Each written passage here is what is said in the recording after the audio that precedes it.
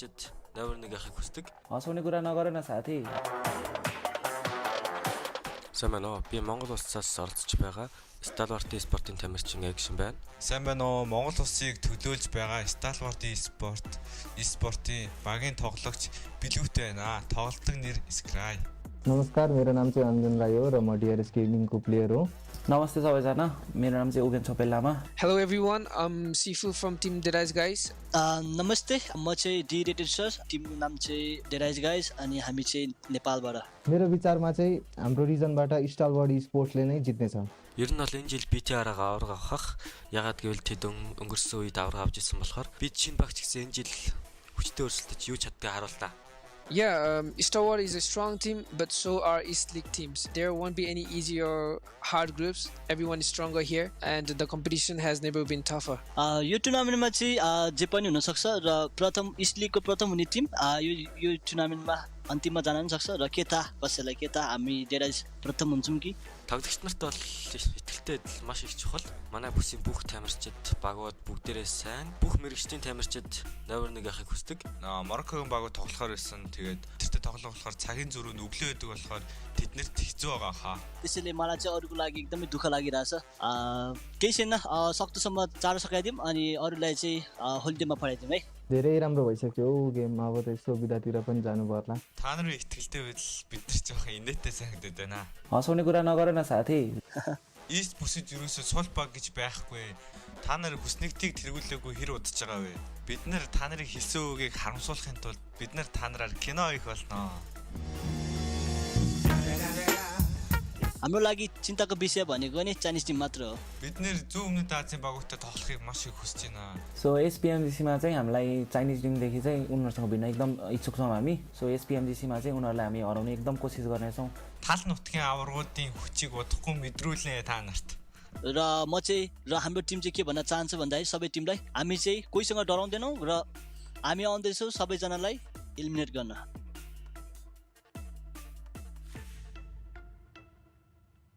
فإذا عقليتك قوية ما راح يفرق بين الفوز والخسارة ولا أنا لعبك طلعك على السريع.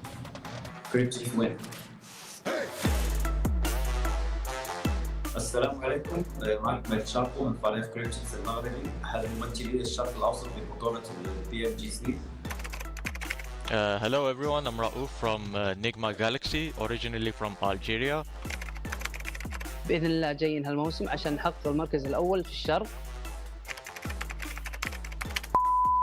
I really admire the Chinese team, Nova Esports.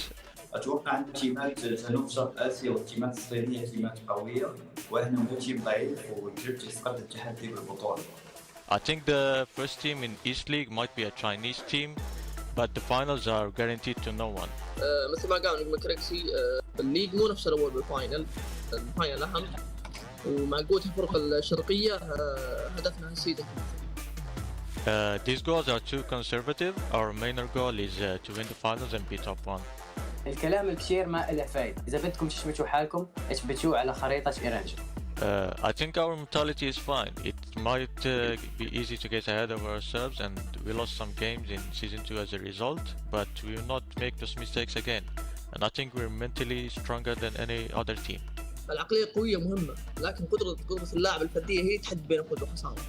بما أنه نحكي عن عقلية تيمنا كثير قوية وما راح نخسرها بالفاينل وما خايفين من الخسارة وأنا واثق كثير من تيمي أنه راح نسوي شيء بالفاينل. فإذا عقليتك قوية ما راح يفرق بين الفوز والخسارة ولا أنا لعبك طلعك على السريع. Nice. You need to trust your teammates, but when it comes to teamwork, we can show you how it's done. داخل الجيم أكيد راح نتصادم مع الفرق الثانية وأتوقع راح يكون في كر وفر بينه وبين الفرق الآسيوية ولكن أنا متحمس لتدميرهم مرة ثانية. تاكتيك شبع الفرق اليابانية والكورية قوي لكن الشيء اللي يفرق داخل الجيم هو المهارات القتالية وكريبتكس ما راح يرحم أي فريق. كريبتكس وين؟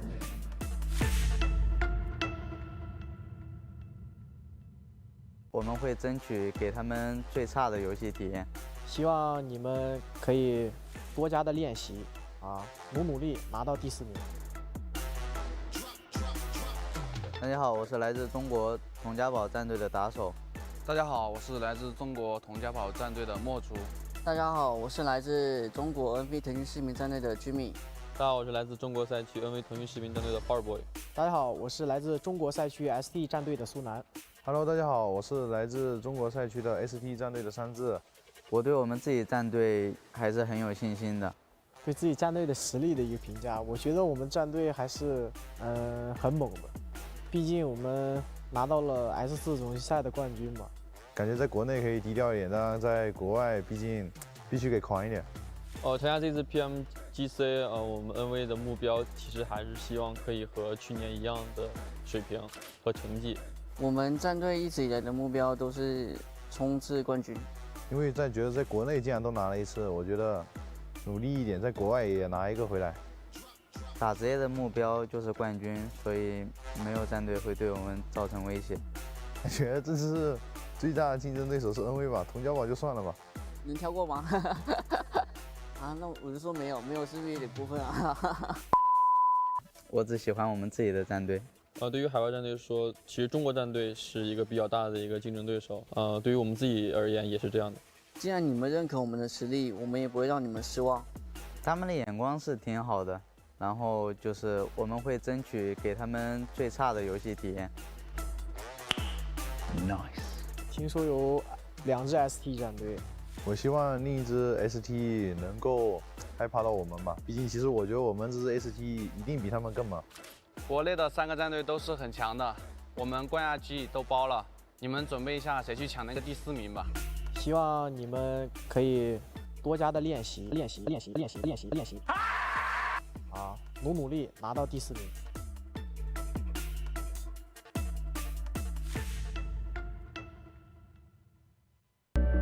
I saw the first light, the first steps. Now I see much more. I capture Earth in all its beauty. I see action. I see drama. And I see it in the finest detail. Moments of inspiration. And the first steps. I am the 1+9. PUBG Mobile fans around the world, welcome to the 2021 PUBG Mobile Global Championship. To the top teams across all regions, we have a message for you. The Middle East, you have proven your worth. Now, make your formidable debut on the PMGC stage. South Korea, forget the past. This year, show the world you've ascended. Remind the world of South Korea's raw talent. Japan, you came so close last year. But what doesn't kill you only makes you stronger. Bring it back better than ever. The Americans, you're the alpha dogs that dominated the West. Now, lead the pack on the world stage. Southeast Asia, you took down so many strong teams on your journey to the top. It's time for a comeback on the global stage. Europe, it's now or never. Push your limits and surprise us all. This is the moment to create your legacy. South Asia, you were the dark horse of 2020. Amaze those who would underestimate you again. China, you carry the crown of last year's PMGC. Now, with everyone's eyes on you once more, can you secure back-to-back victories? PMGC needs a champion. The world needs a champion. Who will stand victorious in the end? Who will be next to glory? Hello, PUBG Mobile fans. It's almost time to bring together the world's top teams for the PUBG Mobile Global Championship 2021. This year's PMGC has a total prize pool of $6 million for teams and players, and tons of great rewards for our fans as well. PMGC will consist of 2 stages, League and Grand Finals. The League phase will last from November 30th to December 24th. During the League phase, teams from the Americas and Europe will compete in the West League, while teams from Asia and the Middle East will compete in the East League. Each league, 20 teams will compete on Tuesdays and Wednesdays for 16 slots to compete on Friday, Saturday, and Sunday in that week's Super Weekend. The total Super Weekend scores over the first 3 weeks will determine which 16 teams will compete in the PMGC League Finals during the final week. The top 9 teams from the East League Finals, the top 6 teams from the West League Finals, and a special invited team will advance to the PMGC Grand Finals. The PMGC Grand Finals, which will take place on January 21st, 22nd, and 23rd, will determine the PMGC 2021 Global Champions. Who will be the next to glory? Don't miss a single minute of exciting PMGC action.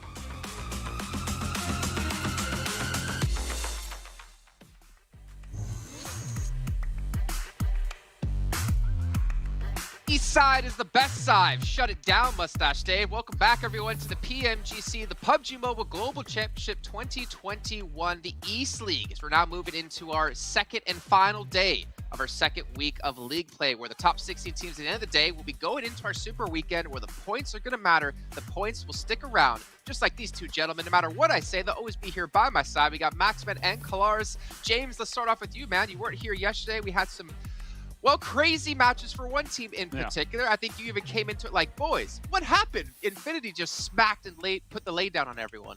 Yes, they did. I could not believe what I saw when I saw the results after I'd finished my other show. That was, they're double the points ahead of anybody else right now in the lobby. Not to mention the circles were kind of wild as well yesterday. So for them to be able to do that, I mean, let's not forget, they finished #1 in the Super Weekend after finishing 15th in the previous week league play. So to see this turnaround and now this consistency from the Infinity, it's amazing, Jason, amazing. Yeah, Max, I think it's really hard to describe fully to everyone out there like how consistent they were every single match. They almost averaged 20 points per game. That's unheard of. I mean, stats like this, of course, on a long-term tournament, if they even just remotely stay close to an average that strong, like this team is just gunning for the trophy this early on, which is absolutely insane. So we'll see if they can remain that consistent. But I mean, I said at the start of the tournament, in my eyes, Infinity, despite maybe struggling a little bit more in that first league play, I expected them to be a top 5 team.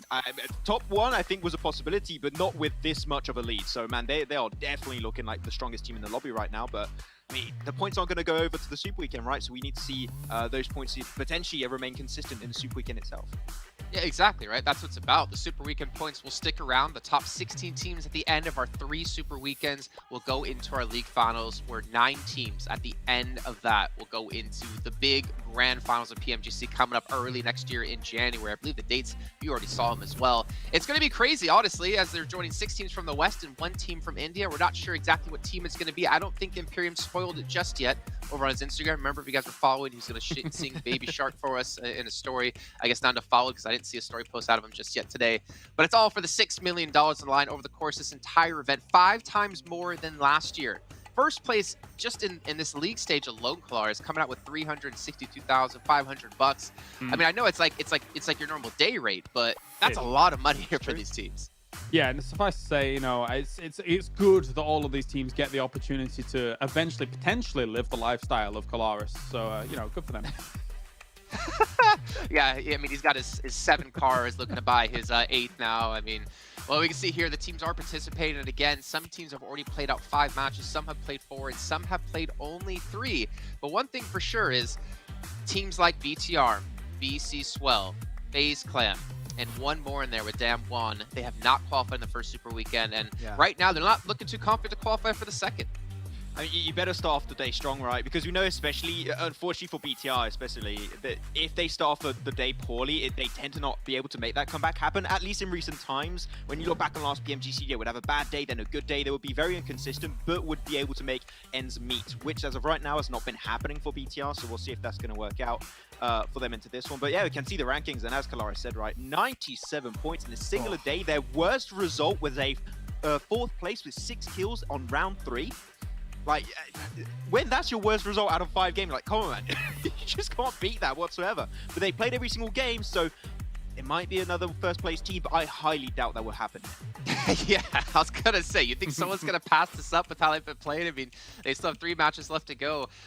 The thing is, again, Claris, for me, what's so impressive is this isn't like they're playing in a PMPL, right, or playing in a PMCL. They're playing against the best teams in the world in this East Conference, and they are dominating everyone. I honestly could not believe it coming into yesterday, seeing what they were able to put up. And the thing is as well is that, you know, when you look at guys like Newsy, he really shone in the weekly final as a player. But then you look at the numbers that they were able to put up throughout yesterday, and he was technically bottom out of the rest of the team. Logan, Mela, as well as God Tooney were able to put up more damage than he was throughout the day. They were 5th through 2nd, respectively, in the damage done, which is unheard of to have 4 players in the top 5 throughout an entire day. So Infinity yesterday was absolutely on fire, absolutely feeling it. The impact of what you just said, though, considering Nova, they weren't even on the front page.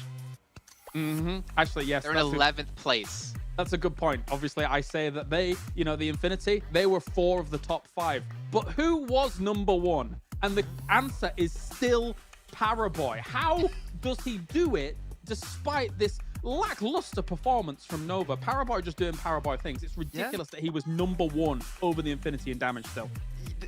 You see Nova just get third partied at the start of a Sanhok game versus, I believe it was Damwon and also Reject, and he's just like, hey, yeah, we're gonna clutch it. We're gonna clutch it, boys. I mean, two of my teammates just died, and we're gonna pick up all the elims on the side. So yeah, Paraboy's just still in a league of its own and trying to potentially perform that well. But ridiculous. Yeah, if he can still do that well in the Super Weekend itself, I mean, Nova already looking really, really comfortable in terms of that last game where they were able to jump up from the bottom to the top. But I mean, yeah, Nova, they might want to try and become back-to-back champions here. See, this is what's really cool, actually. The fact we talk about the Infinity being so dominating. But look at their stats compared to, like, Secret there. The average damage is relatively the same. The average eliminations per match was relatively the same. And yet Team Secret are really nowhere to be seen when it comes to the... Not nowhere to be seen, but not nearly the same kind of level as the Infinity. However, matches played, Claris. Yeah. Exactly. They have only played 3 games, and when they came in yesterday, they came in all guns blazing. That first place with the 17 kills, only 3 games played with the 44 points. That's, I mean, if you blinkered your view for a moment and didn't look at the fact that Infinity existed, you would look at Secret right now and think, wow, a great performance coming out from them here just across 3 games. 44 points is very respectable. I mean, we'll talk about the matches coming up today, the schedule really quickly, Max, and I'll let you jump into that. As you saw, we had Sanhok in there. We have Erangel, Sanhok, Erangel, and Sanhok. And we can see, actually, I love this. This is a little bit of an upgrade here. We can see which teams are playing. So if I ask for predictions, no one will say FaZe Clan when they're not playing. Claris watched that, I'm sure. Yes, I did. I think this was especially tailored for me, so I appreciate it, production, because it helps a lot, actually. But you're going to be able to see exactly who's not going to be playing, and we know this time is going to be Group C not joining in. So D, Xavier, Rick Infinity, Damwon Gaming, and Cryptix. Talking about Cryptix, actually, a team that's not really looking comfortable when it comes to the Super Weekend rankings. Actually, right now they're in 15th with 73 points. And as of right now in this league play, they're currently in 15th position. So one bad day, and Cryptix not only could not make in the second Super Weekend, but could get kicked out of the top 16 if some of the teams that didn't make in the first Super Weekend actually push through. So Cryptix, they're going to have to take this game to actually eye out the other teams in the lobby to really have the best impact in the next 4 games. You know what I really appreciate? I watched back yesterday's broadcast, and the amount of times I all of a sudden hear Max like, Claris is going to hear this, he's not going to let me live it down. I'm like, you know, at least I'm remembered for just that brief spell. We can never forget about you, Claris, and I know Max will never forget about his time being bullied here on the show. I did want to hop back to Infinity really quickly and Secret if we have the chance, actually, because if we look at Infinity's results, right, they have their worst performing match was a 4th place with 6 eliminations. Out of 5 matches, their worst is a 4th place. You look at Secret, though, as you mentioned, 3 matches played.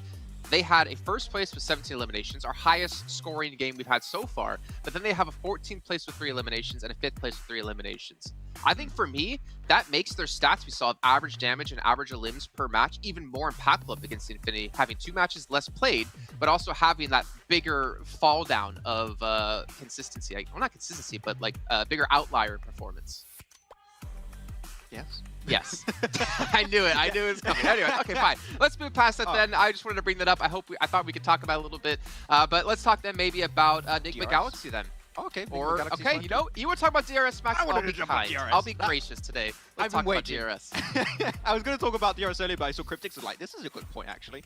But no, DRS in a very similar situation to Secret, where they currently have 40 points out of 3 games played out of the 5 games of yesterday. So today they're going to be playing all 5 games. They could be potentially gunning for that first place, but we know Infinity are not going to let that one down too easily.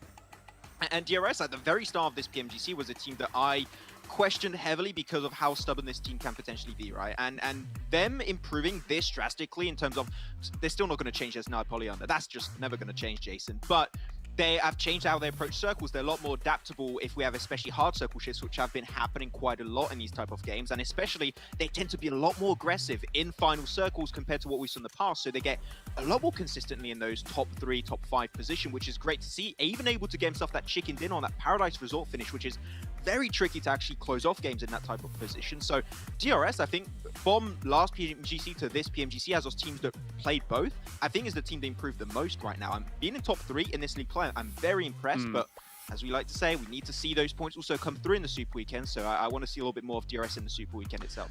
Jason, if I could do my best impression of the Pokemon Slowpoke here for a moment, because I want to go back to what you said about Team Secret when we just both left you hanging. Because the thing is that I didn't have an answer because I wanted to get my numbers right. Okay, so yes, Team Secret's damage was ridiculous across those 3 games, and let's actually break those numbers down a little bit, right?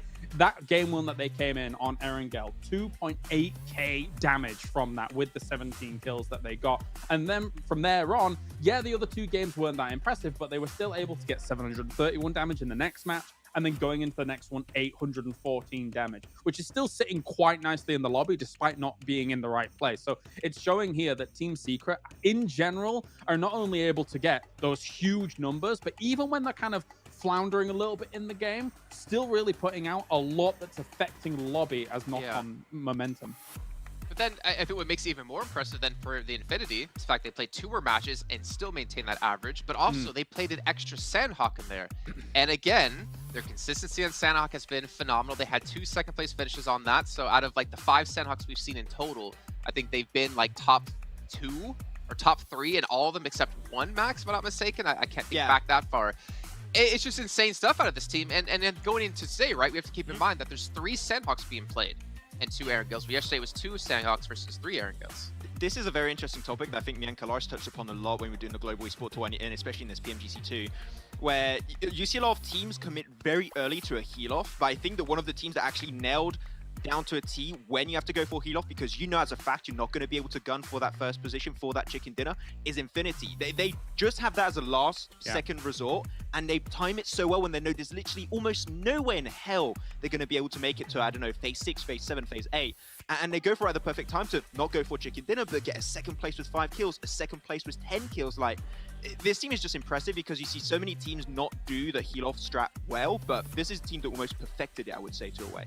I completely agree with what Max is saying. I mean, that's the thing that made them look quite scary yesterday, which potentially, again, as you say, leads into today. The fact that, yeah, if they're not having the easiest move into a circle, they know that they have this strategy in their back pocket. And technically speaking, a lot of teams have this strategy in their back pocket, but definitely the Infinity, when they were able to kind of initiate that strategy in the blink of an eye, yeah, it makes them scary when it comes to consistent results overall. I really like this talking point too, because as you're like talking about, Kalaris, like for any team out there, if you want to be competitive in PUBG Mobile, when you know Sanhok's in the pool, you have to have the strategy in your back pocket, right? Yeah. But the ability to execute it changes depending on the team, obviously, and obviously depends on the foresight of your in-game leader seeing, okay, maybe we need to go for the heal off, maybe we need to like stack up beds, play up your situation a little bit differently, and we are seeing like a difference in teams. Thinking back to PMPL Western Europe, Unicorns of Love, I feel like in 90% of their matches on Sanhok, if they didn't get like zone like off the bat, they're like, okay, they're already gunning towards, we're gonna just do a heal off, or we're just trying to get as many places as possible. And to be fair, right now, there's nothing wrong with that, because you're trying to just get into top 16, you're trying to make it into the Super Weekend, then to make it to the finals, where then you maybe don't go for the heal off. No, definitely so. I mean, the thing is that we've seen people be in heal-off situations, and there's been a huge disparity in how many meds they've had, right? You've seen in EU West, of course, some people have had like 20-some first aid kits, compared to some people that have maybe had 10, and that's been able to afford and buy them enough time, yes, but actually preparing to have everybody either, you know, drop all their stuff and then move on for one person, or like having only 10 when you then suddenly, oh, we've been third-partied. That's kind of biting into some of our first aids that we're going to be able to use later on down the line. So knowing exactly how and when to consolidate all of your resources, it's not as clean cut as just saying, I'm going to stand in the blue and do the heals. And yeah, it's... that sounded like Maxman for a second. That was weird. I say that. I do that a lot, actually. Okay, well, let's actually broaden this conversation a little bit, because this is the final day of league play, right? Top 16 teams get through. Let's take a look, as we can, at the standings. Right now, Deadeye's guys, for me, is a team that's kind of standing out. They're in 19th place with 9 points, and they played 5 matches. They have 3 left to go today. And I bring this up because it's so important for them to re-qualify, because they don't want teams closing that gap against them. Then they have more pressure next week. This is one of those teams that potentially could be knocked out of top 16 at some point. Yeah, currently when you look at the Super Weekend rankings, their 9th position was 122 points. They should be safe for one Super Weekend, but as you said, right, 2 Super Weekends in a row, you're just making it hard on yourself. If you don't make it now, that means you are forced to make it to the 3rd Super Weekend if you want to make it to the league final. So you don't want to be in that situation, but when you look at Deadeye's guys here, Jason, they're going to make it through tiebreakers again. I'm calling it. Tiebreakers is going to make qualify again. It was close last time. It was because of that the BTR didn't qualify, so... Yeah, it's a bit tricky, but we need to see, especially I would say, more fragging potential from Deadeye's guys. They had 2 games with kills. The other 3 games got 0 kills. Like, they need to take those fights properly. Otherwise, it's just not going to cut it here, Jason. All right, well then there's another team we have to talk about that's kind of on the flip side of this, who they really underperformed when it came to the Super Weekend. They're bottom of the table at 16th place, complete shadow of their former selves. Nigma Galaxy are sitting pretty at 40 points in 4th place. I don't know what it is, but league play they can play. Super Weekend they fall off.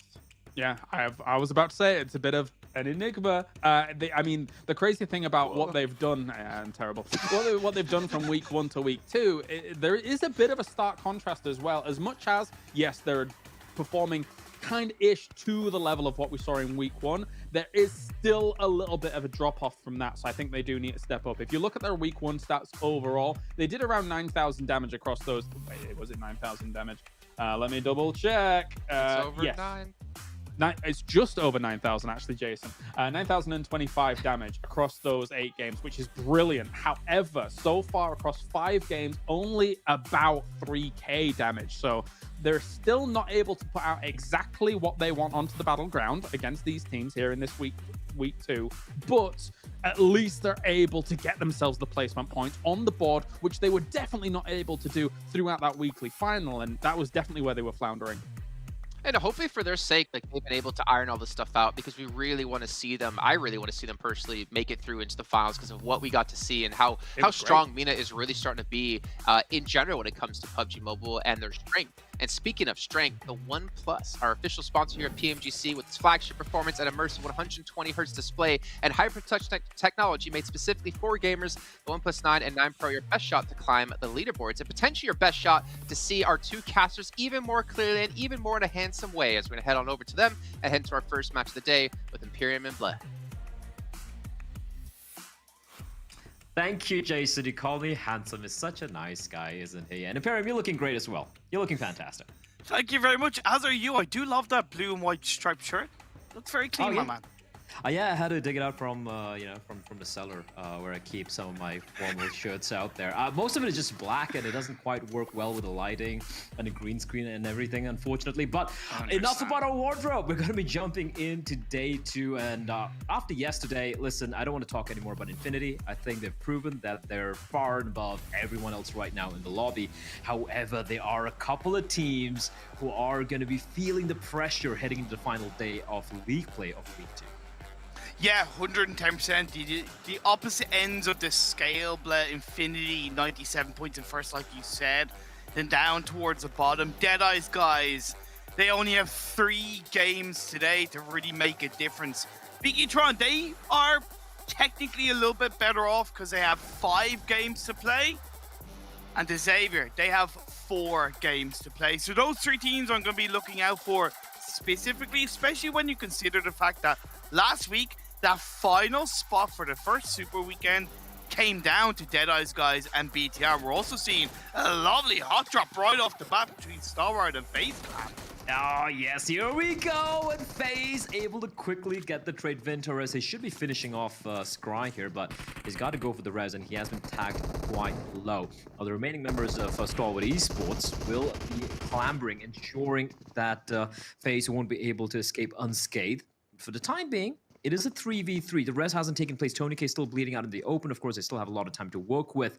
Question is, what are Stalwart going to be doing about it? They have retrieved the weapons. Action is together alongside his teammate, and they're just waiting, just trying to find an opening, and Barry spots out the person in beer. He's going to get the knock. He knows Action's nearby as well, so he's careful. He's biding his time, but FaZe, they seem to be beautiful here, but Action with a cheeky knock. And Action's doing everything by his lonesome seemingly, and top pass to not protect his teammate, rattling off bullets, switching to his weapon, and FaZe will be wiped out. Okay, we didn't even have any time to breathe, and we already have Stalwart Esports getting the squad wipe.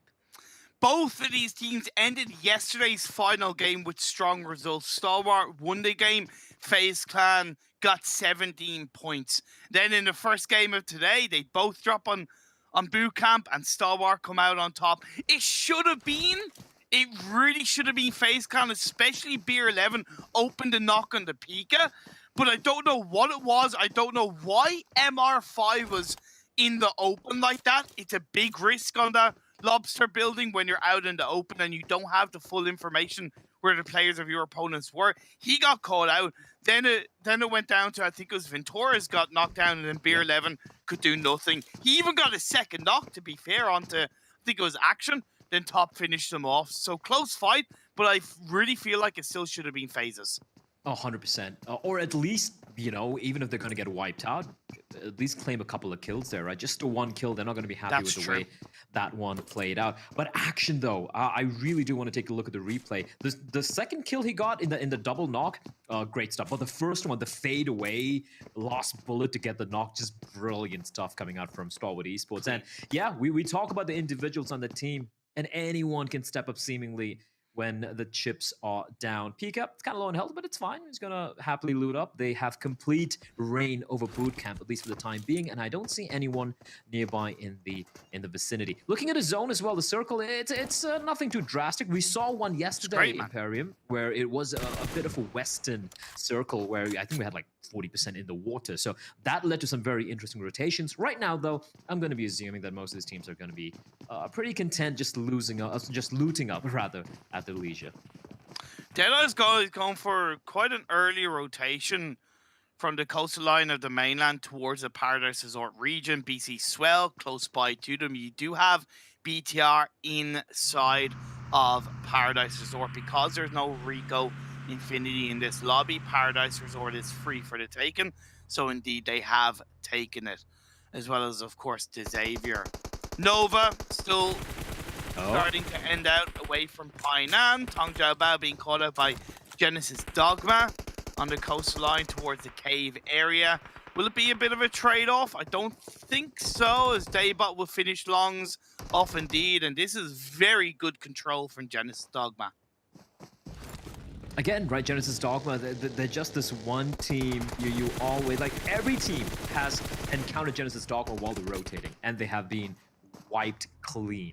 I still do wait for the day when Genesis Dogma will be able to get that huge, you know, like a 30-point game. I don't think we've seen much from them. And right now, 6-8, as usual, on the move, looking to take down Ponzai, who seemingly is all alone. And mercifully, he'll be put very quickly 6 feet under. So that's an early knock and a kill coming from 6-8. We're 5 minutes in, and we've already lost 9 players. I love it. Team. How can he not be entertained? How? Like, it's the first game of the day. It seems like all of these players woke up and had their Weetabix for breakfast. They're full of energy. They're ready to go.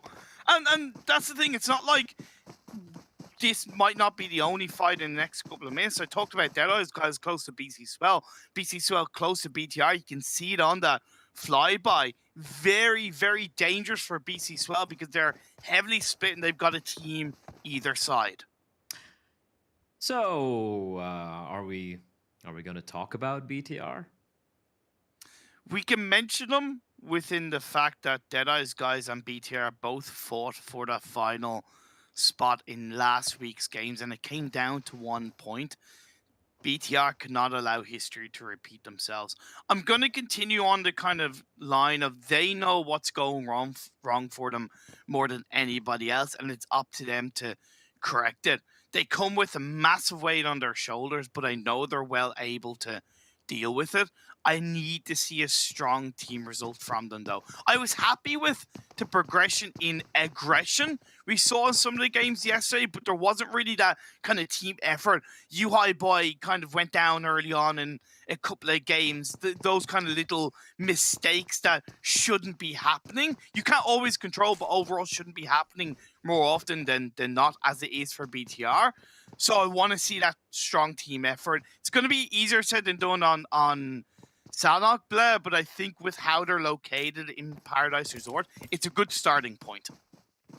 Yeah, I really, you hate to see that one team, like, you know, when everyone's performing either really, really good, like, you look at a team like Infinity, obviously, and then you look at a team like Stalwart Esports, For Rivals, Secret, even they're performing well. You have certain teams in the middle of the pack, and then you have teams who are kind of trailing behind, and then you have that one lone team, you know, just limping along and just kind of giving up hope. You don't want to see that. You want to see every single team competing for that spot to, you know, for the finals. So definitely would love to see BTR at least show some glimpses of the past, although that past has been a while. For Deadeye's guys, while we see Nigma Galaxy look so good in the league stage and completely falter in that first Super Weekend, on the flip side, we have a team like Deadeye's guys who were pretty damn solid during the Super Weekend, right? Like, they were winning fights, were super aggressive, winning duels, and then when it comes to the league stage, they just seem to crap the bed. I just cannot wrap my head around why that happens.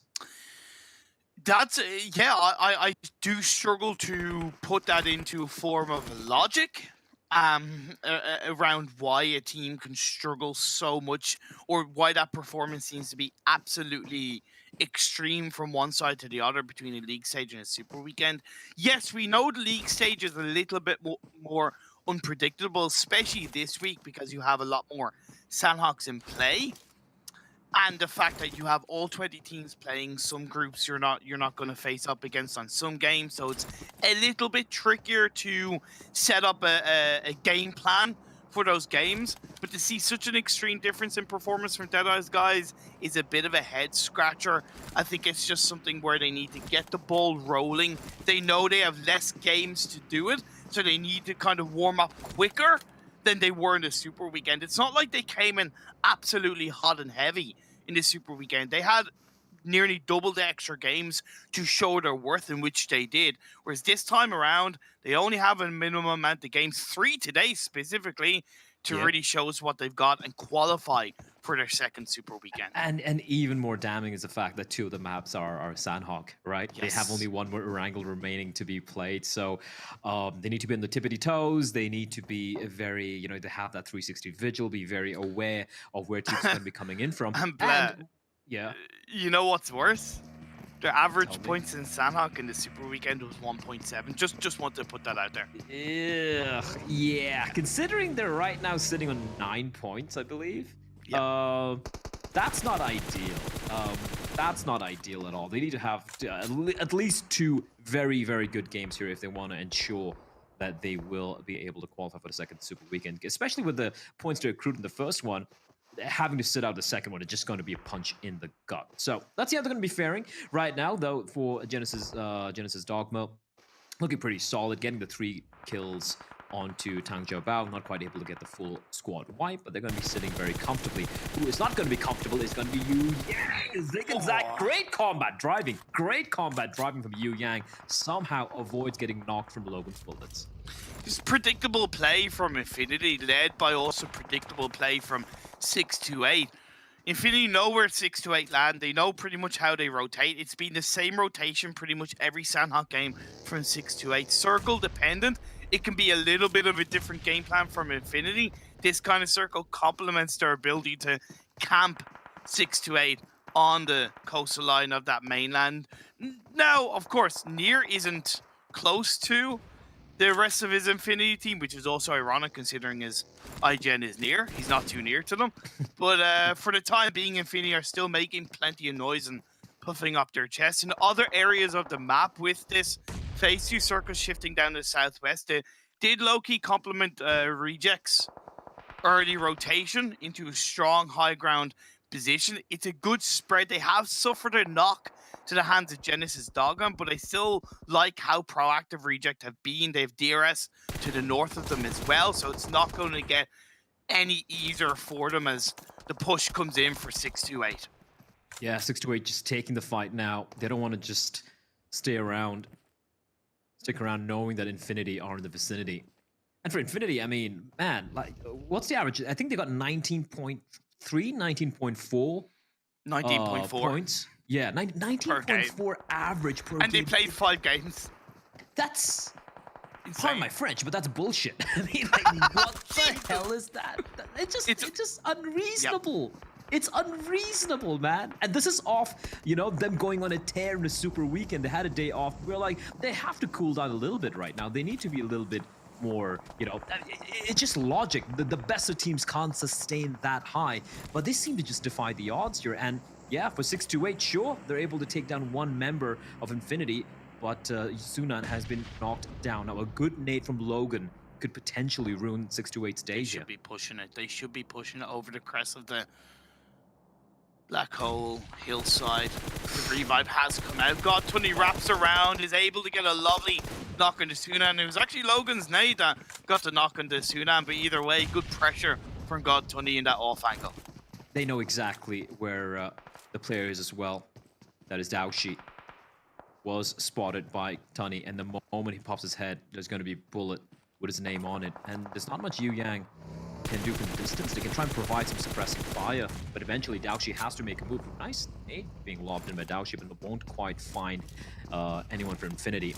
Sliver of HP, all that's remaining for him, and oh, he's managed to heal himself up, so that's good.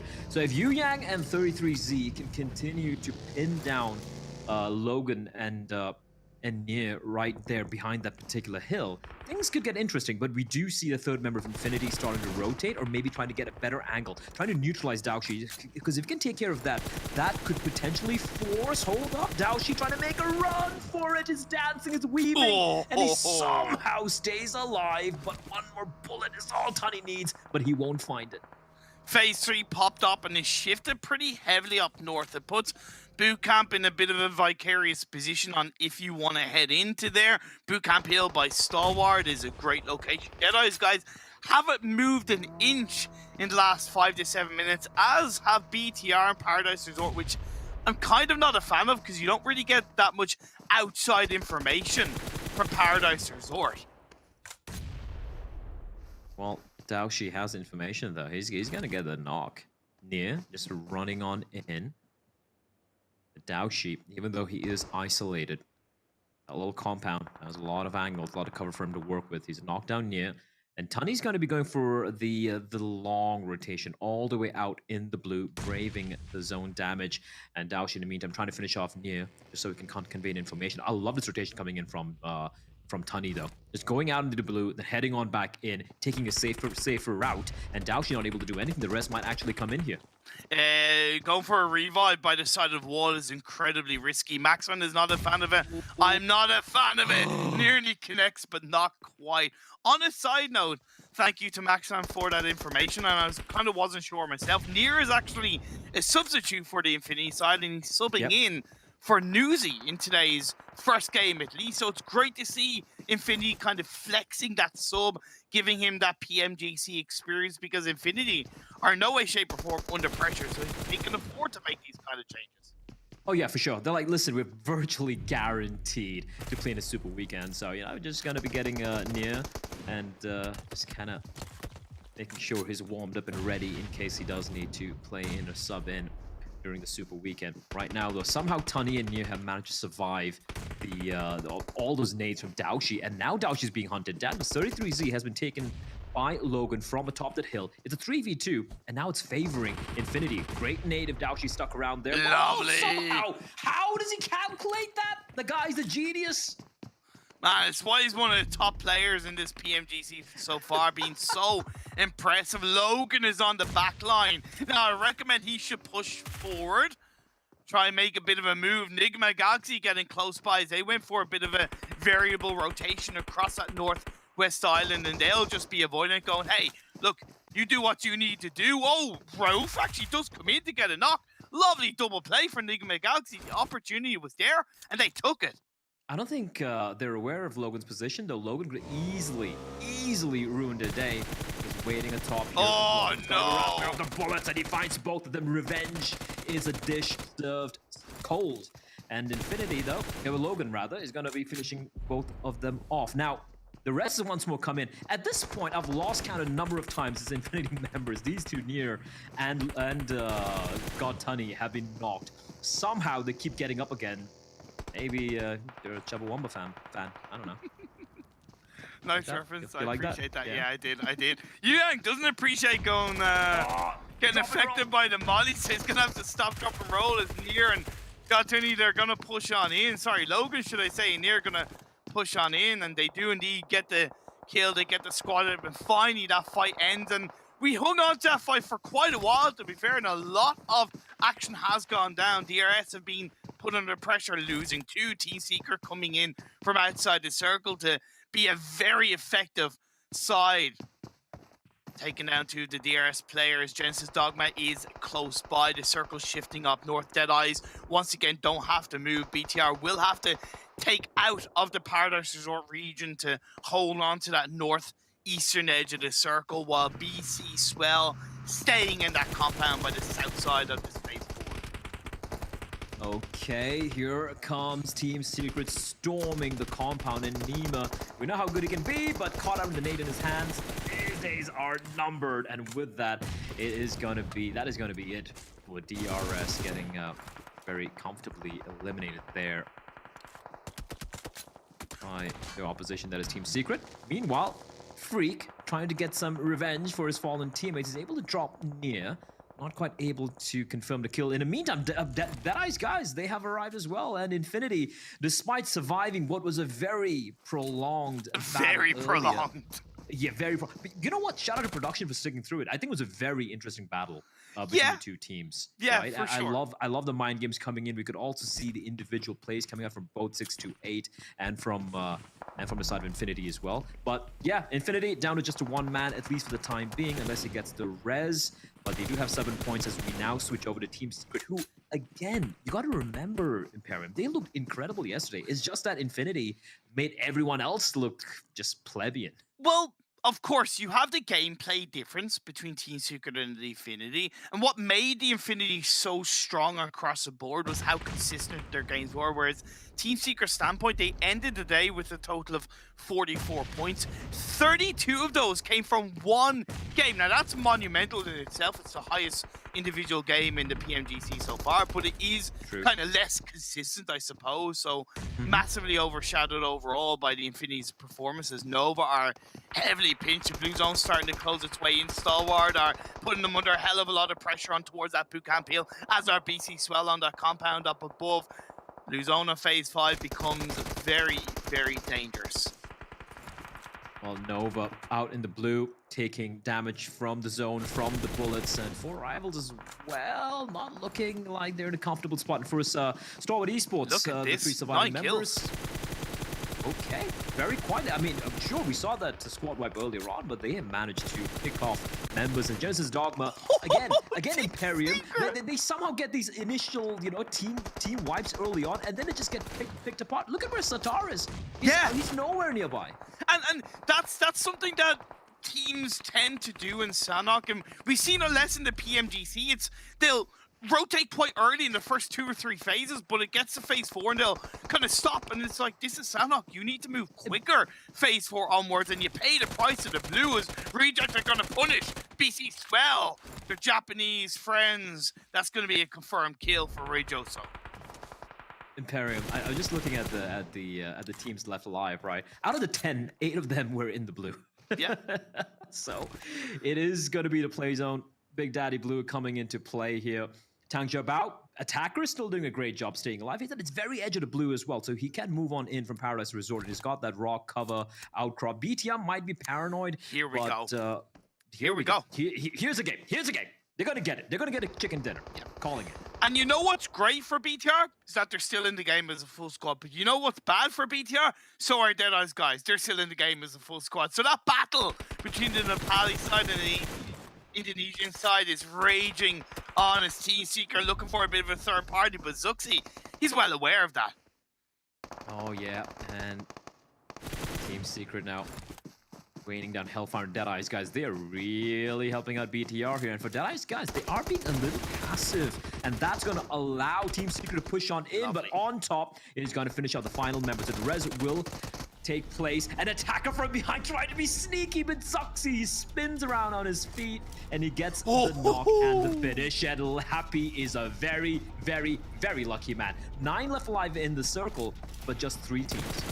Yeah, he's gonna grab his team third place, and it's gonna come down to Deadeye's guys and BTR. 1 in the compound, 1 on the hillside, so both positions has its advantage. And with the circle centering up, it does go in the favor of BTR field, because Deadeye's guys, they need to move out of those buildings, and the second they do, BTR have their number for the time being. What kind of calculated smokes need to come out for Deadeye's guys? You need to throw a couple of possibly offensive smokes, maybe up on top of the rock if you can. Otherwise, lay down a couple of baits and then move around and use the wall side to your advantage. Again, just reminding everyone, these are the 2 teams at the bottom of the table right now, right? Yep. BTR haven't even played the first Super Weekend, and Deadeye's guys, there's a real possibility they won't even qualify for the second one because they have only 3 games remaining to be played. Beautiful. So a must-win chicken dinner for both these teams. And I love this from BTR. They still keep a couple of players on top, and 2 of them have moved on down. BTR, the pride of Indonesia.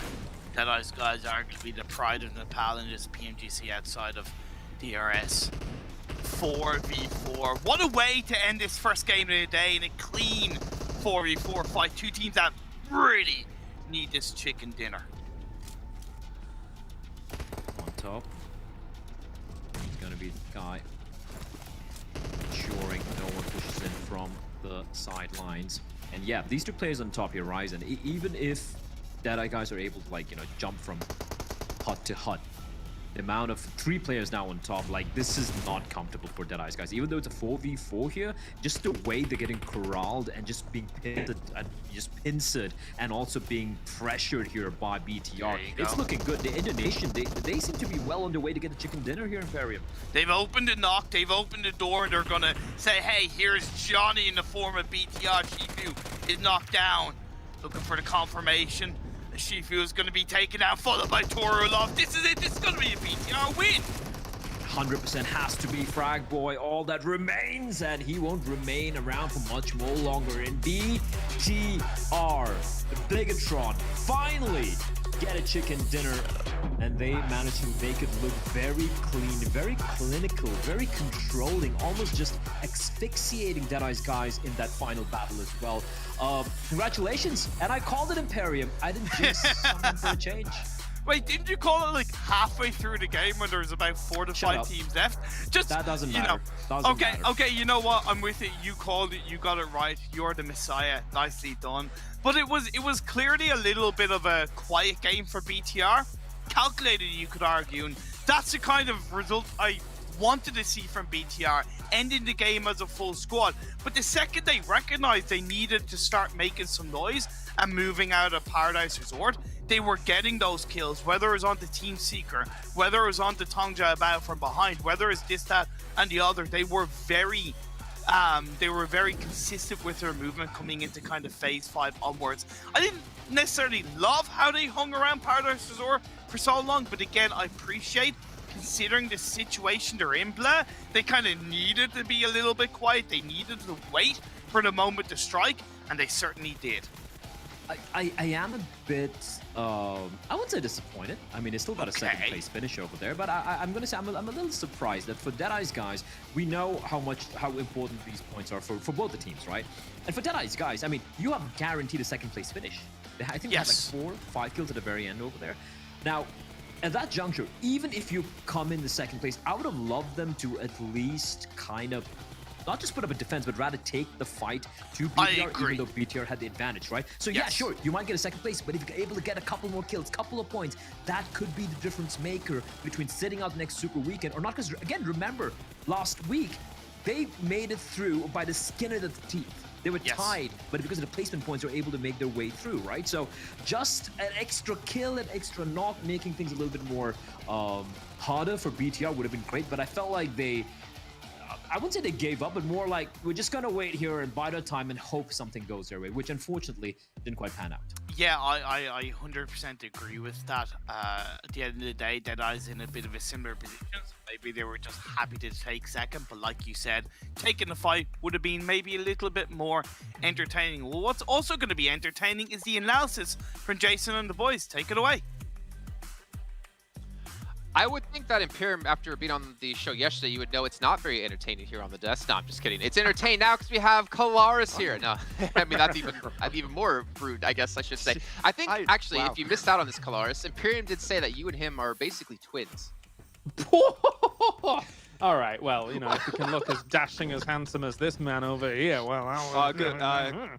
Good comeback, yeah. Well, here's our rankings from the last match as Bigatron taking a much-needed win here. 25 points, not solidifying their spot into our Super Weekend just yet, but putting themselves finally in a good position to maybe get there. They were at the bottom of the table in 20th place at 7 points before this match. A big step up out of them. But also, guys, Deadeye's guys with 16 points here. They were in 19th with 9 points and already had 5 matches played. Jason, thank the stars that Bigatron was able to do something. We were poking them with a stick, asking them to do something, and now they've finally done it. Getting themselves the 10 eliminations as well, I think, is really important here. I mean, we were looking at their position max in Paradise. We're saying, the circle's going towards them. They've got the high ground over that compound. They should have big advantages here. Yeah. They need to convert those advantages, and they did with the 10 eliminations. It's brilliant. Yeah, they had the widest spread at one point. I believe they had High and Ryzen taking care of what was happening up north, so we were looking towards potentially Enigma Galaxy, towards also Infinity, and then you had the other two players that were Luxy and Zuxy. They were more focused on the southern edge. They were looking at Genesis Dogma, they were looking at Team Secret, even a few players of Reject, I'm pretty sure. So they were actually, once they knew as a fact that they cleared out all of Paradise Resort, all of the northeastern edge, they put 100% of their focus onto the center of the circle to deny Team Storm get in, so they could put then their focus on that fight versus Deadeye guys. It was well executed, but if I can bring a negative aspect here, I want to see BTR play like this a little bit more, being able to go out with the kills, be able to be a little bit more aggressive and take strong positions, which as of right now in the entirety of this PMGC, this is the only game from BTR where I'm like, you know what, they deserve that win. Yeah, sure. I mean, like, if you think about some, because I was watching yesterday as well, and I still think like some of their rotations looked a little bit lost, but when they had the circle here, they were able to play with it. So, but I still need to see more. I still need to see those rotations that are giving me question marks come to fruition and look good.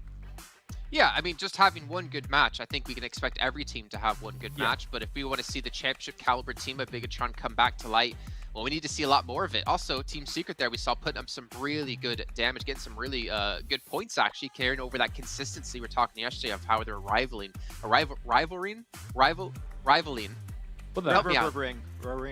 Okay, rivaling the Infinity from yesterday when it came to average stats. Yeah, and it's really going to be a little bit tricky. Okay. Enigma Galaxy. It's not Super Weekend yet. Okay, we're still on the league play right now. You got to try and get some points in eventually. But otherwise, FaZe already started creating a little bit of a buffer for themselves on that first day, so they're able to get up to 23, and now is that one they're going to get up to 24, so they're fine. But head-to-head, I mean, Action getting himself 8 kills. We were surprised looking at the stats earlier, right, Kalaris? But 8 kills after that early fight versus FaZe. Like, this guy was gunning from the very start.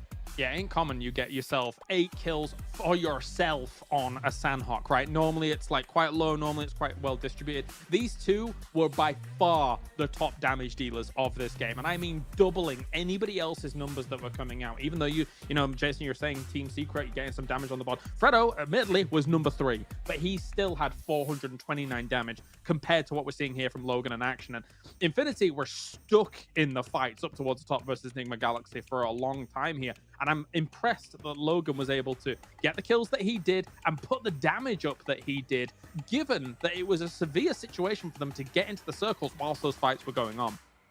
And we see he's actually going to be the MVP here too for Infinity. 54% of his team's contribution, almost going out of the radar graphic again. If you just had a little bit more, you might have been able to push it. But like you're saying, the fact that he had like double the damage of anyone else is really impressive. And again, shows Infinity, even if they don't, you know, finish the match in, you know, top 3 placings, they're still going to be a formidable force that you have to contend with. And you also got to keep in mind that this game, we didn't even have ourselves Newsy in the game. He actually subbed out for Near, which is great. We talked about this, Kalaris, a little bit while watching the game, that if there's any better time to have a sub play in and give maybe a little bit of a break to one of your players and also give great valuable experience to one of your subs, like this is the perfect moment for them to do it. When it started off the day was 97 points, and Near that's super valuable experience that could help him heavily in the long run if you have to bring him in at some point in the tournament. 100%. Yeah, you know that you're in the weekly final, and you know that you're going to be in with a ridiculous cushion, never mind anything else. Get some reps in for Nia for the Infinity. You know that Newsy's going to be totally fine coming in on a cold start, maybe even on that weekly final. Yeah, I love that there's a little bit of flexibility here. I get the fact of like trying to bring in another player, get him some experience, get him used to the lobbies, but I also am worried, like, if Newsy's not playing every match, is he gonna fall off in long term? Like you're saying, maybe get cold and have to come into Super Weekend cold. I mean, I think it has its good, its pluses and minuses, in my opinion. Sure, I can see that. I mean, I don't really have any counter to that. I mean, we'll see what happens down the line, right? Like we can only see when it comes to fruition. So yeah, we will bide our time, Jason. I mean, the fact is though, one thing we can both agree on, it is great to actually have rosters with like 5-6 players and they actually play those other people, whether or not it's a rotation they're consistently going to use of different players, or it's more so just to get them experience, like long-term thinking of like, can we get these players the experience they need? And we know they're not necessarily on the level we want them to be just yet, but get them into a couple of matches when we're safe and then see where we go from there. Quickly, while we have a little bit of time, you can see 6 to 7 minutes until our next match. Remind you guys about what you guys can win at home. You guys need to be getting your votes in for your favorite teams and your favorite players. Maybe Logan has opened your eyes to potentially some votes for him. And when you do so, you'll be getting some permanent pink level reward.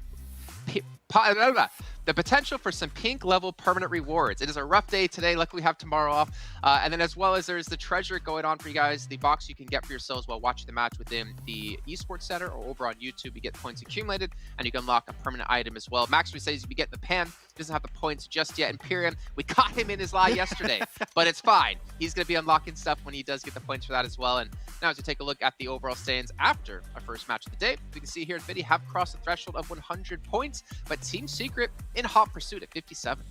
Yeah, it's getting a little bit close there towards the top because Infinity, don't forget, they're not going to be playing every single game today. So it could close off by the way. Is it? I like to have a little bit of hope. You know, it's going to be contested because I don't like seeing teams run away with such a huge lead this early on, Kalaris. I like seeing things a little bit close, but it is going to be a little bit tricky. Though Star Wars gave himself some good finishes here. We saw the 8 kills coming out from, the eliminations coming out from Action actually. I'm going to have my glasses, Jason, for this Super Weekend. So Star Wars, you got to have some good games, okay? Because I'm going to see everything this Super Weekend. I don't want to be disappointed. Yeah, and we did see TJB in 3rd place in Kalaris. I am curious, do you think TJB is a 3rd place team? No.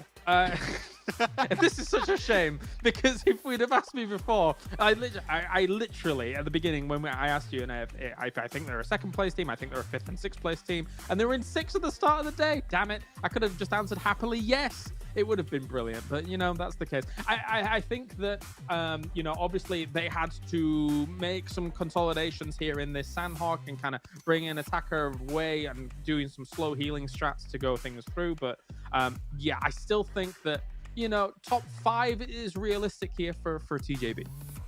Okay, well, we see Bigatron here bouncing from 20th place to 11. That's how big of a jump you can make if you just have that one good match. Now, the problem they have is they have to maintain some points more throughout the rest of the day because where they were before was not acceptable for them to qualify. They had 7 points across 3 matches, and luckily they still have 4 games left to go. And we can see here Erangel, Sanhok. So things will normalize a little bit when we get to Erangel, but our eyes are still going to be focused on these bottom teams, and technically even, and I hate to say it here, Max, but Enigma Galaxy, they can't afford to be having these 0-point games anymore. They already have 6 matches played now. They have 2 left to go, and the threshold was 41 points last week, but in statistically it's around 47 plus or minus 3 from past results. So they definitely need to see like an okay game here in their last 2 matches to be more confident qualifying. Yeah, and unfortunately we know how much Enigma Galaxy loves those 1-point days, so we're hoping to not see that happen once again for Enigma Galaxy. Otherwise it could be a really drastic fall off for them. All right, well, ladies and gentlemen, we're going to head to a break. When we come back, we do have Erangel coming right up for you. PUBG Mobile fans around the world, welcome to the 2021 PUBG Mobile Global Championship. To the top teams across all regions, we have a message for you. The Middle East. You have proven your worth. Now, make your formidable debut on the PMGC stage. South Korea, forget the past. This year, show the world you've ascended. Remind the world of South Korea's raw talent. Japan, you came so close last year. But what doesn't kill you only makes you stronger. Bring it back better than ever. The Americans, you're the alpha dogs that dominated the West. Now, lead the pack on the world stage. Southeast Asia, you took down so many strong teams on your journey to the top. It's time for a comeback on the global stage. Europe, it's now or never. Push your limits and surprise us all. This is the moment to create your legacy. South Asia, you were the dark horse of 2020. Amaze those who would underestimate you again. China, you carry the crown of last year's PMGC. Now, with everyone's eyes on you once more, can you secure back-to-back victories? PMGC needs a champion. The world needs a champion. Who will stand victorious in the end? Who will be next to glory?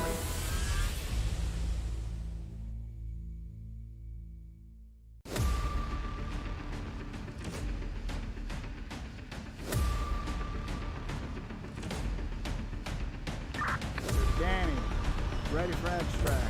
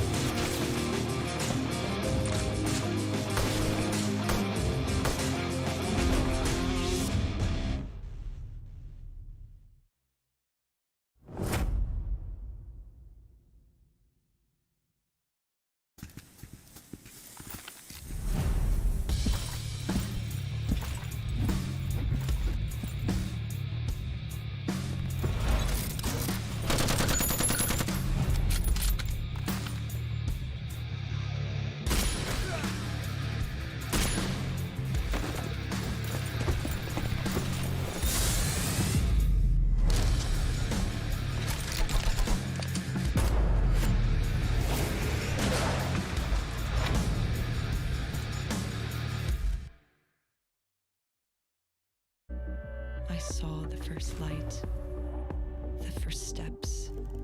Now I see much more. I capture Earth in all its beauty. I see action. I see drama. And I see it in the finest detail. Moments of inspiration. And the first steps. I am the 1+9. All right, if you guys blinked, you might have missed it because we're heading now into our second match of the day. We're speeding things up here to get our matches out as quick as possible for all of you guys watching at home, and hopefully you're enjoying the show. You can always tweet to us. You see our social medias down below here, and we're going into Erangel next. I love how they made this graphic, and I have confirmation, Max, they did make it because they were fed up with you saying the wrong teams. Yeah, but we can see groups A, C, D, and E participating here in this match. FaZe Clan, not too good performance in the last match, but again, have a chance to redeem themselves here. But my eyes still are going to be focused towards Bigatron. Again, like, I don't want to see this team who has been so dominating back in 2019 when we're all in Malaysia for the PMCO Global Finals. I want to see them have a bit more consistency, and maybe this kind of confidence is going to help them. I think out of every team here, maybe them and Nova actually have some of the largest fan bases that are also some of the most critical and put so much pressure on them to perform that when they have those bad matches, I feel like it's like a downward spiral almost. Yeah, I mean, for BTR, we just have to see if they can build some type of consistency eventually. Even if it's the BTR consistency, where it's a good game, a bad game, a good game, a bad game. That's okay as long as they're able to get those points in, those influx of points. They're desperately going to need that into the Super Weekend itself if they do make it. But the team that I'm really focused on for this game, at least, is going to be Xavier, because they're now playing their first game of the day. They're going to play every single game for the rest of the day now. And when you look at how the last performance went, yeah, Deadeye's guys have a really good result. BTR having a great result, and they were below Xavier. So now Xavier found himself in 20th position. And this is a team that I love. I love Lamborghini. I love Frankie also. I think they're really talented individuals, and we saw them especially play back in the World Invitational at a great level. But it's getting a little bit scary for them. It would be weird to not see them make it in the Super Weekend.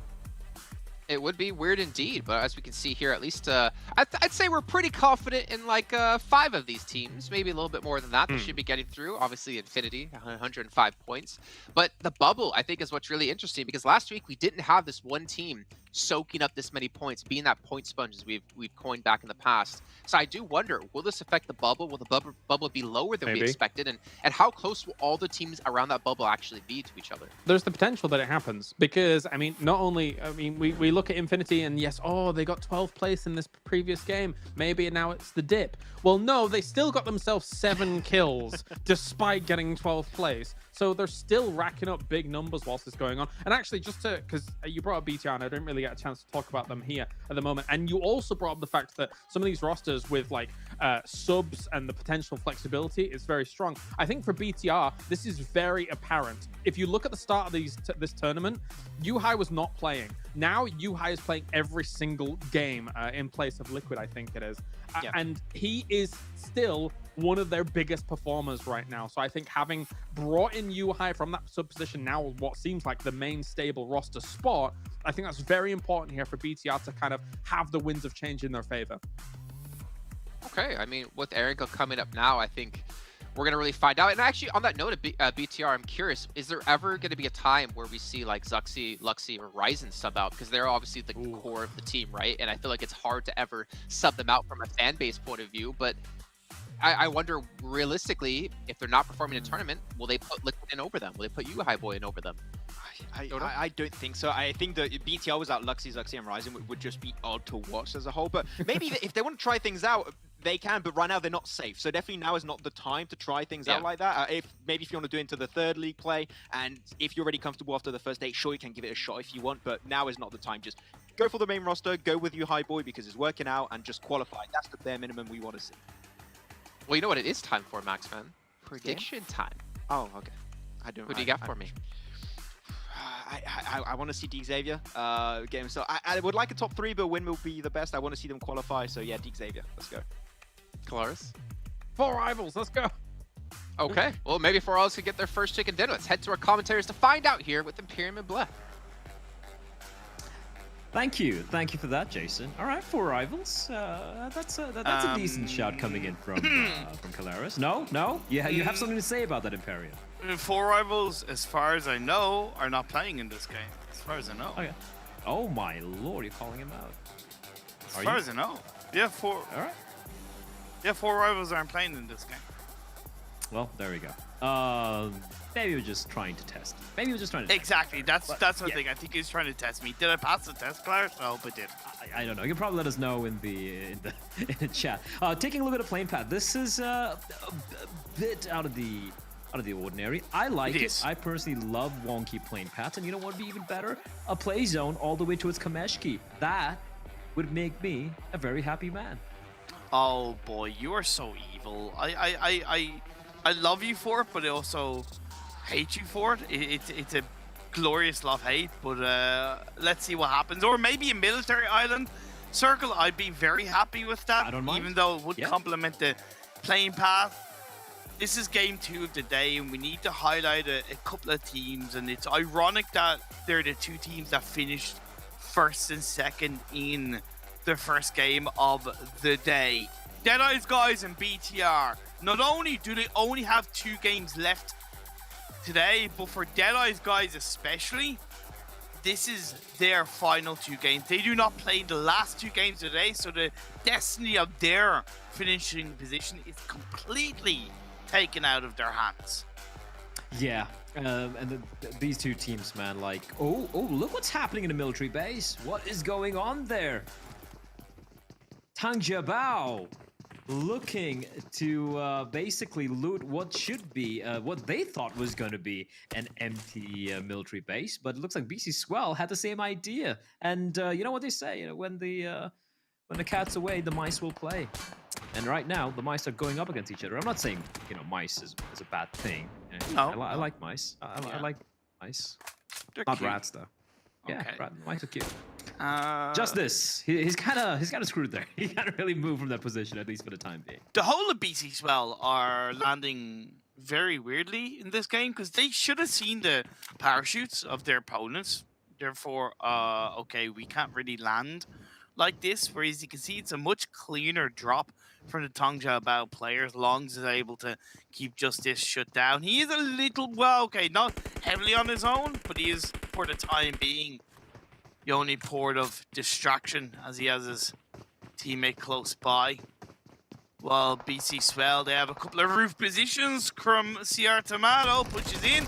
This is a nice push from BC Swell. I like it. And immediately taking down Attacker, who even when TJP, they seem to struggle at times. It's always an Attacker who's always impressed me quite a bit. Yes. So him being taken out of the equation over here, Imperium, that doesn't paint a pretty picture for Tang Jiabao. As much as it wasn't the best of drops for BC Swell, I think they recognized that and said, okay, the only way we're going to gain control in this fight is if we grab it by the hands and we put Tang Jiabao under pressure. So it allows Justice, who was in the worst position he could have asked for, to disengage away. He's still focused a little bit by Longs, but let's be fair, for Tang Jiabao, they shouldn't be worrying about Justice because they've lost a player. They have overall the body disadvantage in this fight. Oh, precision shots coming out from Longs from the distance. He's been actually just chipping away at a number of these players for BC Swell, but fortunately for Justice, he has that kit to heal himself up, and now Longs' position is known. Juzzy, the red dot trained on his position, is trying to line it up. He wants to ensure the moment he pulls the trigger, it's going to guarantee a knock. Bamboo on the rooftop making quite a bit of noise. They know where he is as well. BC Swell now just splitting off into two pairs, which is interesting. I thought Justice was going to be grouping up with Tomato, but yeah, it looks like he will, and they're going to be trying to potentially catch Bamboo. I think it's great that Sierra Tomato went up towards roof to try and shut down Bamboo, because Bamboo being on the roof, although it's in the open, it's technically in a bit of a safer spot than you think with how BC Swell have pushed up, because you need to get a bit of a different angle to get those shots onto Bamboo, and Bamboo can be a bit of a distraction point. So I really appreciate that between Justice and CR Tomato. Both holding different roofs is a little bit riskier for BC Swell, and that 2-2 split that you alluded to might not work out in their favor. But this is a very different rotation coming out from Long Z. I don't know exactly what he's going for, but it could be big brain 9000 IQ play. As the fight kind of goes on, to talk about the phase 1 circle, very tricky because it's heavily on that southwest side. You have a good bit of water in play. You have a good chunk of military island. It could end by the bridge that we saw in one of the last Erangel game yesterday, if I do remember, in which FaZe, no, it was the last game of the day where FaZe got 17 points. It could end around that area, so it's going to be interesting to see how the likes of BTR rotate in this game. Looking back in the previous game, one of the strengths around how they performed well, I'll finish my thought later, as BC Swell are pushing in. Oh, Bamboo, so unfortunate there, Imperium. I really thought he'd probably be able to escape after getting that knock, but he will be finished off. I love that push, by the way, from coming in from BC Swell. And one by one, TJP, they're getting hunted down. But yeah, please do finish your thought. Yeah, one of the strengths of why they got a very strong result in the first game is they didn't have to rotate in the first game. And I really like the fact that Kyleris on the desk brought up the fact that one of the struggles from BTR we've seen so far in the PMGC has been their rotations. And in yesterday's last game, they only got 1 point because they rotated in a bit of a narrow-minded viewpoint, I feel, and it was kind of like not thinking one step ahead, and that forced them to get shut down as the circle shifted. Although trickily, they did shift and it didn't help them at all. Whereas this game, I want to see a little bit more viability. I want to see a little bit of one step ahead thinking on how BTR set themselves up coming into phase 2, phase 3. I think they had a nail on the head here. And right now, though, H-Sir has a lot of work to do. He is getting surrounded like a SWAT team. Just jumping onto a solitary member here for Tang Jiapao. He's got longs to provide some covering fire, but does he know his position? A couple of warning shots. He's going to burn alive and be taken down. Yeah, sure, a knock does take place, but a res will be coming in as well. BC well, it's nothing too complicated. It's nothing too, you know, elaborate. They just group up together, good spacing, and they're able to swamp each and every member of Tang Jiapao, and a very, very convincing and comfortable win there for the Japanese side. Great stuff. And this isn't the most comfortable for both Nova and Enigma Galaxy.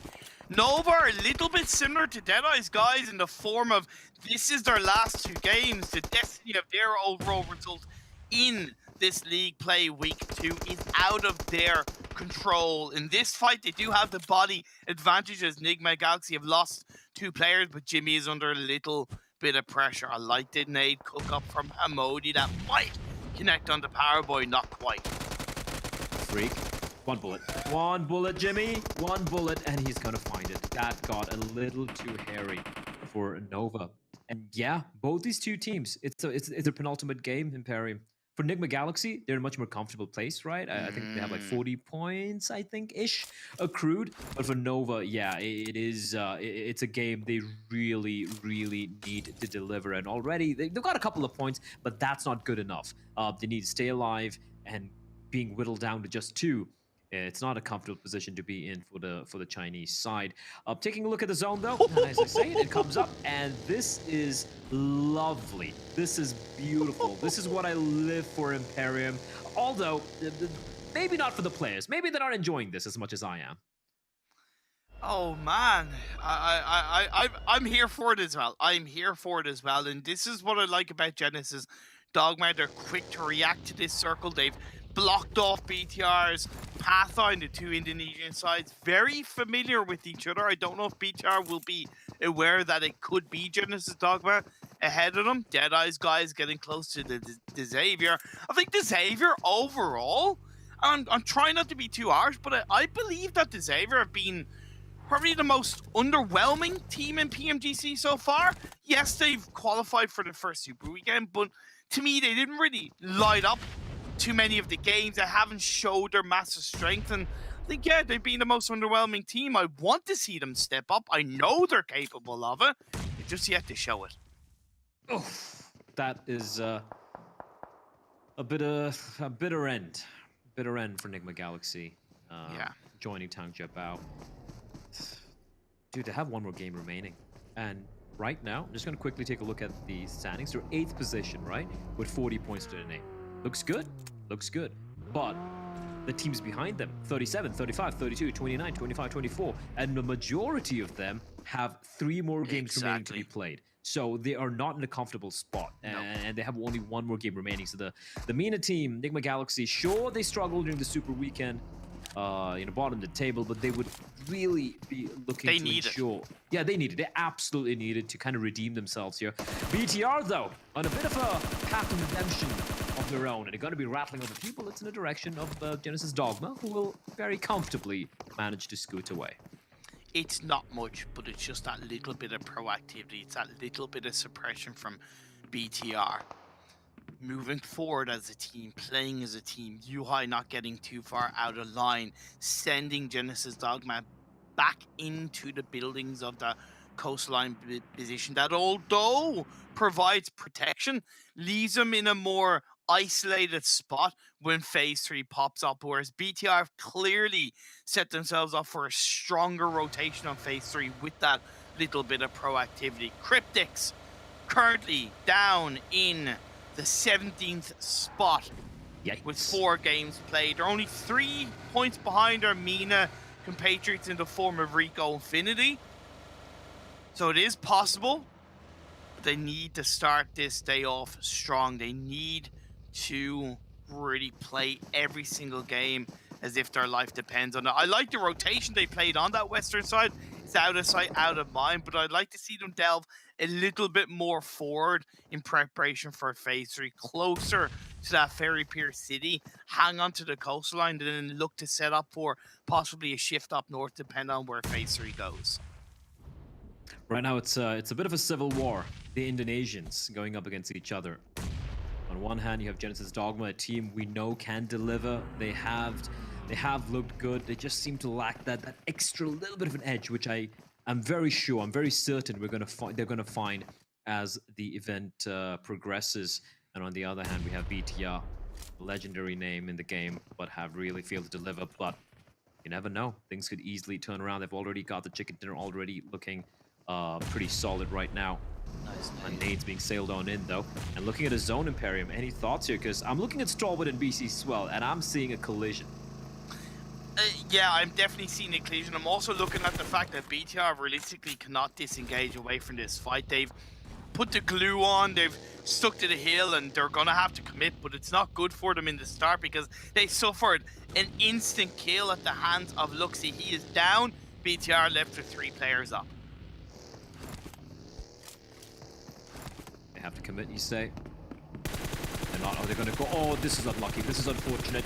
Satar rattling off bullets. Yeah. He's gonna find another knock. Ryzen will alight from his vehicle. He's got a bit of cover. And Satar ensuring that High Boy won't be able to be res. So yeah, that little bit of a skirmish. It looked like it could go either way. And look at Booms. He's trying to cut off the escape route. This is brilliant. Brutal from Genesis. It's brilliant and it's ruthless from the countryman. Yeah, but he's also taking the risk doing it on his own. He has a bit of an idea where Ryzen is, but he's going down in the prone position. So the element of surprise can still be played on board. A couple of shots in the direction of Zuxi as he gets in the vehicle. BTR, unfortunately, bit off more than they could chew in the form of Genesis Dogma. The Xavier have gone onto that Pachiki Hill position, which is very good as a 3-1 split. I absolutely love it. Rico Infinity are a little bit to the west of them, so they're coexisting for the time being with Deadeye's guys down in the compound at the bottom of the Pachinki Hill. At least with this phase 3 shift going up north, it's eliminated the threat of a military island finish. However, the opposite to that is it does hold on to a lot of the fields outside of Pachinki. So that's going to be tricky for the team to contend with. Down One Gaming are in that compound outside of that Ferry Pier Hill, overlooking those fields. So they're in a good spot. Stalwart Esports, they've been allowed by BC Swell to cross the bridge, right? They're going to be coming on in late. I saw a couple of members there from BC Swell. They had to cross there as train on the Stalwart Esports members, yes. But they maintained that trigger discipline. And now for Stalwart, they know where Reject are. Sarah, taking a couple of shots. And I like this from Stalwart. They're going to be immediately dropping on down, but this is where things can get problematic. Because they are unaware that BC Swell are right behind and above them. Now they're going to know because BC Swell players are pushing in with vehicles. They're making a lot of noise. Do they recognize that Stalwart didn't actually continue forward? They are not aware. They're the ones that got caught out. Oh my lord, that is such a mistake. Such a mistake coming in from BC Swell. Look at the preemptive incendiary as well. Stalwart Esports, when it comes to these fights, they're almost unbeatable. One of the best teams in the entirety of the server. Nice knock from Just This, but a quick trade from Top. 2 members knocked down now for BC12. Top's going to take a little bit of a breather to patch himself up, and Pika is going to be resing action. Got to bear in mind, Juzzy is very much alive. You can see Sky slowly sneaking on in, but Juxi, meanwhile, okay, what's going on here?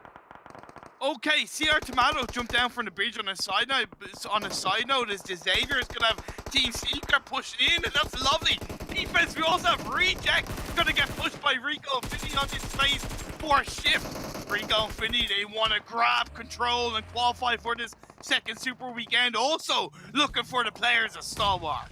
Okay, I've given up. I don't know what the hell's going on here. I actually don't know what's going on. Everyone is battling everyone, and now we switch to Team Secret, who is going to be battling against Reject. Reject are everywhere, and so are Rico Infinity. They're just taking fights. I think that was a 6-way fight, if my math serves me right. Scry, a 6-way fight, Imperium. Actual madness.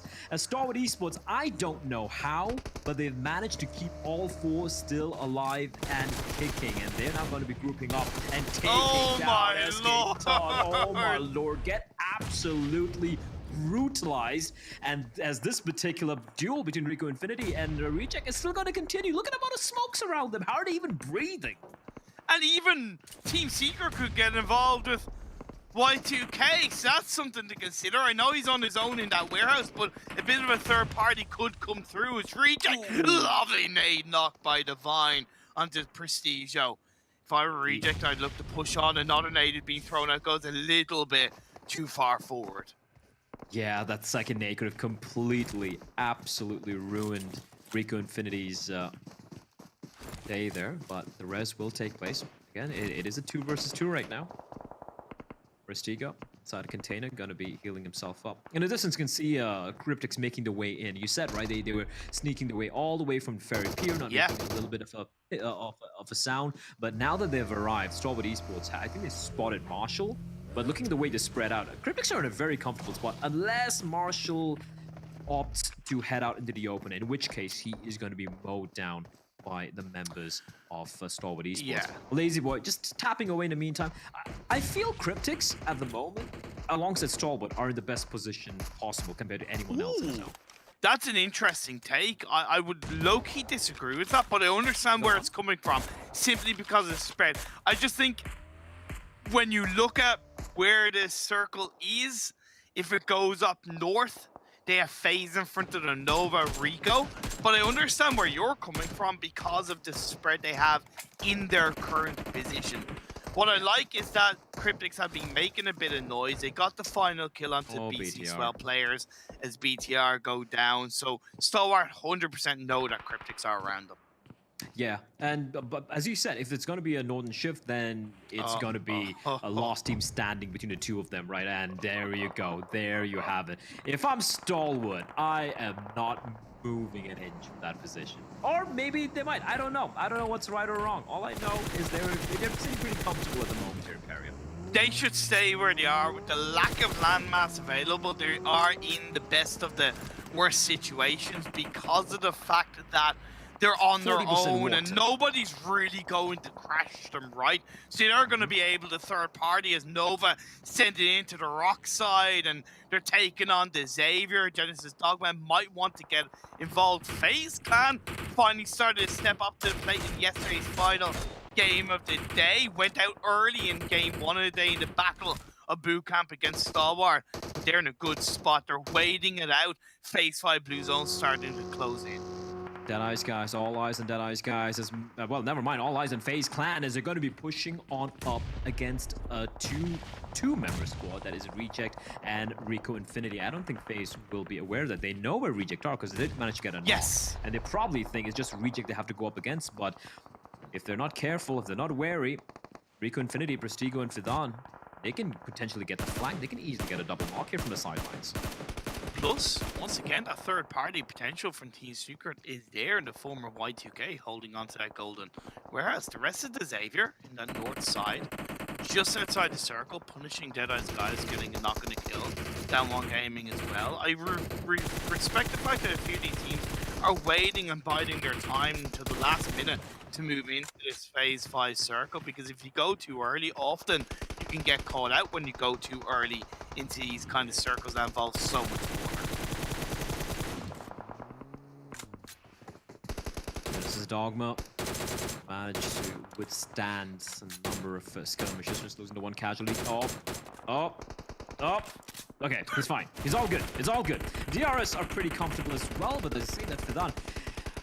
These shots being rattled by Fidan, I know he wants to get those knocks, but that's going to be a dead giveaway to FaZe, and now they're going to be aware of, wait a minute, they've got actually just 2 players inside that gas station, but I could hear a couple more extra guns rattling off. So things could be interesting, and things are not interesting. Things are miserable for Deadeye's guys. They came in a little late, and unfortunately, Imperium, it's out in the fields, out in the open. Yeah. They're going to be sitting ducks.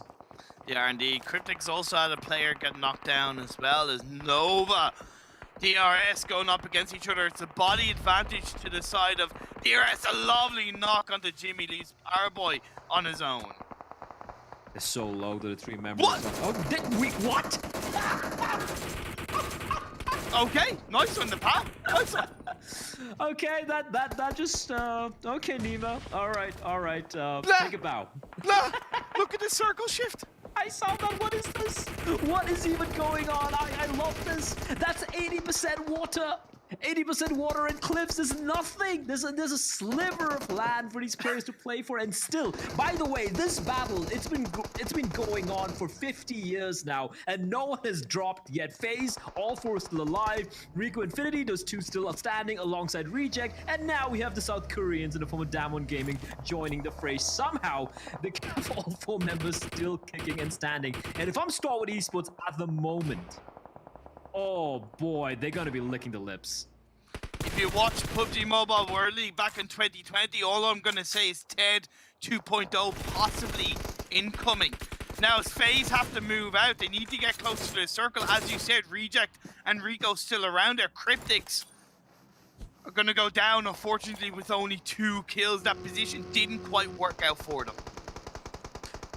Well, Reject having evacuated the premises, FaZe have come and just occupied them. And Divine, unfortunately, because of that, he's going to be taken down. Now Sarah, oh boy, that's a big chunky piece of metal in his hands as Damwon Gaming straight into the water, where they're going to be having a nice underwater conversation with Ristico. I appreciate that from Damwon Gaming. Desperate times call for desperate measures, and sometimes you just gotta send it into the water. Yeah, and GYALZEN's gonna send it into the Frankie. Oh no! GYALZEN! Okay, that got a little messy. Starwood Esports! Oh, that's a double knock. Tony K, FaZe up a potential in this particular game. And we have jinxed him a couple of times, but yeah, sure, they've lost a couple of members. But Uni from behind, he could be the snake in the grass. He could be the Viper is going to strike them and bite them in the buttocks. Tony K, though, seems to be aware. He spots him out. A couple of shots being rattled off, trying to find the ankles of Uni. And Uni just going to be lobbing in a couple of smokes. And I think it was a smoke and a nade. Oh, no. Oh, not quite. Doesn't land where he wanted to. And now he's out in the open. And that means Tony K could potentially spot him out if he manages to, if he crawls his way out of the cover.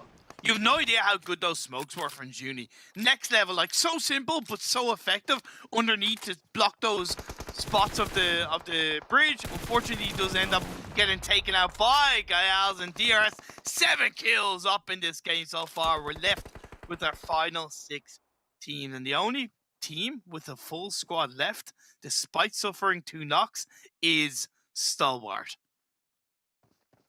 It's kind of nuts. That position. Listen, when I said they were probably the best position in a zone, I didn't factor in the circle shift. I didn't know which way it was going to go, but I guess I'm literally doing the opposite of a Caster's Curse today, Darian. It's Caster Blessing. Welcome to the club, my friend, because this is now 2 games in PUBG Mobile competitive in my commentating career, which I'm going to have this beautiful water finish outside of the mainland of Erangel. Prestigo's in there with the vehicle. 2 players of Damwon Gaming, 1 of Genesis Dogma. All the while, FaZe, their 2 players holding on to a shack, waiting for their opportunity to strike a Stalwart. Still have their full squad left alive. Yeah, Stalwart are very... Oh my lord. You blink and you miss it. FaZe instantly just eliminated by... action single-handedly. So yeah, 5 teams still duking it out, but one of those teams have 4 alive. So no prizes for guessing who are the favorites here. Okay, GYALZEN. I'm looking at Stalwart as the favorites. Oh, is that so? Wow, yeah, very brave of you. GYALZEN having to basically... Oh, I love the repositioning coming in from GYALZEN, but unfortunately he tosses the Molotov thinking Action was playing behind the tree, but Action getting knocked down from the water. Now it's a 3-man squad, and the nade could potentially finish off Action. That would be huge, or just shy by a couple of inches. And Stalwart will be good right now. Still continuing to rain fire from above onto the members down in the water. I'll tell you, I've never casted a circle like this in my entirety of casting PUBG Mobile. Now the difference compared to last year is that last year players weren't using the vehicle situation and being in the passenger seat. That is what helped Genesis Dogma get the final kill onto, or the kill onto the final DRS player. But then One Gaming, your 2 players up, could hug that rock side and punch your way into a bit of a chicken dinner situation. And Stalwart now have to start making their way into the water. Top trying to provide information to his teammate, who unironically is the one on top. And that's great shot, great knock. Rico Infinity out. Wait, what? Wait, what did I just see there from Action? Wait, what? Okay, so I'm not even gonna pretend to say I casted that final zone well, because that just ended Stalwart Esports, just taking multiple fights, everyone in the water, and what has to be one of the wonkiest, one of the strangest final circles I've ever had the pleasure of casting, I guess. Imperium, that was a strange one. That was the strangest one for me personally. It was definitely strange. Of course, kind of not because of the vehicle situation where you're able to get in the passenger seat and shoot from the passenger seat. It meant there was a lot more variability on the players who were in the water, like Rico Infinity and the last player Satar of Genesis Dogma. They were able to do a little bit of work on the teams in the mainland. But I do gotta give credit to Stalwart for that, because in a different situation they probably would have played a little bit more passive in that very end, because they recognized that, hey, we can't take this victory for granted despite us having a full squad up.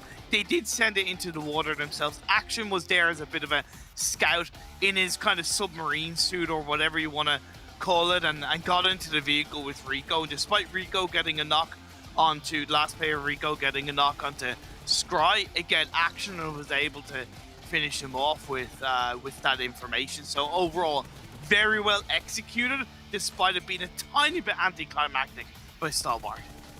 Yeah, and here's the thing. That could easily have been a very, very different ending if BC Swell, they saw Stalwart before they crossed the bridge over to the mainland. Yes. And they opted to hold on to their, to their bullets. They're like, yeah, we're gonna wait. You're just gonna buy the time. When they're crossing over, we're gonna sneak on into the bridge, completely unaware that Stalwart Esports had fallen down the bridge, and then they themselves walked into a trap, which Stalwart Esports, they weren't even setting up for it. They just were in a perfect position to take them down. And BC Swell could easily have scouted. For sure, you can scout across that bridge. You don't have to full send it. So definitely, despite BC Swell very happy with their fight on the Tongjiao Bao, it was a little bit disappointing that they went down in that manner against Stalwart. Yeah, but I'm just gonna take that as that was it was an interesting game. I'm still a little flabbergasted with the way that ended. So Jason, help me out here, because that was a wild one. Hey, don't put it all on me, man. That's not fair. I don't even know what to say about that either. All I can say is that we've seen something similar to this in the past. Maxman and Colaris, I believe you were both there for that. Even Imperium was there for that. Do you want to explain it for us? It's Ted 2.0 finish, but with a little twist that was happening towards the end there. I mean, we saw that exact circle in the World League West last year, and it's super rare to see the circle, but we knew it was said, wait, is it happening? And we saw the circle shift on top of the rock, and it was just horrible for all the players involved. But the team that held on to the high ground the longest time here was Stalwart, and they were able to pick up an extra 14 eliminations, which is great to see. But hey, it finishes like that, you want to see them, but at the same time you don't want to see them. It's kind of a mixed bag of feelings now. Sure, yeah. I mean, at least Stalwart, I think, was able to get the victory off what I believe to be smart decisions and choices. I mean, staying up on the high ground as for kind of getting together and sweeping, killing off, eliminating some of the players up towards the top and then kind of hedging their bets on moving down towards those beach areas, I think was really, really cool to see. Stalwart solve the puzzle, not quite how everybody else was trying to solve the puzzle.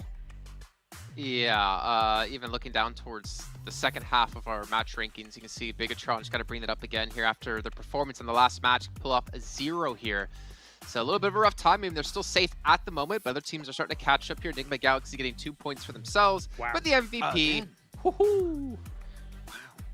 Damn. I mean, eight eliminations this one's happening. Actually, it's just insane, these games. He's been popping off last game when he got himself those 4 eliminations early on onto phase and boot camp. This game also, he's the one that's always trying to initiate the good positions for his team to try and initiate some really good fights, and he just makes it happen time and time and time again. But hey, we're having a little bit of a head-to-head with Tony K, which is a player that we hyped up a lot at the start of the tournament. We haven't seen a lot of him just yet, but it was always good to see him. Well, we haven't seen a lot of phase just yet. That's the unfortunate part, Max. Go ahead, Close. Good point, yeah. But this is the important thing about this damage coming in, though, from Action. Like, we looked at a table of damage that was done by all of the players during the middle of that game, right? And Paraboy was #1. But Paraboy had played 2 more games than Action because of the current position that we're in here in the league play. And Action was only about 400 damage behind. So for him to now do 1,200 some damage, not only is he still not played as many games as Paraboy, but he's doing more. So Action has been an absolute force of nature here in this tournament, Jason.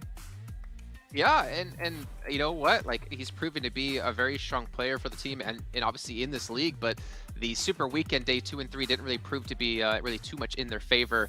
As you can see there, the standings, I didn't actually get to catch much of it, to be honest, because it went by so damn fast. But just to reiterate for you guys, the cutoff right now, 28 points from Dem 1, so they're looking to qualify for their first Super Weekend here. We do have Bigatron in 12th place, FaZe Clan actually in 13th place at 32 points. So they're actually tied with Bigatron. Is there a world we're living in where Bigatron doesn't qualify again because of like a tiebreaker with like them and FaZe Clan?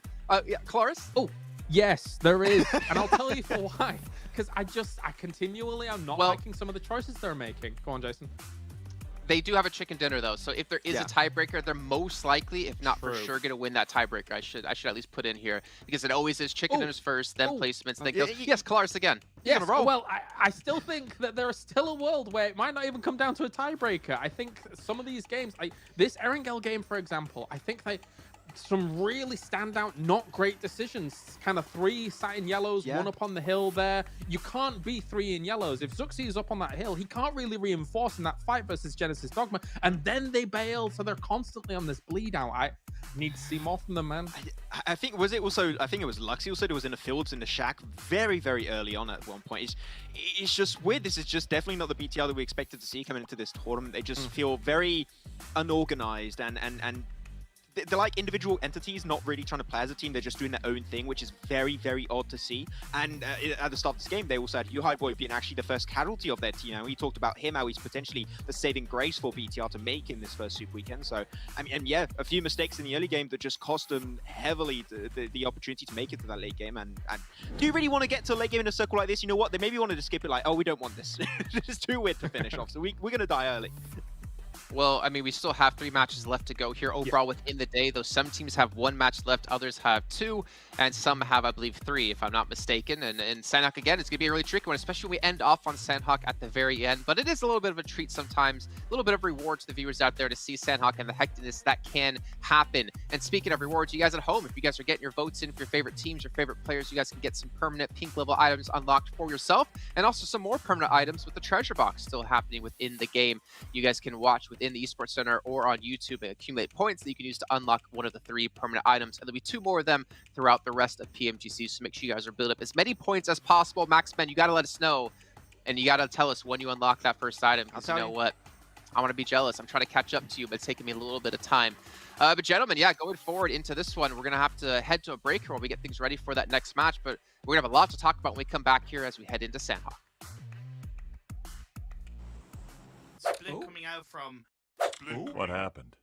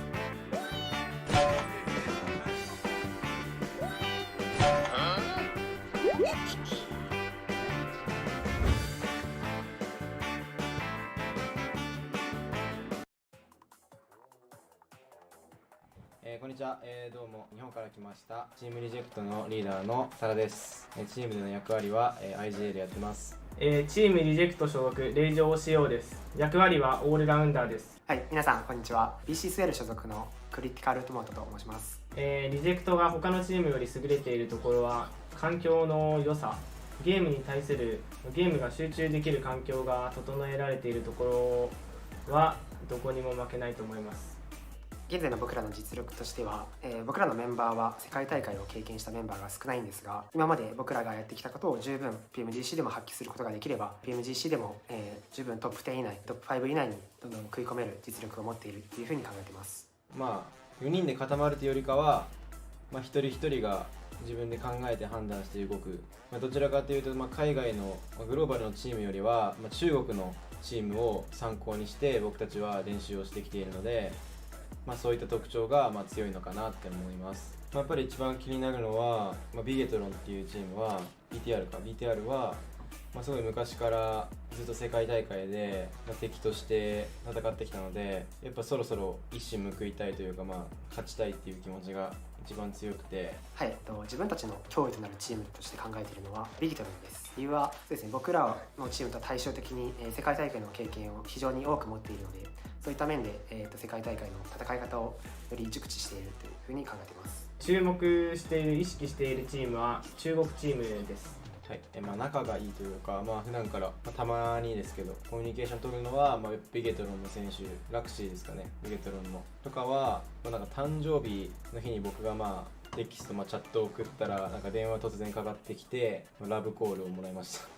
勝つためにしている努力はその強い選手の欠点を見つけることで、僕たちのフィジカル強化とか練習とかというよりかは相手の選手の欠点を見つけることです。僕たちリジェクトのチームの目標は、ずっと世界でチャンピオンを取るということがすごい目標としてやってきているので、それに向けて、チームで課題であった、コミュニケーションであったり、そのチーム全はい、今困っていることというか、不足していることというといえばそうですね、やっぱり世界大会の経験が少ないので他の世界の代表チームになれるっていうところが一番必要なところだと考えてます。頑張ります。現在のチームの状況としては PMGL、PMRC が終わってからすぐなので、かなり、成熟度が高くなっていると思っています。僕ら新しいチームが世界王者のチームをどかして新しい風を吹かせてやろうと思います。じゃあ、日本の強さ世界に見せつけてやるから待っとけよ。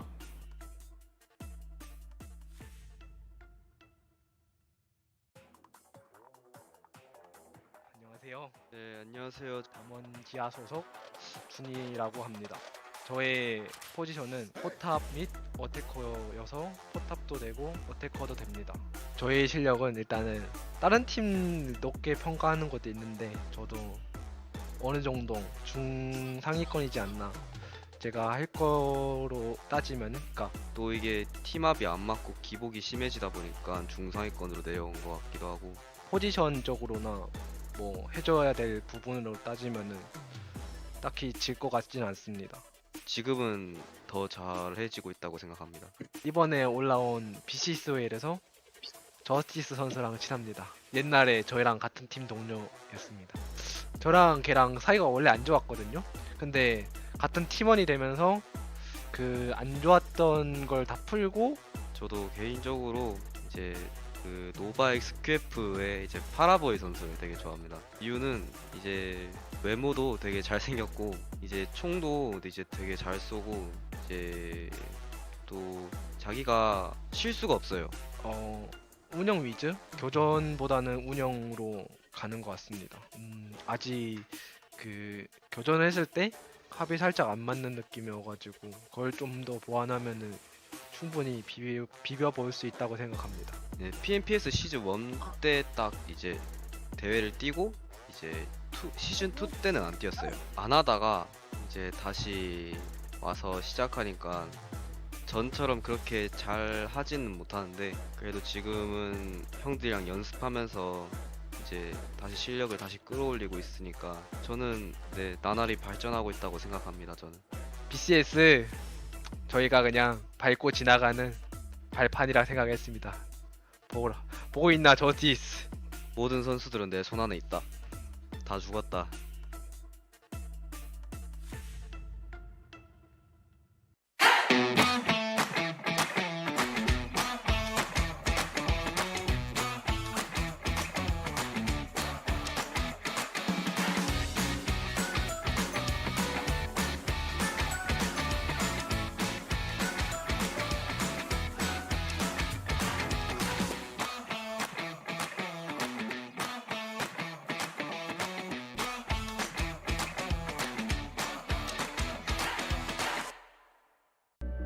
I saw the first light, the first steps. Now I see much more. I capture Earth in all its beauty. I see action. I see drama. And I see it in the finest detail. Moments of inspiration. And the first steps. I am the 1+9. Welcome back, everyone, to the PMGC 2021 East League. This is still our second and final day of league play here in Week 2, which means at the end of the day, our top 16 teams will move on into the Super Weekend to participate for points that will stick around. Now, for Kalaris and for Maxman here, keep this in mind. Maybe take a screenshot, and you can see which groups are playing and not playing, so you'll know who to predict when we get to that point, but we are going to be on Sanhok. I took one for the team, Jason. I know that it happened to Max yesterday, so I thought I would lull him into a false sense of security by also making the same mistake. You know, it's team camaraderie here, Jason, all right? You know, the funny thing is that we were mentioning like World League with the zone we just had on match 2. Back then, we also had the hot jukes, and what that meant was he would predict teams that weren't playing multiple times throughout the entire event, which I think you guys just basically pulled in the last game here. But anyways, we do have Enigma Galaxy playing. We do have, if I'm not mistaken, a couple of teams. This is their final match of the day. Please help me out here. Yeah, this is their final match of the day. It's Group A. It's going to be a little bit rough for some of the players in Group A here, because Enigma Galaxy, they only got 2 points that last game. Like, we need to see them end off with a good point, because they have not yet hit that bubble yet. And sure, they got himself 42, got himself 13 elims, which is pretty low for getting 29 placement points. But if they get another 0 points, as we know they can do consistently, unfortunately, their position is not safe right now, and that is a very scary prospect for them.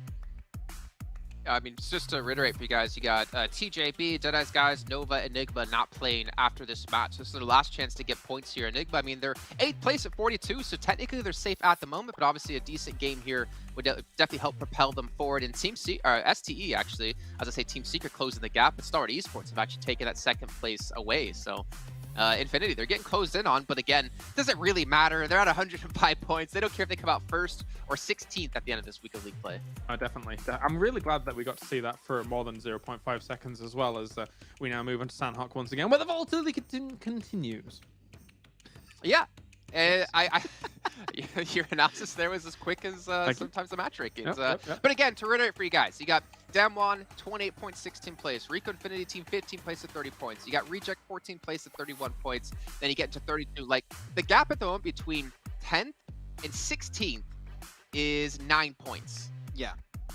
It's not a lot. Actually, it goes past that. It goes 10th. Sorry, Max. It goes 10th through 17th is 9 points. And then it goes up a little bit more to 18th. Like, it's really close for some of these teams, and Deadeye guys in particular, this is their last match, and they're in 17th place. If they get 0 points here, they're out, they're done. They have to have a big game. That's the thing about these league play sessions, right? Is that one game might be the reason why you make it into the Super Weekend, or why you just don't qualify in the first place. So you saw BTR get himself that first win onto Sanhok. That might be the reason why they're making the Super Weekend. But even the teams at the bottom, this last game, this is the last opportunity. If you get a strong result, you could make it. So you got to aim for that first place here. Yeah, and that goes back to what we're talking about with like the blue zone, right? If you're going to try to heal out in blue, I mean, if you're Deadeye's guys, you might need to think forward into that one, or hopefully rotate really quickly into these zones to have a good chance to maybe break through top 16 and maintain that in the final matches of the day. Ladies and gentlemen, it's time to head over to our commentators here. So we're going to kick off match 3 with Bleh and Imperium. Thank you, Jason. And well, listen, I thought heading into Erangel Imperium, I thought we'd get a little bit of a slice of normalcy, but it looks like it's been madness throughout, and now we're going to be jumping in to the 3rd game of the last day of League Play of week number 2. It's again going to be in Sanhok, and once more, we have all eyes on the teams from Group E. Their final opportunity to make something of it. Indeed, Group A's Tong Jiaobao, Deadeye's guys, Nova, and Enigma Galaxy. Of course, the team under the most pressure is Deadeye's guys because they do currently hold on to 17th spot, but the 5 teams above them in the overall standings currently have 2 games in hand. We see this fight straight off the bat between the Xavier, FaZe and a tickle possibly of Deadeye's guys, but for now it's just FaZe and the Xavier in Cow, which is a little bit unusual for a hot drop. Yeah, I don't really see this that often. Again, the Xavier right at bottom of the table, although they still have 3 games to be played over here. Tony K will be quickly taken down by Rabbis and just getting double teamed there by a couple of members of the Xavier. Now they know that FaZe are nearby in the vicinity, and I have to agree with you. Yeah, don't really get to see, but hot drops here usually see towards Paradise Resort, maybe towards Boot Camp. Speaking of Boot Camp, Starboard Esports have made their home over there, and Beer 11.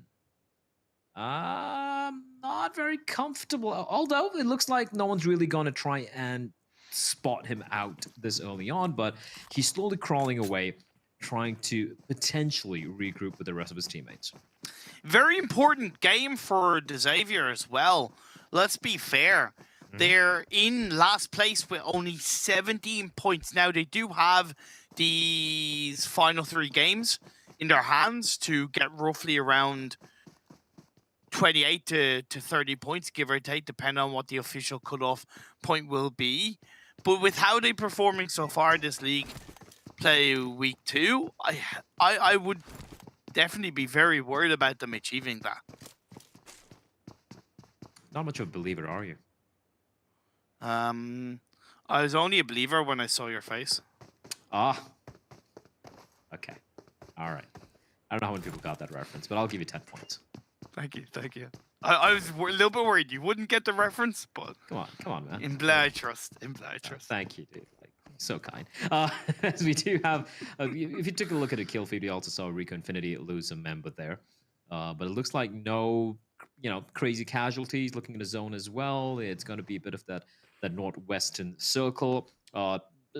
Most of it encircling the land, so it's not going to be one of the zones where we saw yesterday, as we alluded to in game 1, where it was, I think, like 40% in the water while it was being a western circle. But Nova, another team who have a lot of work ahead of them, and unfortunately, King will be ignominiously put down into the ground by Cryptics. These few teams, Imperium, like the last final opportunity. Yeah. Oh. It's not looking good. Deadeye's guys lose a player. They drop very split, like massively split between Hating and the mainland coastline, and BC Swell. They find the opportunity to strike and they pick up a kill. I know a lot of teams are in this situation, but it is a case where there's Nova, Cryptics, BC Swell, Deadeye's guys, Rico Infinity as well. They can't afford to have these kind of mistakes. They can't afford to really lose players early on. And BC as well, hey look, they've taken advantage of that. 2 kills already in this game. Yeah, Deadeye's guys, man, it's so grim. And as Kalaris pointed out as well, if they get 0 points in this game, they're out. Like, they're guaranteed no chance of making it to the second Super Weekend. The thing is, I'll paint a prettier picture, and it's your job to throw mud at it. Okay. They have 28 points, 17th position, right? 28 points in the 17th position. Now, you go up to the 10th position, 6-8, 37 points. The difference is 9 points. That's it between 10th and 17th. So if they have one good game here, there is a reasonable chance of them, somehow qualifying in. But yeah, off to a rough start, losing 1 member, not able to get a single kill. In the meantime, Nova, they extracting sweet vengeance onto Cryptics by finding a couple of knocks, avenging Kings. And to build on what you said, in the last game for Deadeye's guys last week, they did get 15 points. Now, it was Miramar. Very different map compared to Sanhok. But it does show that when push comes to shove, when their back is against the wall, Deadeye's guys can get the results and the points needed. It's not looking good so far. They're down to 3 players, losing 1 early on, but the 3 have converged onto that north western side of the map on the island around Hating region. We haven't really talked so much about this phase 1, to be fair, Blah.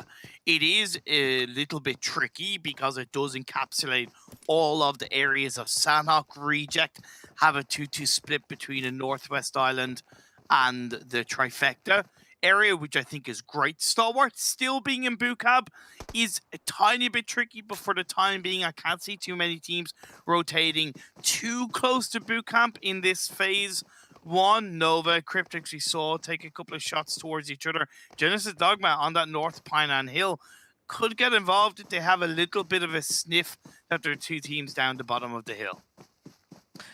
I'm keeping my eyes on Enigma Galaxy, all right? Final game for them as well. They're down south to Lathami, and right next to them is going to be Tangja Bao, who are also playing their final game as well.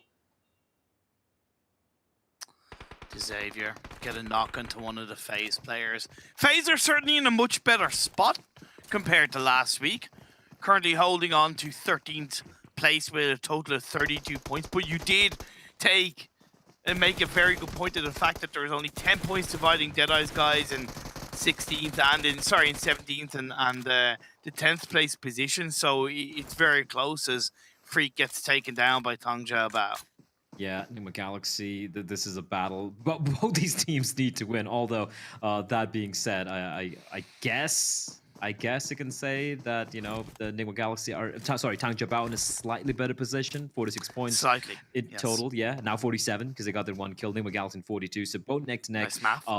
But right now, it's a battle for them to get as many as they can, and then just sit and watch the remaining 2 games where their fate is no longer going to be in their hands. BTR.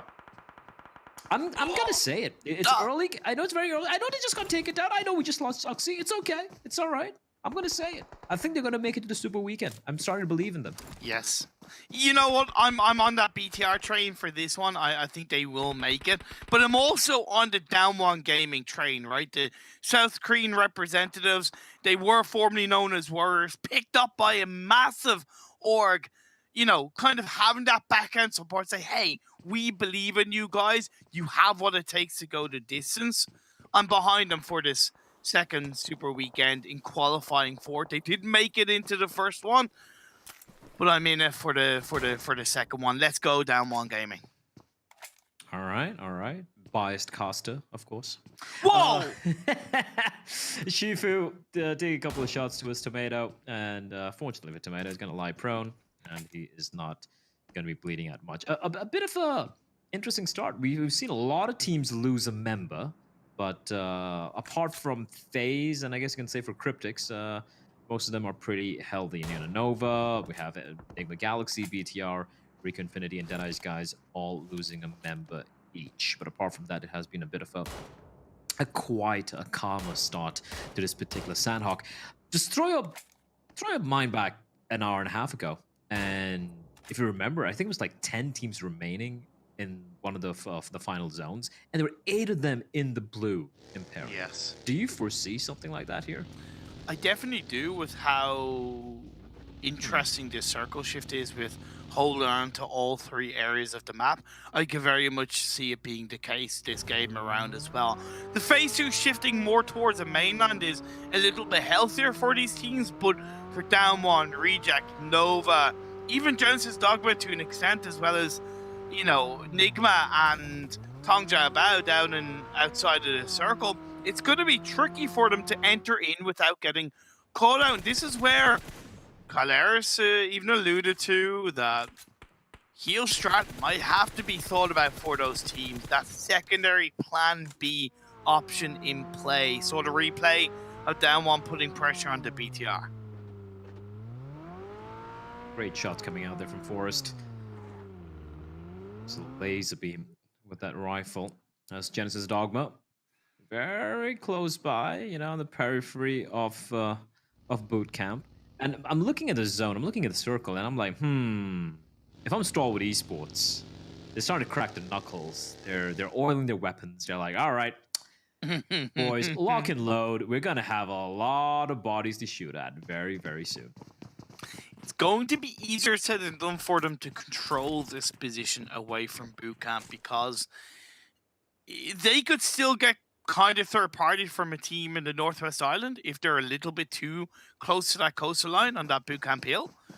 So I kind of appreciate the fact that they haven't moved out of bootcamp as heavily as maybe other circle situations. I'm curious to see how Genesis Dogma are going to look to put them under pressure, as I do appreciate their rotation. Team Secret now starting to make their way into the circle from Quarry. Slow, methodical, as they play their way into Xavier, wrapping around Paradise Azure. Very familiar with this area. We saw, I believe it was yesterday, when they got too close too early to Rico Infinity and got taken down. Hopefully it's not going to be the case this time around. Tongja Bao. Wait, they're getting close to Painan though, and this is tricky, right? It's what I talked about, getting close to the edge of the circle. Cryptics Nova could put them under pressure. Nova definitely could, and Cryptics, as you said, you know, making the way towards Painan from on the other side of that small the river, almost a stream actually. There we go. You can see the stream. You can see Senkai. He knows where Tangja Bao. Oh, and must have spotted a couple of them crossing on over, and obviously, you know, feeling their wrath a while ago. But neither of these two teams might be aware of Nova. Now, obviously, they have to be paranoid and they have to assume that there could potentially be a team inside the compound. But the way Tangja Bao is just running on in, it looks like they are oblivious to that fact. Well, running into Painan kind of makes sense for this phase 2. I think it's a healthy, still a little bit of a short-term win, potentially long-term fail, but I think it's overall the best spot rather than trying to go for the bridge, because that puts you closer to the south bootcamp hill, which could allow a team who's most likely going to be holding there when you're looking in the eyes of Tangja Bao, which happens to be Reject. So I do appreciate that they've gone for a direct, hey, there's buildings, there's cover, we can wait for the next phase to pop up, which it has, and then we can decide where we want to go. Nice guys, getting the knock and finish onto BTR, and they are in a very comfortable spot, at least for now. You know, there's a lot of real estate. They're playing in pairs of 2, but looking at that zone, that western side is going to be heavily populated very quickly. I don't think the players are going to be too happy with us, Blah. I can't help but feel like we are the evil circle cursors of this game. Oh, Jimmy! Jimmy! Oh no! Nova! I think they came back. They came back to Painan. They didn't know it's been occupied by another team. And Tangja Bao, they're like, oh well, was that Nova? That was Nova. We got one. There are more of them nearby. That's why I liked Tangja Bao. Not necessarily because they directly called out Nova. That's just something that is a little bit of luck. But the fact that Painan automatically gave them a little bit more of a leeway to get into the next circle on this phase 3, which is really tricky. It is a painful circle shift for a lot of these teams. Genesis Dogma have wrapped around ahead of Stalwart, which is very interesting. Not exactly sure how they got away with that. I think they used the lower ground of the black hole to the east of Bootcamp to avoid Stalwart, and then they came in through the warehouses. Rico Infinity a little bit more preoccupied by DRS, and they pick up a knock and a kill onto Nima. You got exactly right. That is exactly the path that Genesis Dogma took, taking a little bit of depression and avoiding Stalwart's gaze. Satar. Cooking that nade any longer, and it's gonna be inedible. But we'll get back to it later on. Paraboy, who has been monstrous in the tournament, is just gonna be put down. I was trying to set him up well there in Power. I was gonna be like, yeah, Paraboy, 1v4, he's gonna pull off something crazy, but 4 members in your face, I don't think there's any player in the world who could potentially have survived that, and that is gonna be a quick end for Paraboy. Nova's still in contention though. They still have 1 member, and that is Order, and he's running for the hills. Order in the Sanhok courtroom as see if he can have the court adjourned and stay out of sight, out of mind in this game. Deadeye's guy is very happy with the previous circle shift that they hold onto coastal line. The rotation T-Secrets is going to get caught out by Tangja Bao and knock on the eye shots. Take that one out. Sayonara Konnichiwa, that's another kill for Tangja Bao. Jumper days looking numbered. I think that's it for Team Secret.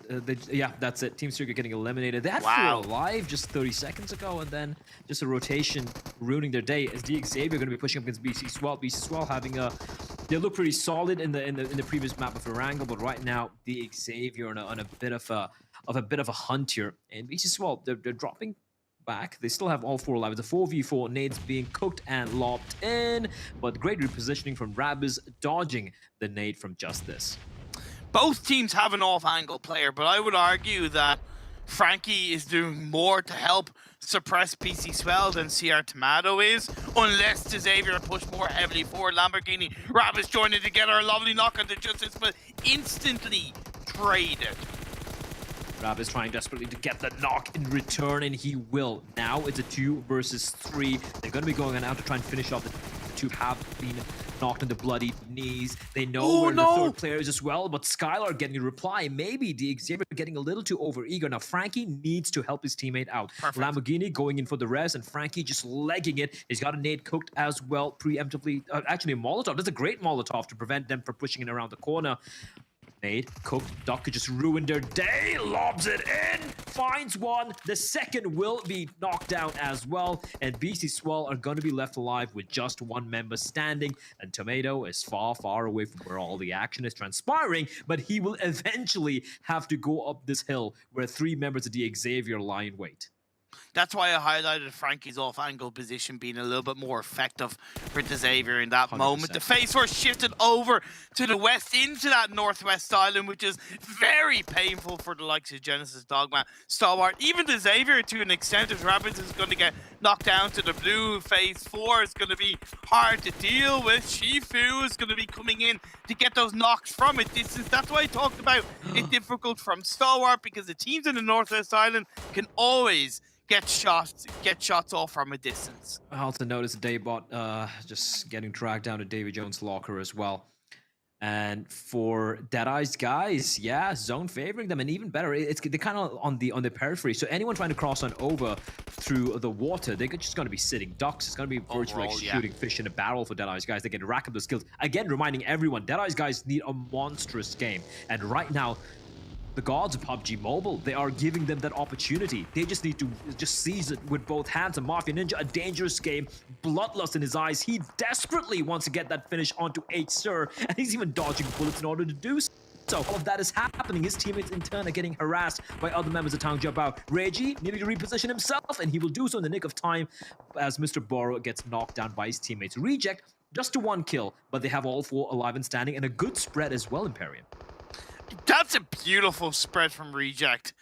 Covers the high ground with Sarah up above. He gets the final kill on the Mafia Ninja. And then you have that front line with Rejo. So constantly moving, constantly shooting. And they took advantage of it. But the next circle once again shifts over to the west. If it was Deadeye's guys in the previous circle that got the look at the PUBG Mobile gods, it's BTR this time around. Down One Gaming can definitely have an effective game on the western side in the high ground mountain side, because also it's a less congested side of the circle. All the other teams and players are going to be taking each other out from the east, north, and south. Yeah, for sure. Down One Gaming if they played their cards right, and it looks like they will uni from above. This is a brilliant angle for all 4 members. So they have good. eye lines on every single compound, every single tree, every single nook and cranny of the map. And I like the fact that Juni is committing to this position, because even though there's a risk he maybe gets taken down in the blue, I think it's a lot more of an effective position to give the rest of his team the freedom to move into a more comfortable position as a 3-man action. With the knock on the Lord, puts Nigma under more pressure. The Xavier goes down. Deadeye's guys pick up another kill. The Xavier, though, going out in style. 8 knocks, 8 finishes for the Vietnamese side. Squad with Esports now having to push on as the blue is going to be chipping away on their backsides. Reject out in the open, looking like they are kind of done for. And for BTR, sure, they have the compound Imperium, but they are getting besieged on all sides, and they're down to just a 2-man squad, remember. FaZe rocking through the Valley of Death, and it's going to work out for them in the next circle. Cryptics lose their final player. Down One game with 4 kills in this game. Genesis Dogma are eliminated. Shifu maybe doesn't have full idea that top is there, but that's a lovely nade by top, doesn't quite connect. The nades being tossed in by Shifu a little too deep. They're so close to each other, they can slap each other in the face, and top realizes, you know what, screw this. He's just gonna take out his UMP and finds a knock onto Shifu. Now on top is quite far away in the distance, and I don't really fancy his chances. However, with Uni raining down hellfire from above, that's gonna divert the attention. But look at the reply from Starwood Esports. Action with an immediate reply towards Damwon Gaming. It's still in for Down One Gaming, but Forest has to bear the brunt of Stalwart as they push in. Not even worrying about BTR, but now they're going to have to worry about them as Luxy gets a knock on the top. FaZe Clan waiting in the wings. Deadeyes, their final player on top, is healing in the blue. So is Rico Infinity. So is Tong Jiao Bao. And so is Roof from Nigma. Oh, this is just... These are free kills for Damwon Gaming. Free frags for Forest. He's not even going to bother to patch himself up. That's almost all members of Starwood Esports to fall. One standing alive. The final member for STE. Still just trying to patch himself up. Look at how many players alive. There's 7 teams, and 6 of them have only 1 member still on their feet. Oh, Beer, Goodbye can you on top. spot on top? He is going to spot him. He gets a kill, but can he heal up in time as well? I think he will. I think he'll pull off that heal just in time. Ryzen is healed up. No! It's still a good result. Oh my god! He just completely obliterated BTR. We're down to the final 3 teams. It's a 4v1. Never mind. Damwon Gaming looking to claim the chicken dinner, and they really should, because Nigma Galaxy's Rolf has been healing. I've been noticing him on the minimap. He's been healing for the past 57 minutes and 30 seconds, and he's still going, still trying to delay the inevitable. But Damwon Gaming, a well-deserved chicken dinner. Imperium, you called it. They were coming in from the western side. They had the best position possible. And when the circle kind of ended over there, where they had this bird's eye view over everyone, it was pretty much a done deal. Yeah, exactly. Yeah, shake that ass, Rob. It was a deserved result from Damwon Gaming. I said they could do it. They also were really playing around the northwest area very well, and then they moved, the southwest island very well. They moved up to the northwest island. They were put under a little bit of hassle earlier on, but then towards the end they played it very smoothly, and they were proactive again. Junie on that kind of outside circle position knew the risks he was taking, but gave so much more space for his team to push in on towards that mountainside. Very happy with BTR. Again, it wasn't that kind of team-defining game, but to still get a good result with a number of kills. Feels bad for them. The Action got that glorious double nade, but I gotta compliment BTR, and I think they've secured their spot possibly in this Super Weekend with that result. Yeah, just brilliant stuff coming out from quite a few teams. And for Nigma Galaxy, we said they needed a good game. They only had 2 kills, but staying alive till the very end there, you know, playing the heal battle. Not even a heal battle, just healing himself out in the blue. And he started healing. Again, there were 7 teams alive. That's when he started healing out in the blue. And he gets second place. So, you know, sometimes, whatever it takes. If it means you just going in and getting 8 kills or 10 kills a game single-handedly, or if that means you're just sitting back outside of the blue and healing, doesn't matter as long as you get the chicken dinner. But I think that's it from us here in Imperium. So, gentlemen, that was a fantastic game of Sanhok. So please do break it down for all of us. Fantastic for some, sad for others. Deadeye's guys no longer to be able to play here in our second Super Weekend, as they have not got enough points to get through. But as we can take a look through the rankings, we are going to see Nigma Galaxy points they desperately need as well to hold themselves up towards the top. Bigatron as well here at 9, but Damwon getting 22. This is, as you mentioned there, Jason, a lot of teams that needed to score in some points were actually able to clutch it out in this game. For a lot of the teams, actually, this was their final game now for the teams of Group A, so it got a little bit tricky towards the end, but we'll see. But the rankings, man, there's so many things to be talked about, but man, Action makes it happen again. Is this 3 times? I mean, twice back-to-back these MVP beat themselves. 8 eliminations, 1,268 damage, 44% team contribution again. This guy is cracked today. What's happening? Well, we got to focus up really quickly here. You can see wow. Nova Galaxy in 8th place, 42 points. You can see MS Chonburi there at 9th. I mean, the teams above them definitely going to be safe. I mean, even 10th place with 628 at 37. We're getting really thrown off now about the tie beats on some of these graphics. But you know what? Most of these teams, I'd say, are generally safe. Looking at, I think, 6th place, TJB, 46 points. I want to say they're pretty sure to be safe through. They have one match left to go as well. I would say TJB are almost 100% safe. Okay, but next topic. All right, you had your chance, Max. Yes. But as we look here, Nova. Well, that actually, I don't even think that was correct because I thought Nova were done with the day, according to another thing I was looking at. So I'm a little bit confused. Maybe it's only 7 matches played, but they're on the cusp. I will say, I also think the action damage was exactly the same as the previous game as well. So I'm not sure what's happened. Okay. Okay, all right. Well, ladies and gentlemen, while the players are trying to play for their prize of getting into the Super Weekend, you guys at home can get your own prizes. If you guys are voting for your favorite players, your favorite teams, you can unlock various pink level permanent rewards for yourselves.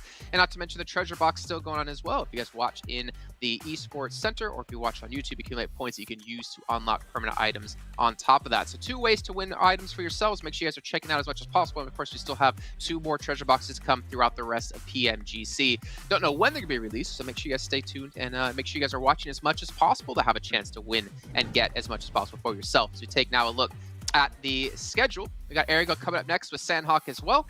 We got groups B, C, D, and E left to play.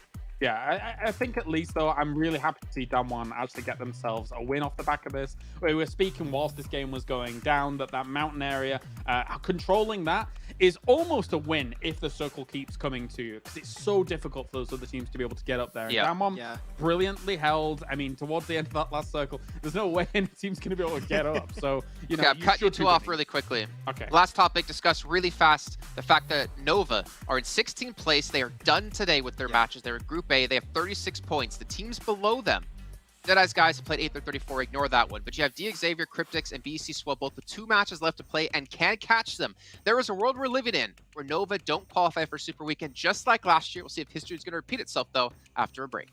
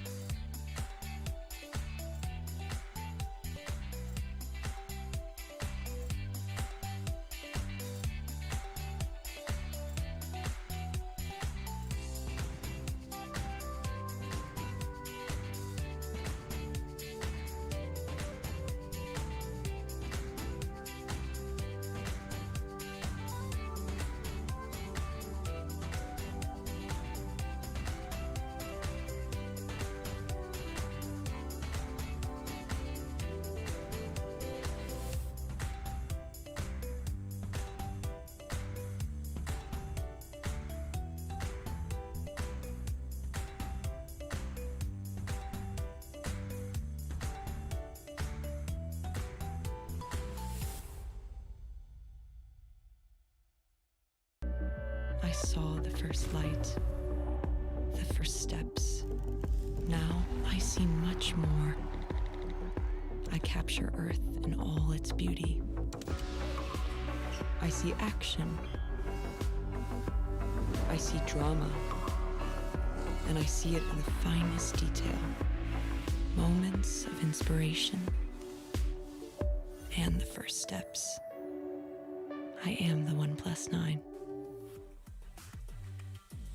All right, we are back and getting ready for our 4th match of the day. Just to update you guys again, if you missed out before we went to the break, again, Nova are in 16th place. They are done for the day, and they are holding on for as long as possible. They have to watch these next 2 matches a little bit scared, a little bit worried, a little bit sweaty. The pitter-patter of sweat going to be coming out, as we heard talked yesterday about Imperium in his predictions. Those predictions were damn good, we have to say.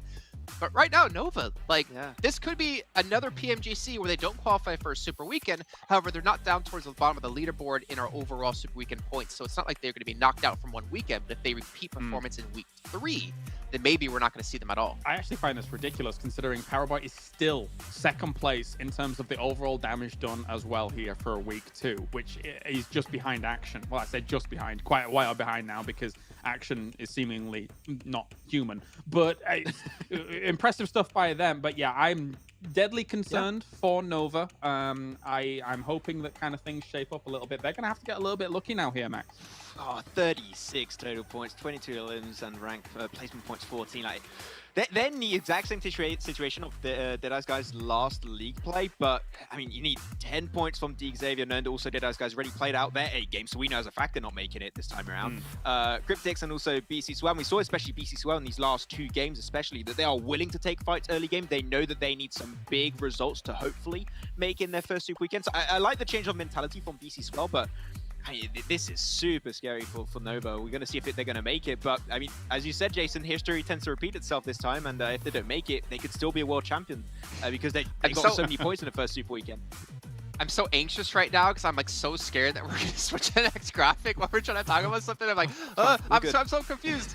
But one thing we can talk about, we always make time for, is talk about lovely sponsor of OnePlus, because we have to talk about them and obviously their amazing phone that they bring to the table. The OnePlus 9 with its flagship performance and immersive 120Hz display and hyper-touch technology made specifically for gamers. The OnePlus 9 and 9 Pro are your best shot to climb the leaderboards. And right now we're seeing quite a few teams desperately needing to climb the leaderboards. And as we're talking about, how today's working out with 3 Sanhoks, with 2 Erangels, this last Erangel of the day, Max, teams better put on a performance because Sanhok, who knows what's going to happen there. Yeah, we're going to need some big changes. I'm looking at, I've already talked about BC as well. I'm wondering, are they going to try and potentially have some hot drops happening all over the place because it's going to be so close once again, and I'm really intrigued to see if that's going to be happening. So, 2 more games, and we're going to finish off on Sanhok. You know that Sanhok game is going to be real topsy-turvy. I guess we're going to have a lot of helos happening in that one. That's going to be pretty intriguing.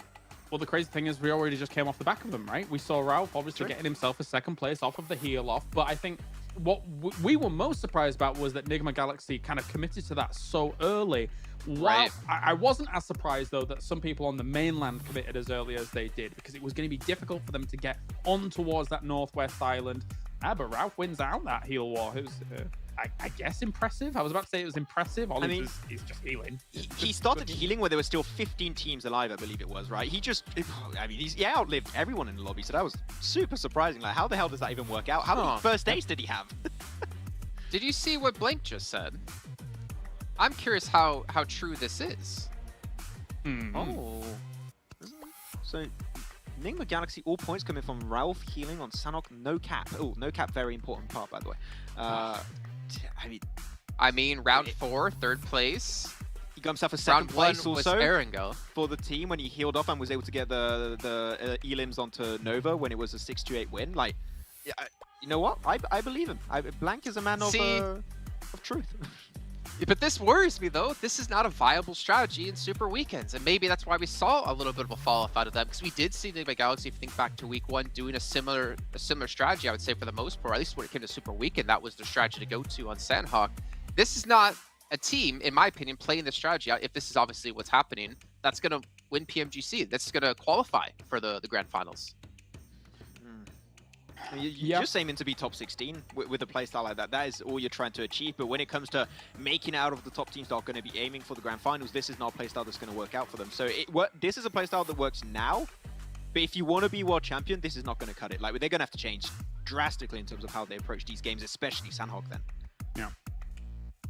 Okay. Well, I mean, obviously looking ahead a little bit too. I mean, I just want to go back to the standings. We talked about BC Swell, but I do want to mention like Xavier and Cryptix, like 2 teams again, playing the very first Super Weekend that placed decently well in the first week of League Play and the Super Weekend. I don't know what's going on within them. I mean, their eliminations are just not atrocious, but pretty close to it, to be perfectly fair. I mean, BC Swell on 8, if I'm not mistaken, when it comes to eliminations. The crazy thing for us looking at BC Swell is we really haven't... They're one of the teams we've had the least opportunity to get out the magnifying glass and really see how they've been playing out these games, of course, because we don't really see them surviving towards a lot of the later stages of the games. They've only actually played, I think, so far 6 of their matches here. They've still got 2 to play out, and obviously we didn't see them in that weekly final as well, right? So they're still a little bit under the radar for me, not really able to kind of break down exactly what's going wrong for them. But regardless of the facts, it's not going well for them, so they need to kind of change something up here, be it how they're taking the fights against some of these big dogs in the lobby, because they are getting picked off. Yeah, and I think I'm actually wondering, I'm going to ask you just straight up, Max, do you think these teams who are towards the bottom of the table that are trying to qualify completely change their strategy here and avoid fights, just play for placements, just try to survive as long as possible? I think, as I already touched upon, I think BC Swell are aiming for eliminations a lot more, which it hasn't been super successful this entire league play, but you can see that they are ready to hot drop you given the opportunity, because they know where teams drop, they know how they rotate. So I like that change of mentality from them. Unfortunately, if you're looking at teams like Cryptics, I haven't seen a drastic change from them. Their macro is still good, but it's just hard for them to get to the late game, get those big points. So yeah, I mean, we need to see a change happening in these 2 last games here, Jason. Well, it's time to head to our commentators. For the first time we're going to see them today as we jump into our 4th match. It'll be John Allen and Blake. Thank you very much, Jason. Yeah, we're going to be getting into the second to last map of the day. I'm going to be jumping in over Erangel. We've got 1 of each, 1 Erangel, 1 Sanhok, and it's all to play for towards the bottom of the tables. Nova, as Jason rightly put it, are going to be sweating their boots off right now, seeing if they can stay alive into this Super Weekend. It's rivers coming down them right now. Oh yeah, 100%. I think if you're Nova, it's a very worrying scenario, especially with Statsman Jonover saying, you know, like 47, that's around about the cap you want to be hitting. With this week, it's been a little bit more different. You know, me and John just had a discussion about why that is, and you know, it's very difficult to pin it. Like, is it because the Infinity have so many points? Is it because Stalwart and the Infinity have so much control over these games? Or is it just because we have a very even, like 4th to 16th place at the moment? There's a lot of different theories here, and I'm assuming that me and John, we're going to crunch the numbers, as is everyone else, look at the games before we head into that Super Weekend. But at the moment, I do agree with Max. I think that this is a qualification strategy coming through from Nigma Galaxy, and I'm okay with that. If you want to get all your points, a lot of your points on Sanhok, and just get them very evened out with Ralph just picking up about 30 first aid kits and then just play from there and initiating the strat early in a position where he's not going to be found, I'm okay with that. I think that's completely okay to go for. So you know what, keep going Nigma Galaxy. If you just want to qualify for that Super Weekend, I support you. But Nova, that is a team we're looking at. 36 points. It is really not a lot, and I would be hugely surprised if they make it into this Super Weekend. But still, the other teams beneath them, John, they've not been having good results. No, DXavier, the closest team to catching them, and Cryptic's only 1 point behind, 26 and Give us a 25 kill! points apiece. Ooh, DRS not quite. This is an important kill as Hang on well. a minute. BC Swell are another team that's even a little bit further down. Mafia Ninja, oh my goodness me. The circles keep going. How long do you stick in this engagement though? Because you know that Mafia Ninja is going to be isolated to that rock. Yeah, he's just going to pull off, go for some loot instead. I feel this is fair. But DXavier, they're going to be looking to chase. They need 10 points to draw level with Nova. I haven't actually crunched the numbers on who would win the tiebreaker at the moment. Well, I'll have a look at that in a minute. But 10 points to draw even, right, to that level, and 11 points for Cryptics to do the same. The question is, which of them would be able to do a little bit more than the other, right? So there is also that contentious nature with BC Swell only a couple of points behind that as it is. But the fact that we sit with 25 points between 16th and 3rd place, only 25 points at this stage, I feel like this might be one of the closest tables we've ever seen in this tournament format. Yeah, I think so too, John. But to be fair with you, you know, we're looking at a bit of an awkward scenario right now for DXavier, with the majority of their points coming from eliminations, 19 total. And, you know, Nova, they're sitting at around about 14 placement points at the moment. So there is a real chance that if those points keep coming from kills for Xavier, if we get a tie-off, Nova will still make it in, which is the worrying beginning here. So Xavier need to have a big game in terms of placements to bump those scores in one of these games, and then from there they need to have a game that's just a little bit more of a pop-off. But it's not entirely impossible. Like, it's really not that many points that they need total. At the moment, we're looking at, let's see here, 26 points total. So they are going to need 10 points to draw level. 10 points. 10 points. Why was that so difficult for me? I've no I was idea. like 6. And to I 6 think it's because Imperium was saying that it's 6 points per game. And we were coming off, and I was like, smart Imperium. But yeah, it's about 11 points. But I guess like 6 points per game, that also makes sense if you want to be leading ahead of them, because you can't really afford to be getting a tiebreaker scenario here with the way Xavier is currently playing for kills, less for placement points. Look at the map, though. I was just let's look at the map. Let's look at the map. Right, okay. Very quickly. Very quickly. Just to start this game, because we've done a lot of talk about leaderboards, standings, all that kind of stuff, stats. Yeah, but looking at the actual map itself, we do have this very northeast circle here that does favor Xavier, but you've also got DRS and MS Chamburi. This fight that ever rages on over towards Yasnaya at the moment, and Xavier is a team that does not want to get caught up in this. Definitely do not want to go down early in this scenario when you're so down to the wire. And not only do they have to compete with Nova's scoreline, right? They have to compete with Cryptic's as well. It's a 2-horse race here to jump on, and with only 1 point separating them, you don't want to be giving them a lead out the gate for these final 2 games on this sprint here. They're going to be looking for mid to high point average over these next couple of games. DRS, they're feeling pretty good. They should be okay. Yeah, I think for DRS, it's been a long time coming for this team to be up towards the top of the tables and start putting those big results. And they look like a strong team. I think they're very similar to Stalwart in a way with their rotations. They've got these strong rotations that look good. They get into position. They take fights when necessary. The one difference between Stalwart and DRS is realistically the player's ability to win in those gunfights. I just think that Stalwart has probably some of the best talent I have ever seen out of a roster before. Usually, again, I think I bring this point very often, is that like you will have that 1-star player on the team that does so much work for you, and that is the guy we tend to focus on. You know, the rest of the team supports him. That's great. We love to see it. But with Stalwart, there's not a player on that team that I don't think to myself couldn't win in a 1v2 scenario, right? Action, just showing us last game, literally immediately with a QBU, dirty headshots coming up towards Junie from Damwon Gaming. And it looks scary in that sense, where, you know, Kalaris even said it's a very difficult spot. In fact, it's probably the definitive winning spot on Sanhok on top of that cliffside once the circle moves away from one of your 180s, right? Because it's impossible to get you down. And if you play it safe, you play it out, like, there's almost no way you lose that. But, you know, Stalwart almost made it look like Damwon Gaming could lose from that position, even from playing from underneath. So I think that's the difference between Stalwart and DRS. Genesis Dogma rocking up on Xavier, though. This is a fight that constantly happens between these two teams. The back of the buggy is stuck. Okay, and they finally get the flush. That was unfortunate. I think Xavier were moving in the same direction as Genesis Dogma, trying to almost move into the same compound there. And Boom's just got the better end of the deal. And that's really bad news for Xavier. One of the 2 crucial teams that we're really focusing on this game. Losing a player early. Far from ideal. The only way I can see that happening as well, John, is if Xavier, the player from Xavier actually jumped out the car as they hit, and then Boom's just stayed in. So, yeah, a bit unfortunate. I think he wanted to get out of the car and take a fight with him. Instead, Booms was like, I am going to roll on top of your buggy, and that's where I'll park, right on your forehead.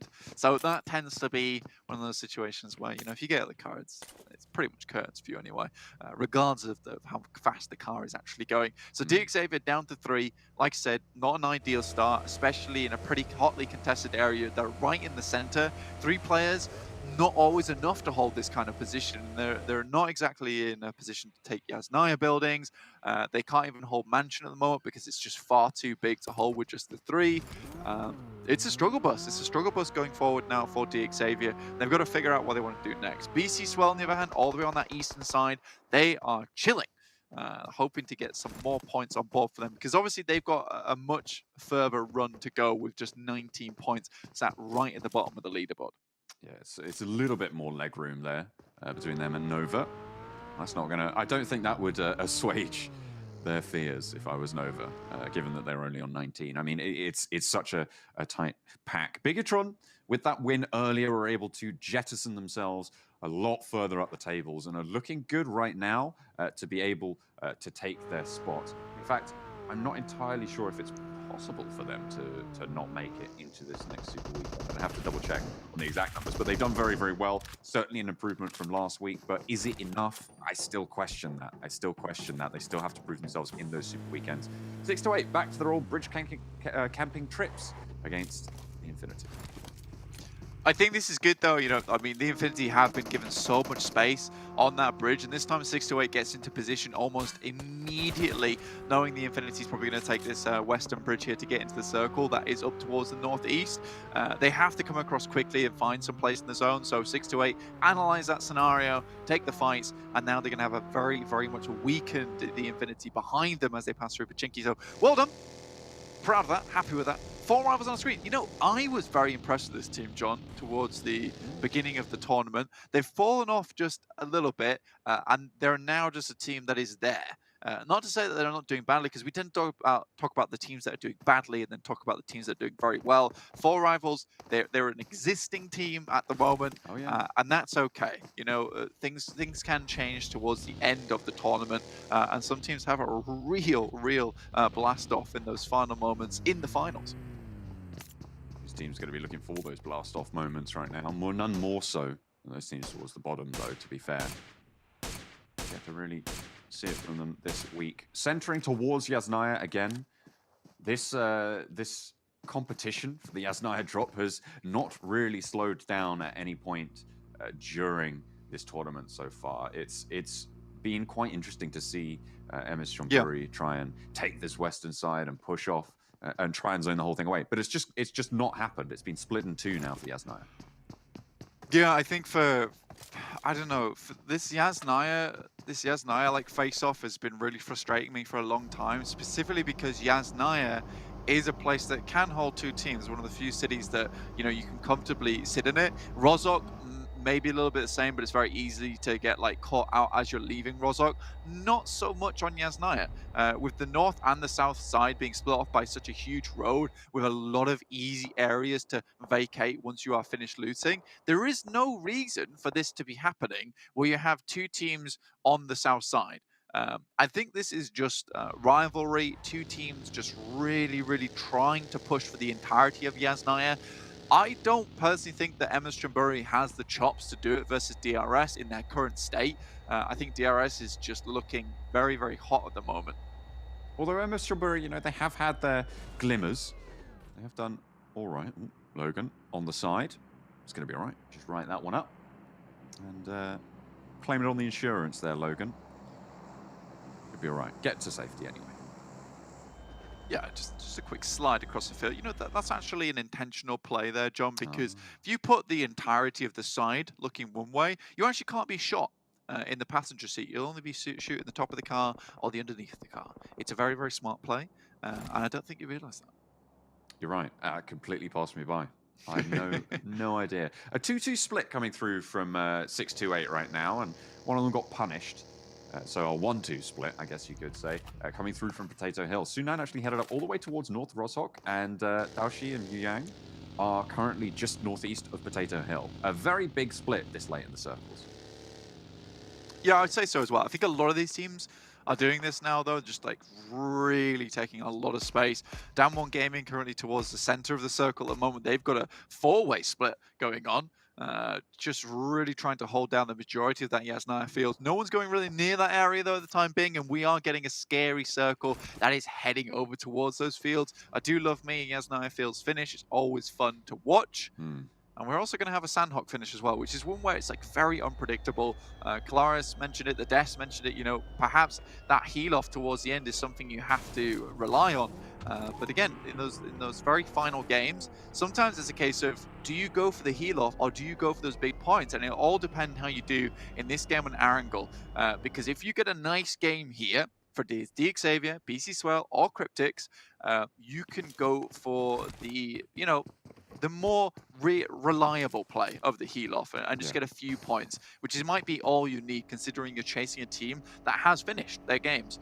The issue comes if BC Swell, Cryptics, and DXavier all do well, in which case they have battle off against each other. Infinity trying to push in on the south side, and again they're met by 628. Only 2 of them this time though. Sunan is off in Neverland. Completely different location. It looks like the Infinity going to be able to move through just a little bit further, but they're going to go closer to Reiji. They're going to come out on this hillside. Okay, fair enough. They're doing all right. They've got into this next circle. Damwon Gaming regrouped almost entirely onto Junie's position in the southwest of Yasnaya Fields. They've allowed teams to come in. They know they can't hold that. Reiji under pressure now as the Infinity rocks up. It's 1-for-1 on the trade. Got Tunny now left in this scenario here. Logan down and Nia not going to be able to have an impact, but is just cresting this ridgeline. Divine wants to send down. Duello is waiting around as well, just a little bit further up. And Nia gets the off angle, but Divine repositions to get a sideswipe here. Yeah, that is not... sometimes you make that play, you get in the vehicle, you try and get on the other side to almost cause problems for the enemy team, confuse them a little bit, but he got out right on the side that Reject were following. Near's taking shots from behind. He's just trying to keep Near in place, but 628 are also coming into the fray. So this could be a 3-way fight coming through. Near's going for the heal, but a lovely Molotov will stop that one. Yeah, it's going to burn you down. Near is going to fall here, and Infinity going low. Got Tunny, last standing. I mean, he is pretty good, but is he this good? I'm not entirely sure he's up to it. I do think the Infinity have suffered today because they don't have Newsy in the roster. Near's good, Near is good, but honestly, I do think Newsy rounds out this roster beautifully. I'm not sure why he's not playing today, but I don't think there's any reason to pull him out of the roster considering of how good he is. He supports the team, and more often than not, he is doing the lion's share of the work. With God Tunny kind of feeding kills towards him with his off angles that he plays so often. You know, I do really think the Infinity had figured it out. So why go back to the drawing board now? There's something to be said for, I mean, putting someone in for practice. You know you're sat on over 100 points, right? So it's just go for it and try and get some experience in. But this is PMGC, right? Like, you don't want to be just randomly taking these chances. And potentially maybe they're trying to hide the strat that worked so well, right? Give less samples for other teams to strategize against when they know it's working so well. Save it for those super weekends, for the points, to be able to qualify towards those finals. Yeah, it's a good point, John, and I would agree with it to an extent, but it's also like we're having a day off yesterday, so Newsy's going to have a full 2 days off before he plays in that super weekend, if he does play in that super weekend. So he's not going to be super hot, right? Unless he's scrimming in the meantime, which I hope he would be. But this is just great opportunity for them to play as a roster that they know works so well and get practice in of themselves. Next up comes through down towards the southwest side, favoring Cryptics and BC Swell for that matter, and DXavier left out in the dust on that northeast side. That is the team that's closest to breaching that point margin with Nova. So, you know, it might not be the best game for it. And again, you don't really want to put all your hopes into Sanhok. Not the best place to be doing it. Sanhok is less of a place of hopes. It's where dreams go to die many times. Certainly difficult to get consistent results, especially if you're finishing middle of the pack. DXavier lost a player early as well, so it is really difficult spot for them. Fabian spots Jasper across the way, and one of MS Chamburi falls, and the others are just getting beamed down. Sung lights them up, and Fabian's there as well, just on the backup. Beautiful stuff, and Ponzai last standing for MS Chamburi as they get chummed in the water. Yeah, that ain't great. That is not good at all. I mean, the nets are firmly around this shark at the moment with Damwon Gaming dropping that one down to just one. There is a potential to get all players back up again, but they're bleeding out pretty quickly. The smokes come through. Ponzai immediately with a response here. Beautiful stuff. Might just be able to get 2 back up again. That would not be surprising for me. Lamborghini gets knocked. Goodness me, DXavier is having an awful time of it. I think that's not going down 2, so down to just 1 for DXavier. A horrific way to start their game here on Erangel. Really far from ideal. No points either for now. 2. Getting that nade. Taking it. Not ideal. Bonsai finally goes down. I don't know if that's MS Chonburi eliminated. I think they're still in it. They got a couple of reses. Genesis Dogma, action. It's just going to spot him over the ridge side. I mean, he's just really good at this game. He's just really good. Really good. Look at the damage. The shots that he takes are just nutty. I mean, I cast in my mind back to, I think it was the first Sanhok we watched today, John, where he was taking a fight in boot camp, and it was just like laser, laser, laser, and pretty much the fight between them and FaZe was over in pretty much as fast as it takes to turn on a laser, to be honest with you. So really, really fantastic stuff from Action. One of my favorite players from PMGC so far. Team Secret rocking up, making an impromptu compound to keep BC Swell at bay. Nades from DRS moving towards 4 Rivals. That was a little bit far to the left, or to the right even, depending on which way you're looking at it. Team Secret take damage, but they have managed to get into that center circle. I'm looking at this map right now. No one really on the outside except for Frankie. Genesis Dogma and Stalwart is the main fight to progress into this circle right now. You see as we jump on board of it, nades going either way. Scry on the sidelines, looking for shots and action. Okay, moving into this car, I like this. Potentially looking to reposition for some high ground with a nade as well. Might even just send into the crater after that knock. Action swings around, wants to swing in with the whiplash effect, but Booms is going to fall as well. And now Scry's riding high over the top side of the ridge line, and they are going to fall as Genesis Dogma being eaten alive by Stalwart. That is just ridiculous stuff. I mean, it's very hard to breach onto that location if Genesis Dogma are playing the cards right. But that is just the ability of Stalwart to get quick, clean kills. And I think that is something that people don't really necessarily look at a lot of times, which is where these fights just take too long to pick up the first knock. And by that time, a team is able to arrange themselves for you. 4 Rivals just looking over towards that location, trying to bait out any sprays from Nima. But Scry from along the way, I mean, we just saw on the stats page that Scry has the most throwables in the game, and that's probably why, because he's so good with them and so accurate. How far away was that? I mean, they were on the far side of the road. I think that was about 100 meter, maybe a little bit less, maybe a little bit less. To get it in the shack, though, to get it in the shack. To nail it in the shack was phenomenal. You saw there was a smoke there. They should have known there was a player there, to be fair. That info would have been readily available. That nade should be equally good. I'm not sure if it's going to find the kill, but the spray down will do so. And Reject eliminated. Rico Infinity team pick up a couple points there, but Cryptic still yet to score on this one. DX Xavier having got eliminated, 0 points as well.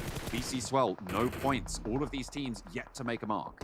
Yeah, just living. Now, BC Swell's escape from this compound they currently hold, it's going to be a little bit difficult. They've got to get out of that zone. Luckily, there are walls around that compound, so they can hide some vehicles in there, so getting into the circle should be okay if they do have any vehicles at all, that is. FaZe, though, taking fights in their own way, and Stalwart currently just crushing it at the moment, moving up on 4 Rivals as the player in the smoke can't quite make that 180 this time.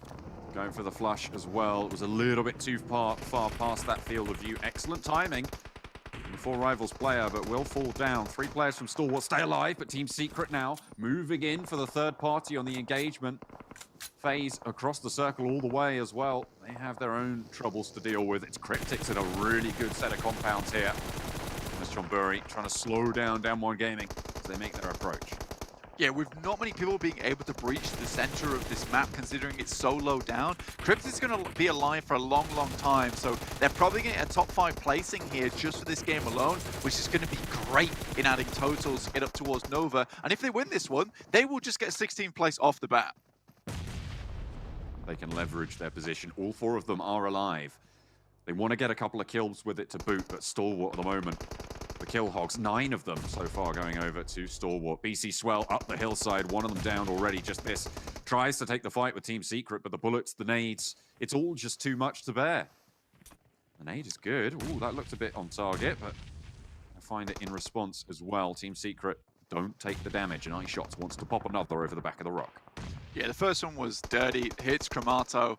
Now you're in a situation where you got BCS Skylar, but another nade comes through from Jumper. This is beautiful stuff, but remember, Stalwart in the backline. Somehow, some way, Pika's been able to get 2 of his members back up again. iShots will finish that fight out with the 2 players behind, but BC Swell still can go for the backstab. And Stalwart looking to set themselves up for a push down onto Team Secret.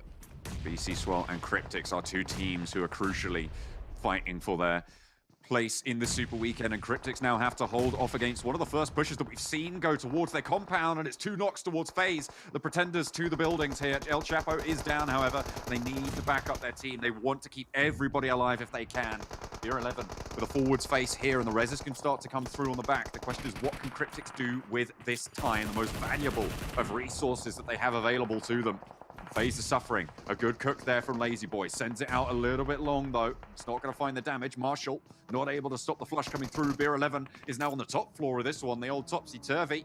The old switcheroo might want to jump out the window, but there's a nade up top, and Lazy Boy repositions him. 2 versus 1 now around the door frame, and Beer 11 holds for 1. Looks for more, but he is going to have to go for the weapon swap, and it's 2! Beer 11 doubles up, and Cryptics, it's all crumbling down around them, Blank. This has a reminiscence back to Beer 11's incredible clutch out between him and Valdez the Murderer in previous PMGCs. He is an insane player when he was over on RRQ, and this time he is crushing it over here in FaZe Clan. Beer 11 back to form. We love to see it. It's the Bear Boy back at it. Cryptics are down. They are out of this game. It looked so good for them, but they could not hold on to the advantage that was given to them. BC Swell as well, down and out. Low point scoring games for all of our crucially placed teams. Although there will be a couple of placements coming through from Cryptics. It's not ideal, it's far from it. It really is far from at the moment. I mean, Cryptics going down there was so unfortunate. We do have BCS Swell also out. So realistically, all of those big teams that we wanted to hit points now out of the game. Nice and early. Beer 11 still going versus Sunan as well. Down one taking massive shots, but this is BTR coming out of nowhere, coming from down from farm, looking to pick up some crops up towards the top side and harvest those points away from the teams.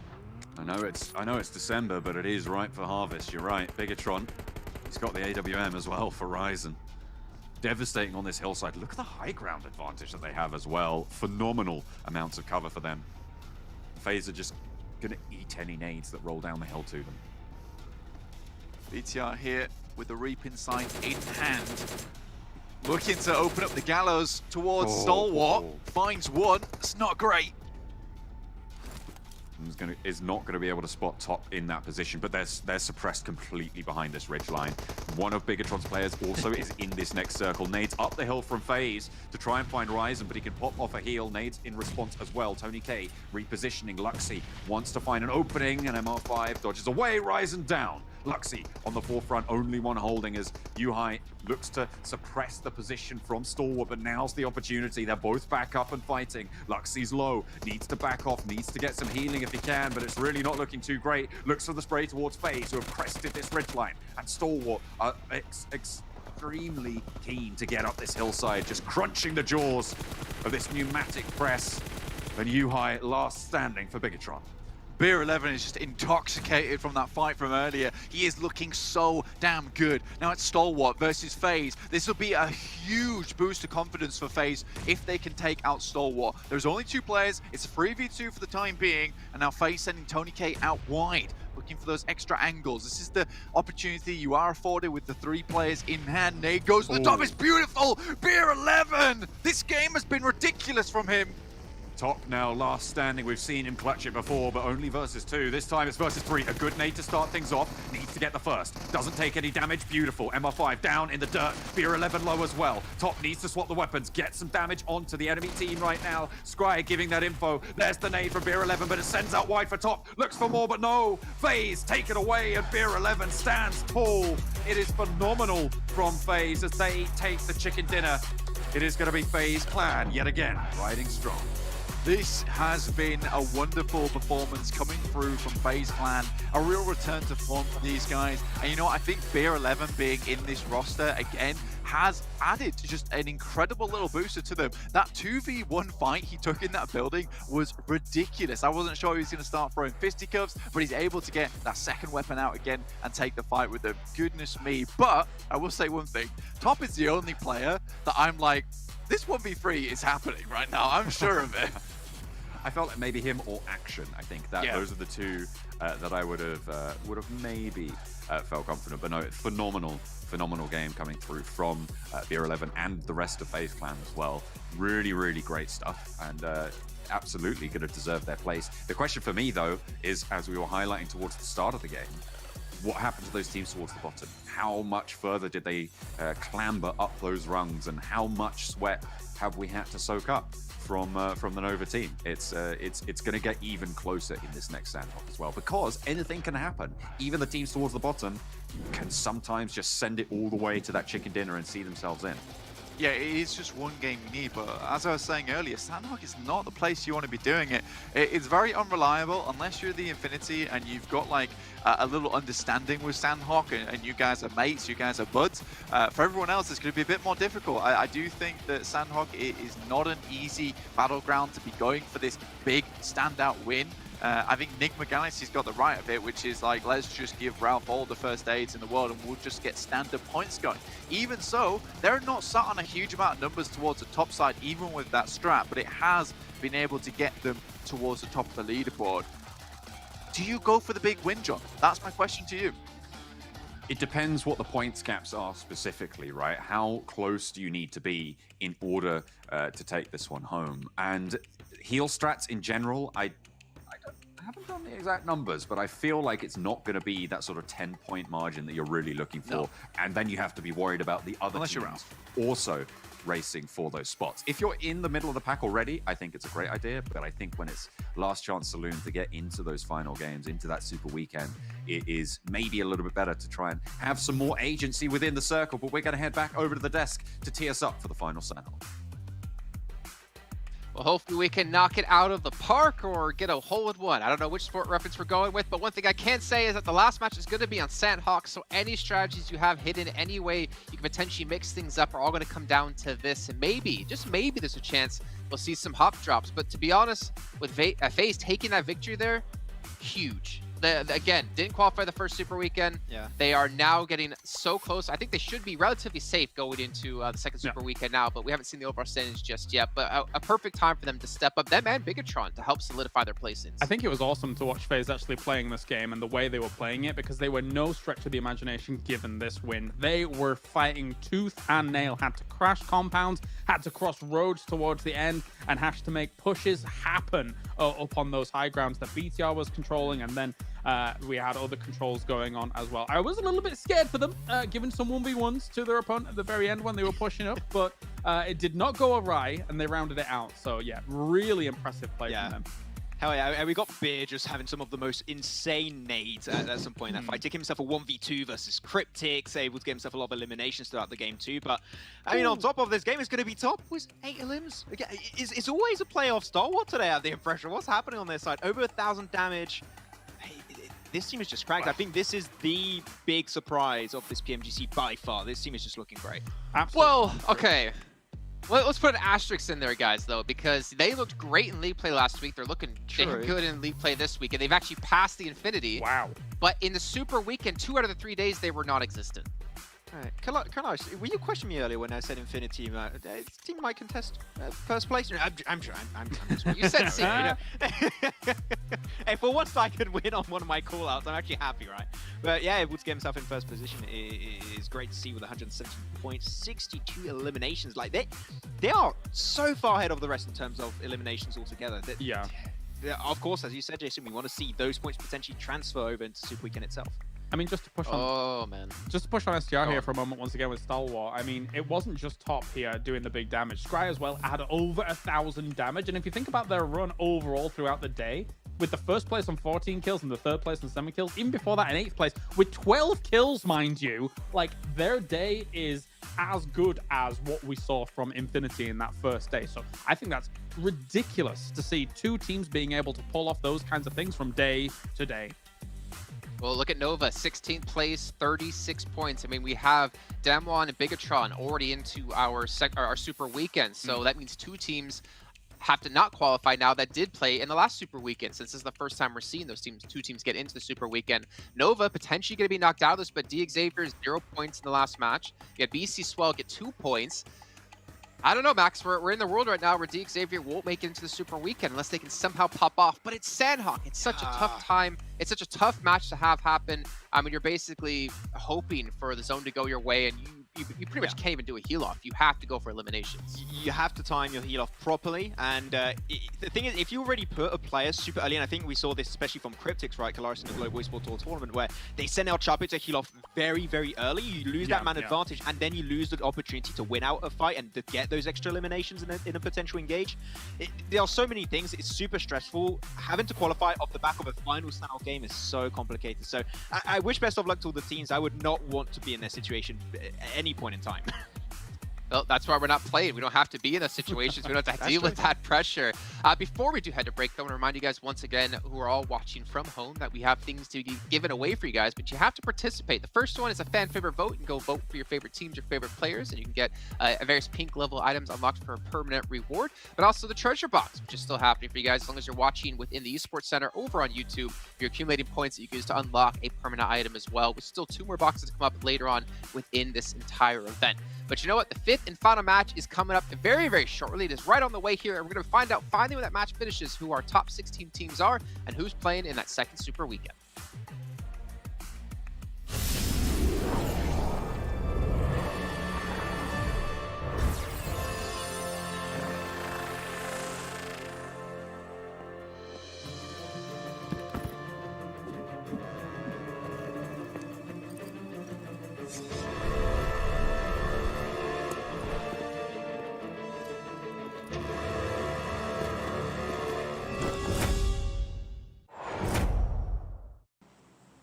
Split coming out from Split. What happened?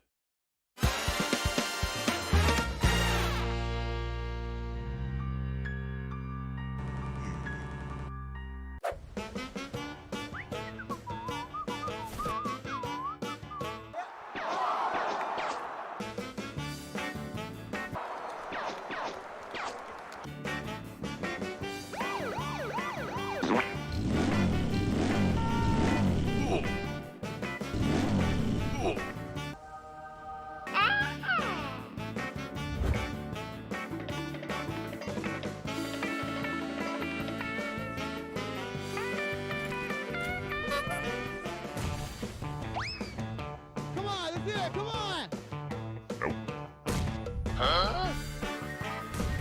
Oh no, what the hell?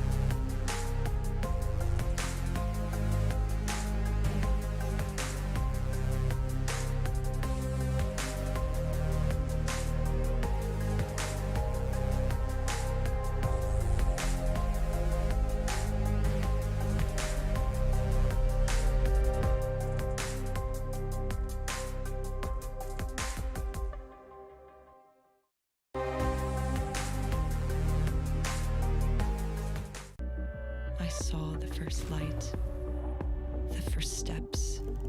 Now I see much more. I capture Earth in all its beauty. I see action. I see drama. And I see it in the finest detail. Moments of inspiration.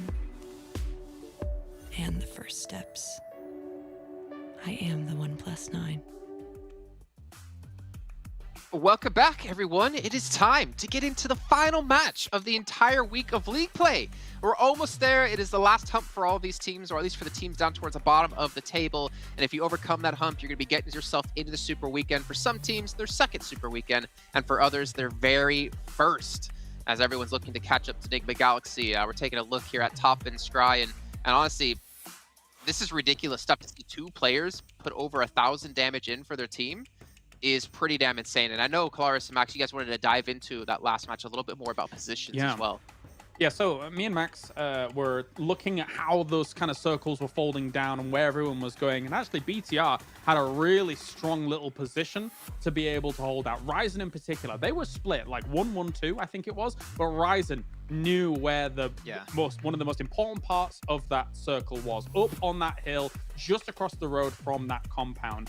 It's one of the highest points in that circle as it folds down here, Max. And from there, I mean, it's obvious that a lot of the teams understood the value of that later on, but not necessarily, I feel like, early. I feel like some people could have maybe crashed where Ryzen was and tried to kind of take that away from BTR at that point. Yeah.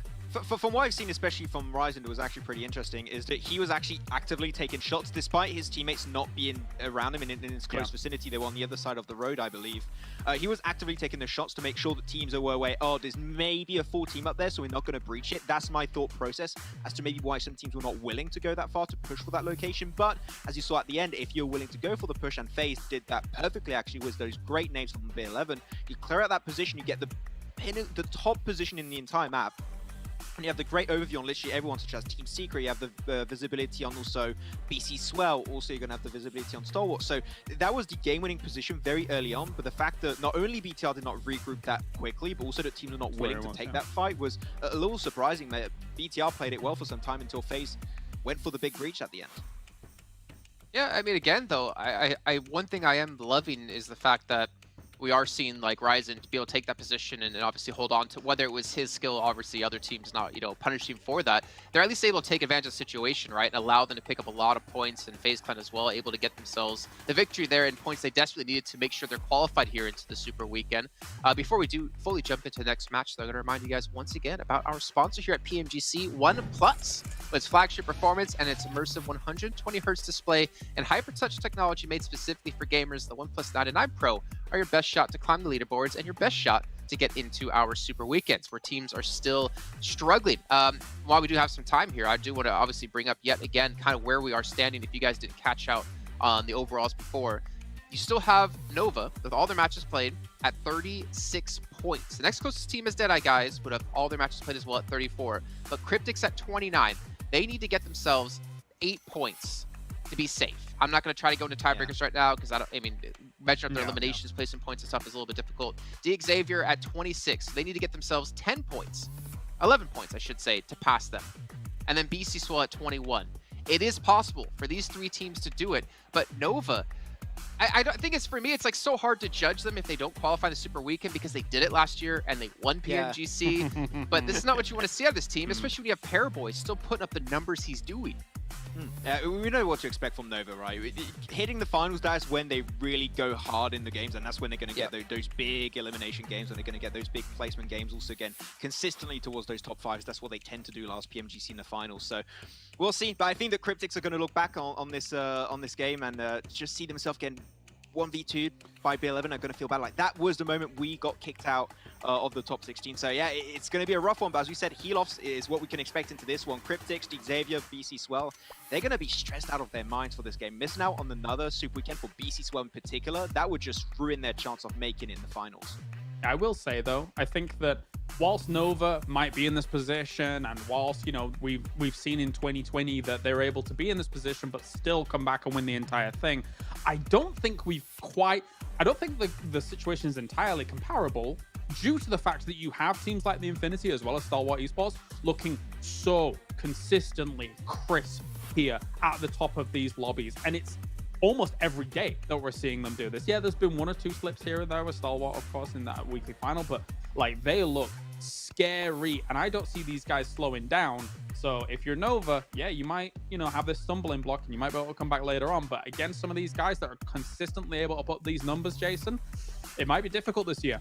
Yeah, and I mean, obviously, when you look at our overalls completely in our Super Weekends, you can see we have about 1 minute and 30 seconds. I mean, if you look up, we have Nova currently sitting in 4th place at 126 points. So technically they cannot qualify and still be fine. But the scary part comes into if we hit week 3 and they fail to qualify. I think that's obviously the frustrating part. Even Deadeye's guys, they're in 9th place max at 122. So like, 2 of these teams are relatively safe. The teams who are not safe, Enigma Galaxy, who are looking confident, I mean, they're going to be through. Cryptics obviously is the big one at 73 points in 15th place. And then even Stalwart Esports, as we're talking so highly of them right now, James, only 13th place with 99 points. So technically some teams in there really have to step it up here, Max.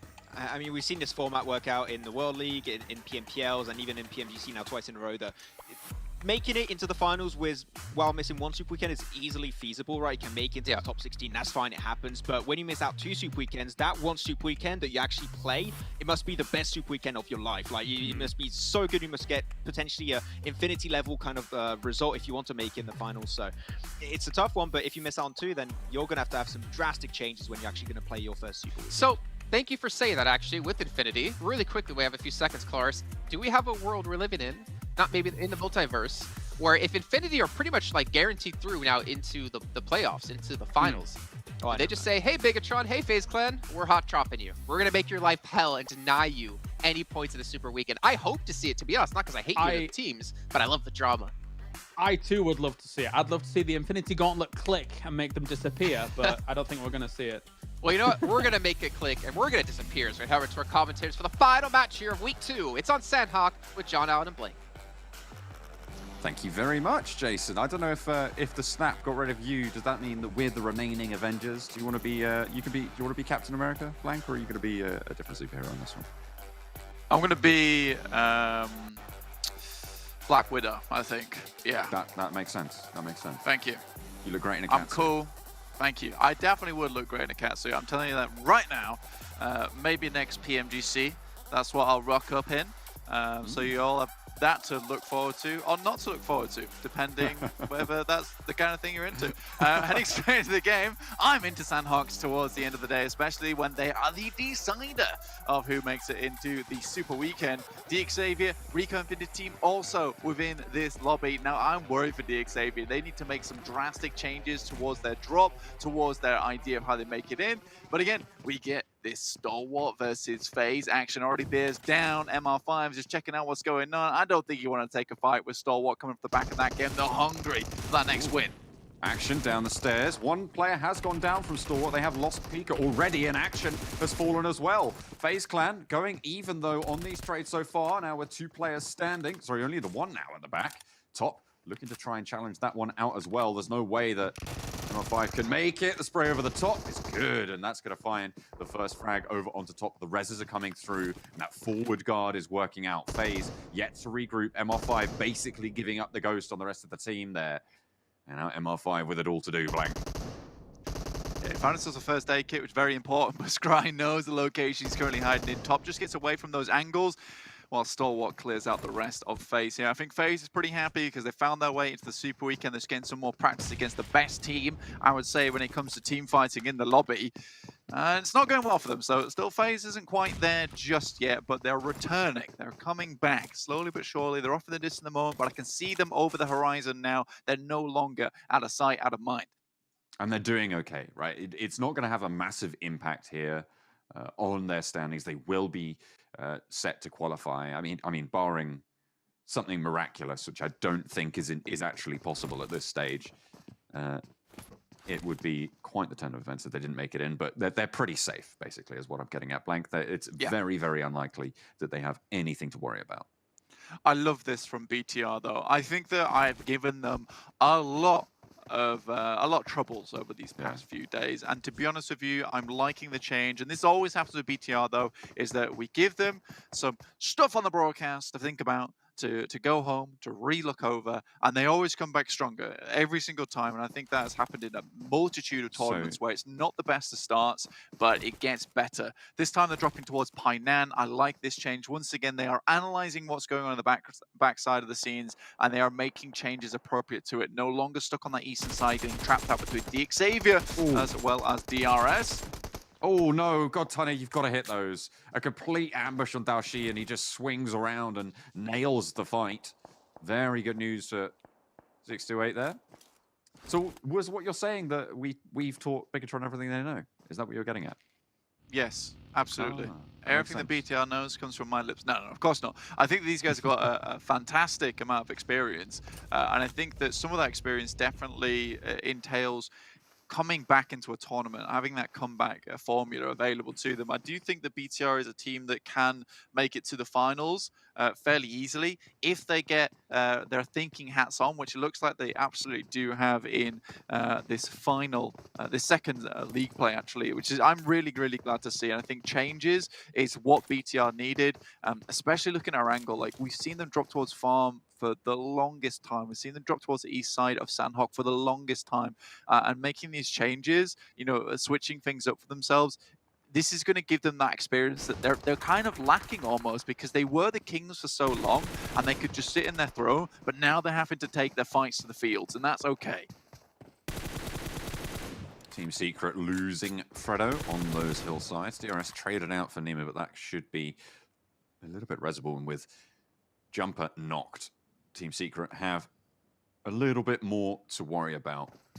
And I just want to rephrase the teams that we're looking at really in this game to have a really massive impact on these tables. We're looking at Cryptix, we're looking at DXavier, and we're looking at BC Swell, all of whom have to try and pass Nova whilst also beating out everyone else. Nova has 36 points, Cryptix 29 points, DXavier 26 points, and BC Swell 21 points coming into this one. So varying margins. Cryptix are the closest by 3 points, and they are currently sat 7 points away from Nova. So they need 7 points, well, probably more than 7 points really, to be able to secure themselves a spot moving forwards.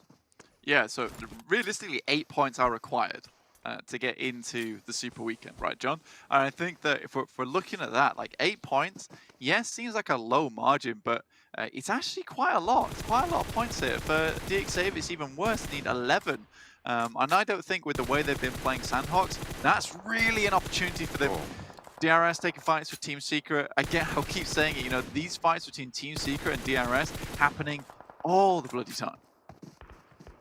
It felt like that wasn't even really a fight. I feel like DRS just sort of took positions on every single hillside surrounding Team Secret and just clapped them. Like, yeah, it felt like they just got diffed, That's the enclapping right there. Maybe that's the snap that Jason was talking about, The enclapping. The enclapping. The enclapping of Team Secret. Absolutely. Feet DRS. Feet. Yeah. Oh, dear. Yeah, I mean, I can see that. Yeah, be a bomb track, to be fair. Multi-billion-dollar franchise? I think so. I would listen to it. Yeah, 100%. But yeah, this is kind of frustrating for Team Secret, I would imagine. But again, this is something that the Rico Infinity team were able to do, which was on that Paradise Resort, figure out what DXavier were doing around them, and then adjust to it accordingly. I do still feel like Team Secret haven't quite figured out DRS. I think that this is another thing that will come into the Super Weekend, though, is Miramar for them. Again, these two teams rotate very similarly on Miramar, and Team Secret will have to figure out how they want to go about it, because I know they've been trying to get into the circles a lot earlier recently, and on Miramar, if they want that to happen, they will inevitably cross paths with DRS. So they need to fit. I think if there's one team to take a look at for Team Secret, it is DRS, right? Sorry, I was just watching Action take shots at Duello with a suppressor, so I didn't know exactly where those bullets were coming from. Reposition up 2 stories and then take shots at the same spot before Duello started moving. I was enjoying that immensely. Team Secret down to 1 though. Eye shots with sightlines on DRS's position. Yeah, iShot's the king of the king of Sanhok, some would say, to be quite honest with you. This guy has had some of the most ridiculous moments on Sanhok, just in terms of being able to come out of the blue, literally come out of the blue, come out of nowhere, and find kills towards the end of the game. Take shots over towards Nima. Should get this knock. Oh, there you go. Absolutely does. We'll have to reposition behind the rock there. Really good response from DRS, though.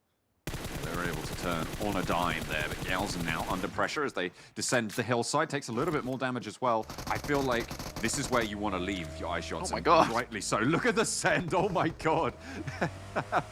Oh, blood for blood, apparently. DRS out for war. Nades over the top of this one. And look at Daybot's position as well. Coming into it. Oh, eye shots. Have you got your wits about you? Or are you more concerned with DRS right now? Oh, it should be spotted here. Yeah, he's got a bead on him entirely. This should be easy pickings. And that's Team Secret down. This is just Genesis Dogma's strat. Drop around Team Secret and DRS, because at some point they will fight one another, and then we will clean up the scraps. I hate it, but it is a winning strategy, and fair enough to them. it seems to be feasible, if nothing else, right? Feasible to see yourself towards the middle of those tables. But not ideal. Down one gaming, they lose a player in the shacks. MS Chonburi will take care of that, take care of business. Over in Nakam, on the western island right now, we'll need to heal up, we'll need to move. Well, probably they could stand to move all the way up towards the north, towards where the Infinity are right now. Maybe a little bit harder of a pass over towards Painan. Yeah, this time the Infinity head towards Hatin, so slightly a bit of a change from normality for them. Usually they're holding like a long split over Cow towards Mong Nai side. This time they fully just loot up as a team in Hatin, so this is a big difference. Maybe not as confident in this game. Sanhok, that really has been their playground for a long, long time. We do get this northern circle though, and it's got that river still between it. I do expect this one to head over towards Paradise Resort, though we could have a little bit of a weird game where we head towards that western bridge and a little bit of the river, which would be very unenjoyable, and the Infinity would most likely take a chicken dinner, to be honest. I only have 2 players in the lobby right now, though, so they are down to just 2 at this stage. They have got 1 kill. Oh, no. Not too sure who they scrapped off against in the meantime. Snakes in the grass, though, still on the hillside. Daybot, and he was able to take down Team Secret, but Nima is on a mission. Look at that guy go. Yeah, I do. Goodness me, it's just Genesis Dogma.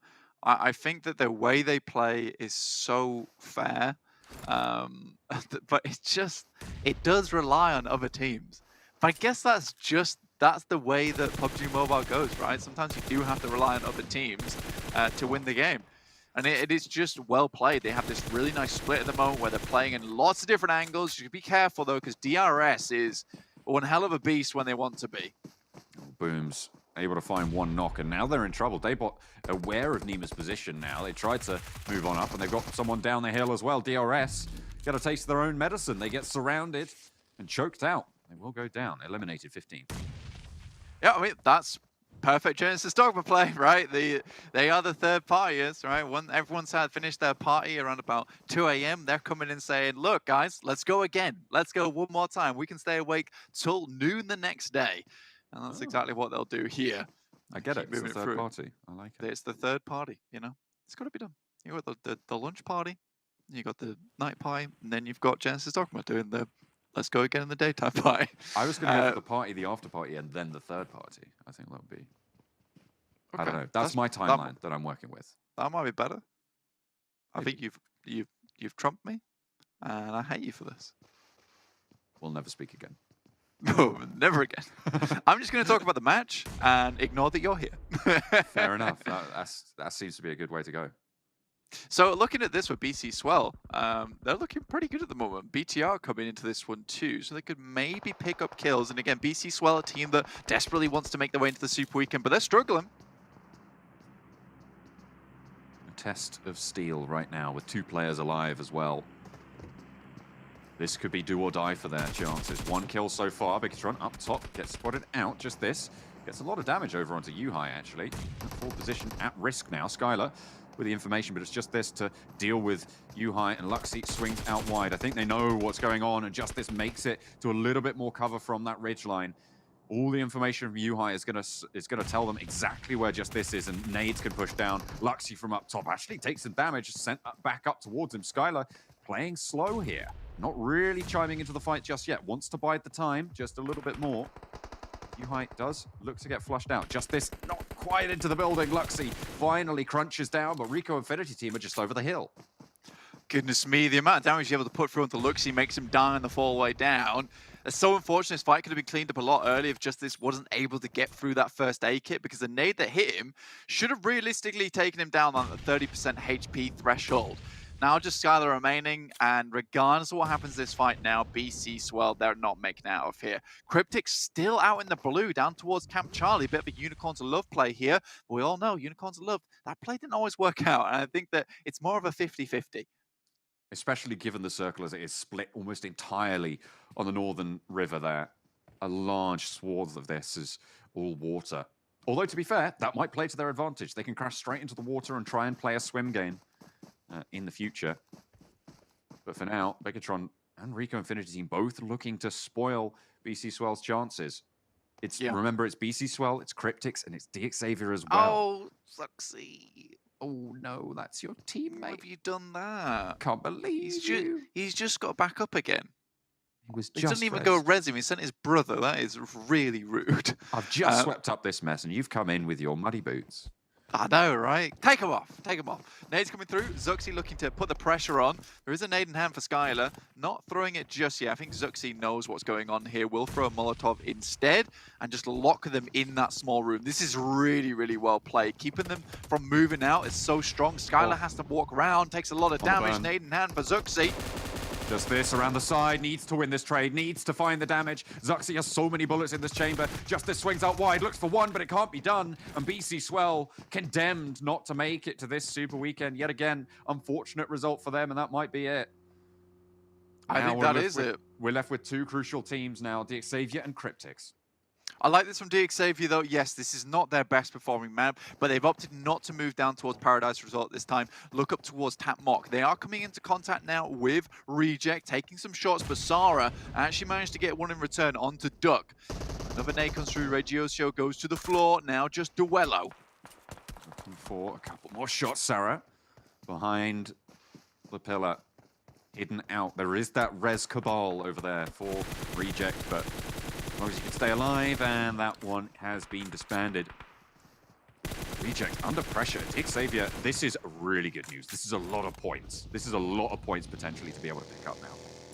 Yeah, picking up just the 3 alone would mean that their point margin drops from 11 to just 8, which is fantastic. Now you can really definitely start thinking about whether you want to go for that heal off later on. A few more kills would secure yourself towards the top, but this is really, really, really good news for DXavier, particularly because they're able to hold onto those 4 members. This has been a very fortuitous circle shift for DXavier as well, up towards that northern side where they like to play. So really all the stars have aligned here for DXavier. It was an 11-point margin, well, 10-point margin, 11-point game would be good for DXavier. So getting 3 points that early, fantastic news. A little bit closer. Not another fantastic team. news. Well, not for Nova. For DXavier, it's fantastic. Well, I mean for the circle. That's what I'm talking about right now. This is bad. Bad for a lot of teams at the moment. And MS Chonburi might just be on for another win. We can deal with Mela from the Infinity. Oh goodness me, the double. This is why Infinity are at the top, because they just stand tall no matter what. No matter the circumstances, pick up 2 extra points, and now MS Chonburi low. Mela will not be able to have time. Goes for the drop shot around the side. The weapon swap necessary now, but Pop can't find the shots through the wall. Mela, he's a madman. He's phasing through this stuff, just going every which way. But finally, Jasper ends the Benny Hill theme tune and will finally find Mela. DXavier running away over these hillsides against Genesis Dogma on the north side, but they're all going to have to move through. This is good for Cryptix. They can swing to this western island. Yeah, this is really good for Cryptix, but Damwon Gaming, as well as the remaining members of Stalwart, should know their team might want to come through on that side. And they could just be rattling on towards their doom here. Maybe, and there we go. Marshall gets drawn short for Cryptix. And we might be in with a one-horse race here to try and bump Nova out. But still, time does remain for Cryptix. You can see they're low. They're having to med up as they go. Circle. It's difficult. It's difficult. Rico, Infinity team looking here versus 628 at the moment, trying to throw some nades across. And that's honestly a seriously good player from that team. But with this circle, MS Chonburi were looking so good until Mela just ripped them apart. And now they're down to 2. And this is anyone's game now. Goodness me. DXavier 2 players. It's going to be tricky. All of our crucial teams really down and out of it right now. But staying alive crucial. All of these teams on the east are prone to just falling down. That was good for 1, but it's not good for any more. Ryzen deals with the threat, but they're down to 2 now for Bigatron. Everybody crossing the river could fall in an instant right now. And if Cryptix could stay alive for a little bit longer, they might be able to make it, Blank. They might just. I mean, they've slipped in over on the edge of the southwest. This is good news for them. DXavier is trying to get into the circle, but 628 Daoshi, he's seen his position. He knows where these players are. For DXavier, you wonder just how much further can they actually go. Lamborghini gets dropped there. Not sure if he got knocked. I don't think he did, actually. He just goes a little bit lower. With the swim having to go through as it fully shrinks now towards the other side, they're going to have to make their move. Lamborghini's still alive. Still possible for DXavier to stay in this one, but Cryptics under pressure still. Two crucial teams from opposite sides of the circle.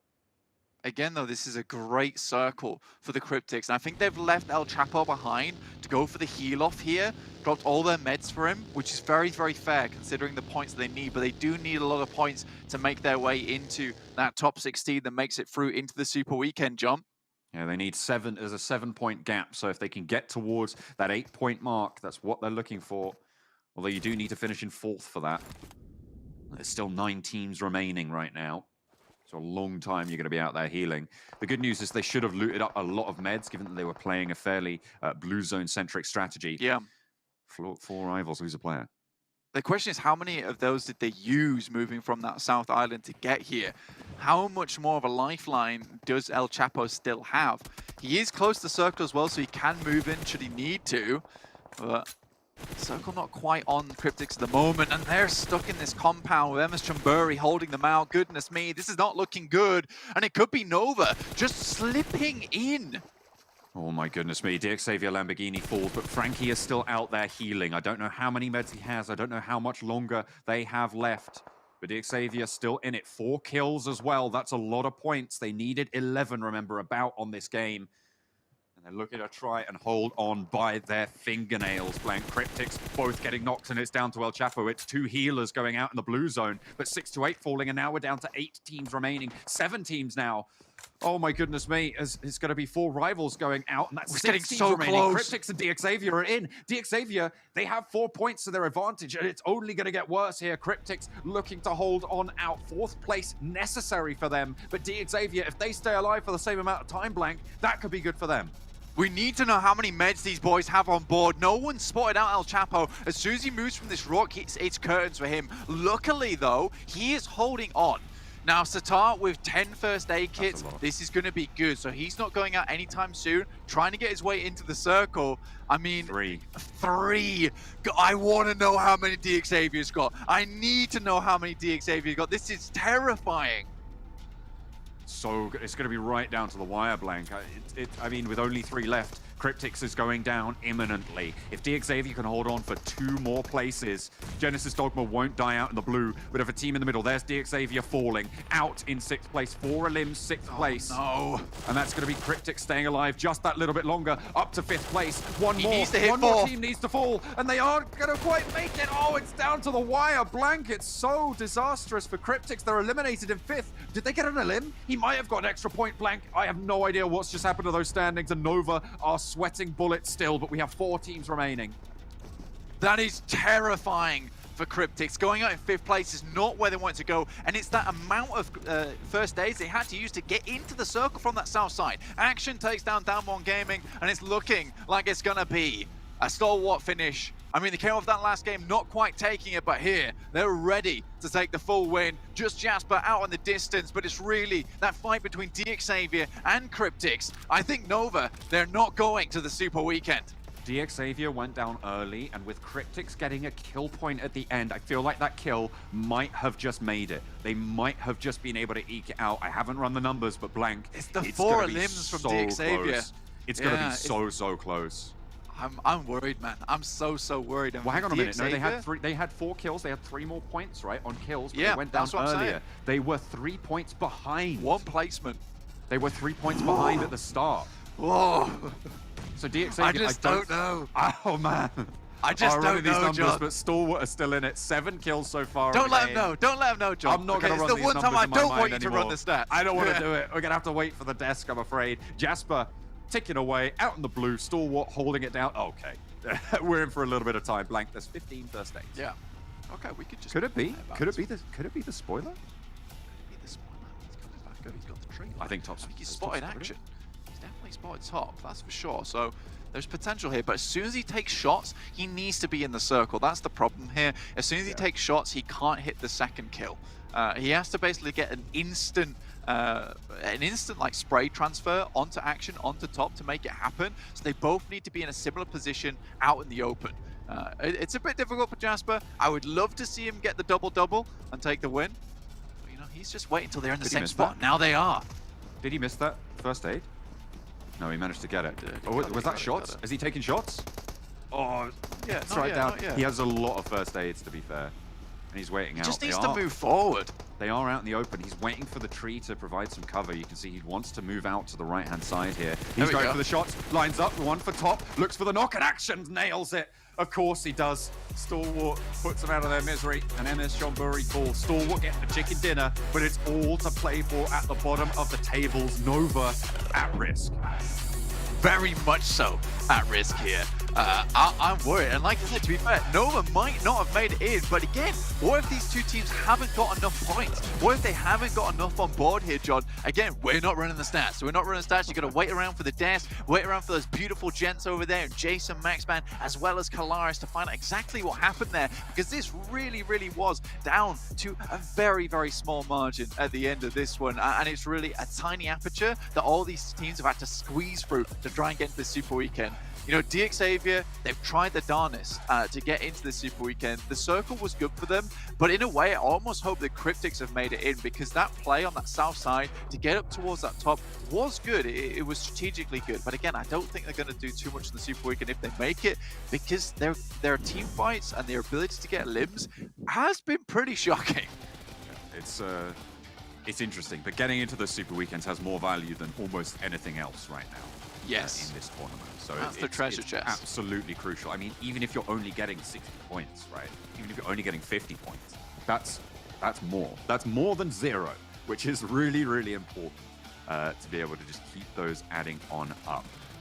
Oh man, I'll be honest, my brain is only focused on one thing, trying to stop me from adding up some numbers right now towards the end. And I think it all relies on how many kills Cryptics got right at the end there, because there was at least one. They only had one a limb. Only one a limb. They didn't get anything else. I think they got a knock, but that was about it. And it doesn't count after he went down. So, yeah, worrying times here for Cryptics as well as DXavier. I do think that additionally though, DXavier made some decent changes up towards that north side. Yes, they get the circle, but they played it as best as possible, but it's the third parties coming through from Genesis Dogpet that kind of ruined the day. I hope he won't, but I'm pretty sure he will. Jason's going to torture us for a little bit longer. Jason, how are you feeling about it? Hey, I'm not trying to torch you. It's not up to me to choose when the standings show themselves, but we will find out shortly to see what's going to happen and who our 16 teams will be. But either way, coming down to the healing, we were focusing on Lamborghini and El Chapo there, the two trying to heal off Sue who had the most meds, Sue who can try to survive the longest, but in the end, we'll see if it's going to be enough where they did place. I believe you guys have already said it on the cast that DXavier probably not going to make it there as they went out earlier than the rest of the teams. But let's talk about Star Wars Esports really quickly before we do get into our overalls. If I'm not mistaken, Kalaris, you mentioned they have 3 chicken dinners on the day. Well, I mean, 3 chicken dinners in 6 games. One of them came at the end of yesterday, but it's insane. The fact that they have had a better day than Infinity, all things considered, I cannot believe it. I mean, they got themselves in 6 games, 5 podium finishes, 3 firsts, 1 second, 1 third max. It is next level, next level. And I'm going to say it was necessary for them to make in the Super Weekend because they were not safe by any stretch of the imagination. In the Super Weekend rankings after that first Super Weekend, after 15 games, they had 99 points in 13th position. They were one of the potential teams that could drop out of that top 16 if they did not make it in the second Super Weekend. But seeing how they played today, as you said, all those chicken dinners coming their way, they're looking super comfortable. But I want to see this Star Wars in the Super Weekend. If they can do so, they can catch up to the DRS, the 4 rivals, or the Infinity in the top 3. I believe this is a team that could be a world champion if they keep playing like this. I was gonna say, I mean, we've had 3 matches straight where the rankings came up right away, and now this one, it's not even me holding us back. You know, everyone's just like, no, we're gonna make everyone wait to see who's gonna qualify.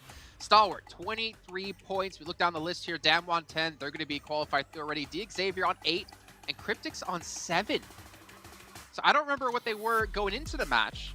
It's very close. But it's very close. This, Cryptics had 29 points before this game. DXavier had 26. Why are you doing this to us? Just don't Just say anything, close. bro.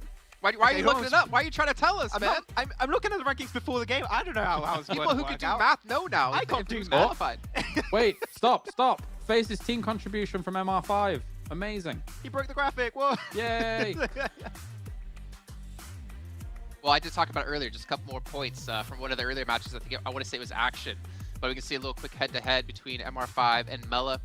Yeah, pretty decent contribution at both teams with 79%. They both would have broken the graphic. Hooray! No, I guess, you know, when you're looking at Infinity as well, I mean, yeah, obviously they had an amazing day yesterday. I still have to pay absolute respect, though, to what we saw from FaZe. Not necessarily this match, even though they were able to put up some decent numbers, but just their execution in the previous game. That, in the Erangel, that is the FaZe that I want to see in this tournament, game to game to game, because that was splendid. If I want to give something to FaZe also, we got to keep in mind that FaZe is a fairly new team when it comes to PUBG Mobile Esports compared to, for example, your BTRs, your Nova Esports, and such.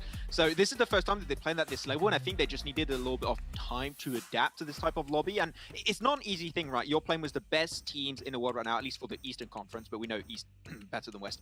So it is still pretty tricky for them to go with.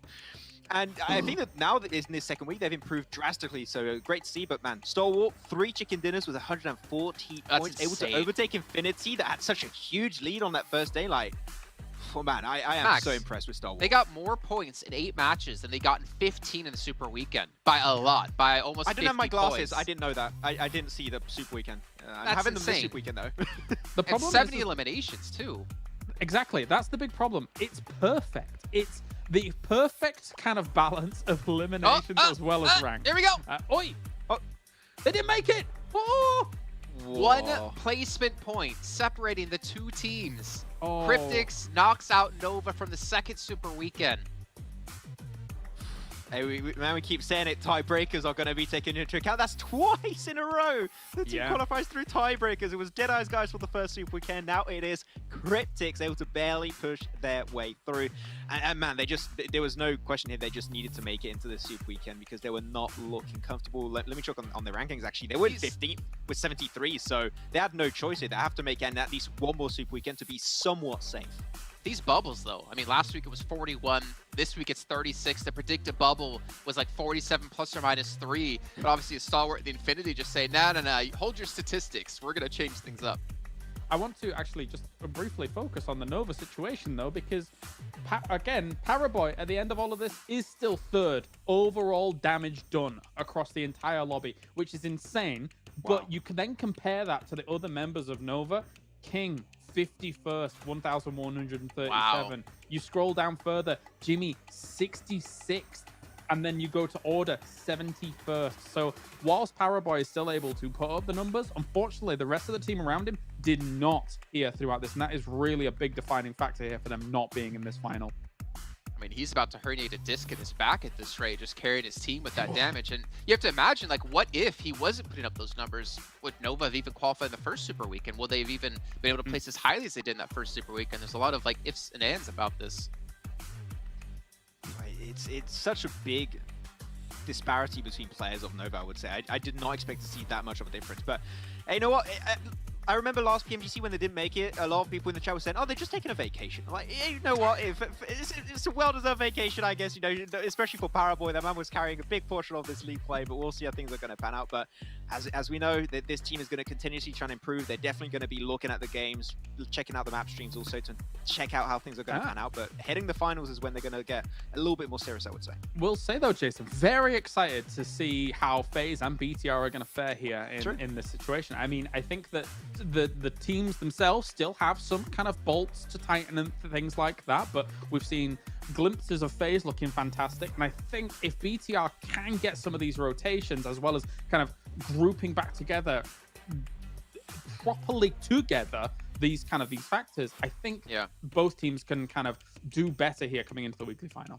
I mean, the thing is, they're chasing a moving goalpost at the moment because Enigma Galaxy requalified, even though they're at 47 points. What they're aiming at now is 106. That's the Xavier. That's the team that's closest in reach for them that won't be participating in the Super Weekend. So for Bigachon, for FaZe Clan, it takes momentum forward now into the Super Weekend. You could potentially knock them out of this, forcing now a lot of teams here to really, or a couple of different teams to requalify into Super Weekend 3. And obviously, the pressure's really going to surmount when we get to that in a week's time. But ladies and gentlemen, for you all watching at home, again, we still have things to be given away to you guys. Rewards you guys can win in the fan favorite vote. You can vote for your favorite teams and your favorite players and get various pink level permanent items for yourself, and even the treasure box as well, where if you guys are watching within the Esports Center or you're watching on YouTube, you get currency that will accumulate and you can eventually buy a permanent item. And Maxman's still eyeing up that pan. Maxman pan, the Pan Man, Max Pan. I don't know. I don't know. I don't know how to feel about that. The max pan. Hey, I like that. I'm okay with that one. I'll get it Hit you with the max pan. I'll Well, there'll still be 2 more chests as well throughout the rest of the season, just through event here. And make sure to obviously follow us as well, guys. You saw there. But as we get into our Super Weekend, we can see how they're all classified and who has made it in and who hasn't. And well, Southeast Asia, let's be fair to them. That's a lot of teams to qualify. Except only Xavier didn't make it, right? And when you have that many teams on Southeast Asia, you expect at least 1 team or 2 to not make it into the Super Weekend every once in a while. Last time it was FaZe and BTR, this time it's Xavier, so all good to see. But man, I feel bad for Reject. Like they got their homies from Japan and they're just not joining them in the Super Weekend, man. It feels very lonely for Reject, but they've been popping off in their own regards in the Super Weekend, so big hats off to them. And Mina, all teams qualifying. Every Super Weekend now, and I think that's a testament to the strength that they obviously have within the region, how much better they've gotten since last year. But if you guys missed out the matches, here's a quick little recap of what went down today. Damwon, a fantastic actually showing for them, to be fair. Again, another team who didn't qualify into the first Super Weekend, able to make it this time now, as they are still looking to capitalize off of this and carry this momentum forward. But Bigatron, it was nice to see them at least come back in the first match, so they showing they've got what it takes to compete. I mean, yeah, Bigatron, Damwon, FaZe getting themselves wins here. It shows that they're still willing to really bring the fight to this lobby, right? Like, for Damwon getting the victory when they did, they were up on that Sanhok hill, and I think that that's probably the easiest of the wins to be able to attribute to them when they've got that kind of position. So I'm excited to see what Damwon can do in the weekly final, but I still do have question marks above my head when it comes to consistency for them. Yeah, and obviously we go back to the old map list, right? We're going back to your Erangel, your Miramar, your Erangel, your Sanhok, then your Erangel right after. So no more Sanhoks, multiple Sanhoks in a day. But you are going to have obviously multiple Erangels, and you're going to have Miramar as well. So I'm curious to see again if like the teams who didn't qualify for the first Super Weekend, when it was Miramar and Erangel, if they can kind of step up where they previously lacked. But excuse me, ladies and gentlemen, getting all choked up here because we're done with the day. Maxman, take it away. Oh wait, no, please don't, no, Jason, don't. I'm going. No, you're taking. Okay, well, hopefully I've recovered enough here, ladies and gentlemen. Thank you again for tuning in here for PMGC 2021, the East League. We'll be back though on Friday. That means tomorrow is off, so make sure you guys set your alarm, set your clock, set everything possible, because you're not going to want to miss our second Super Weekend. We'll see you then.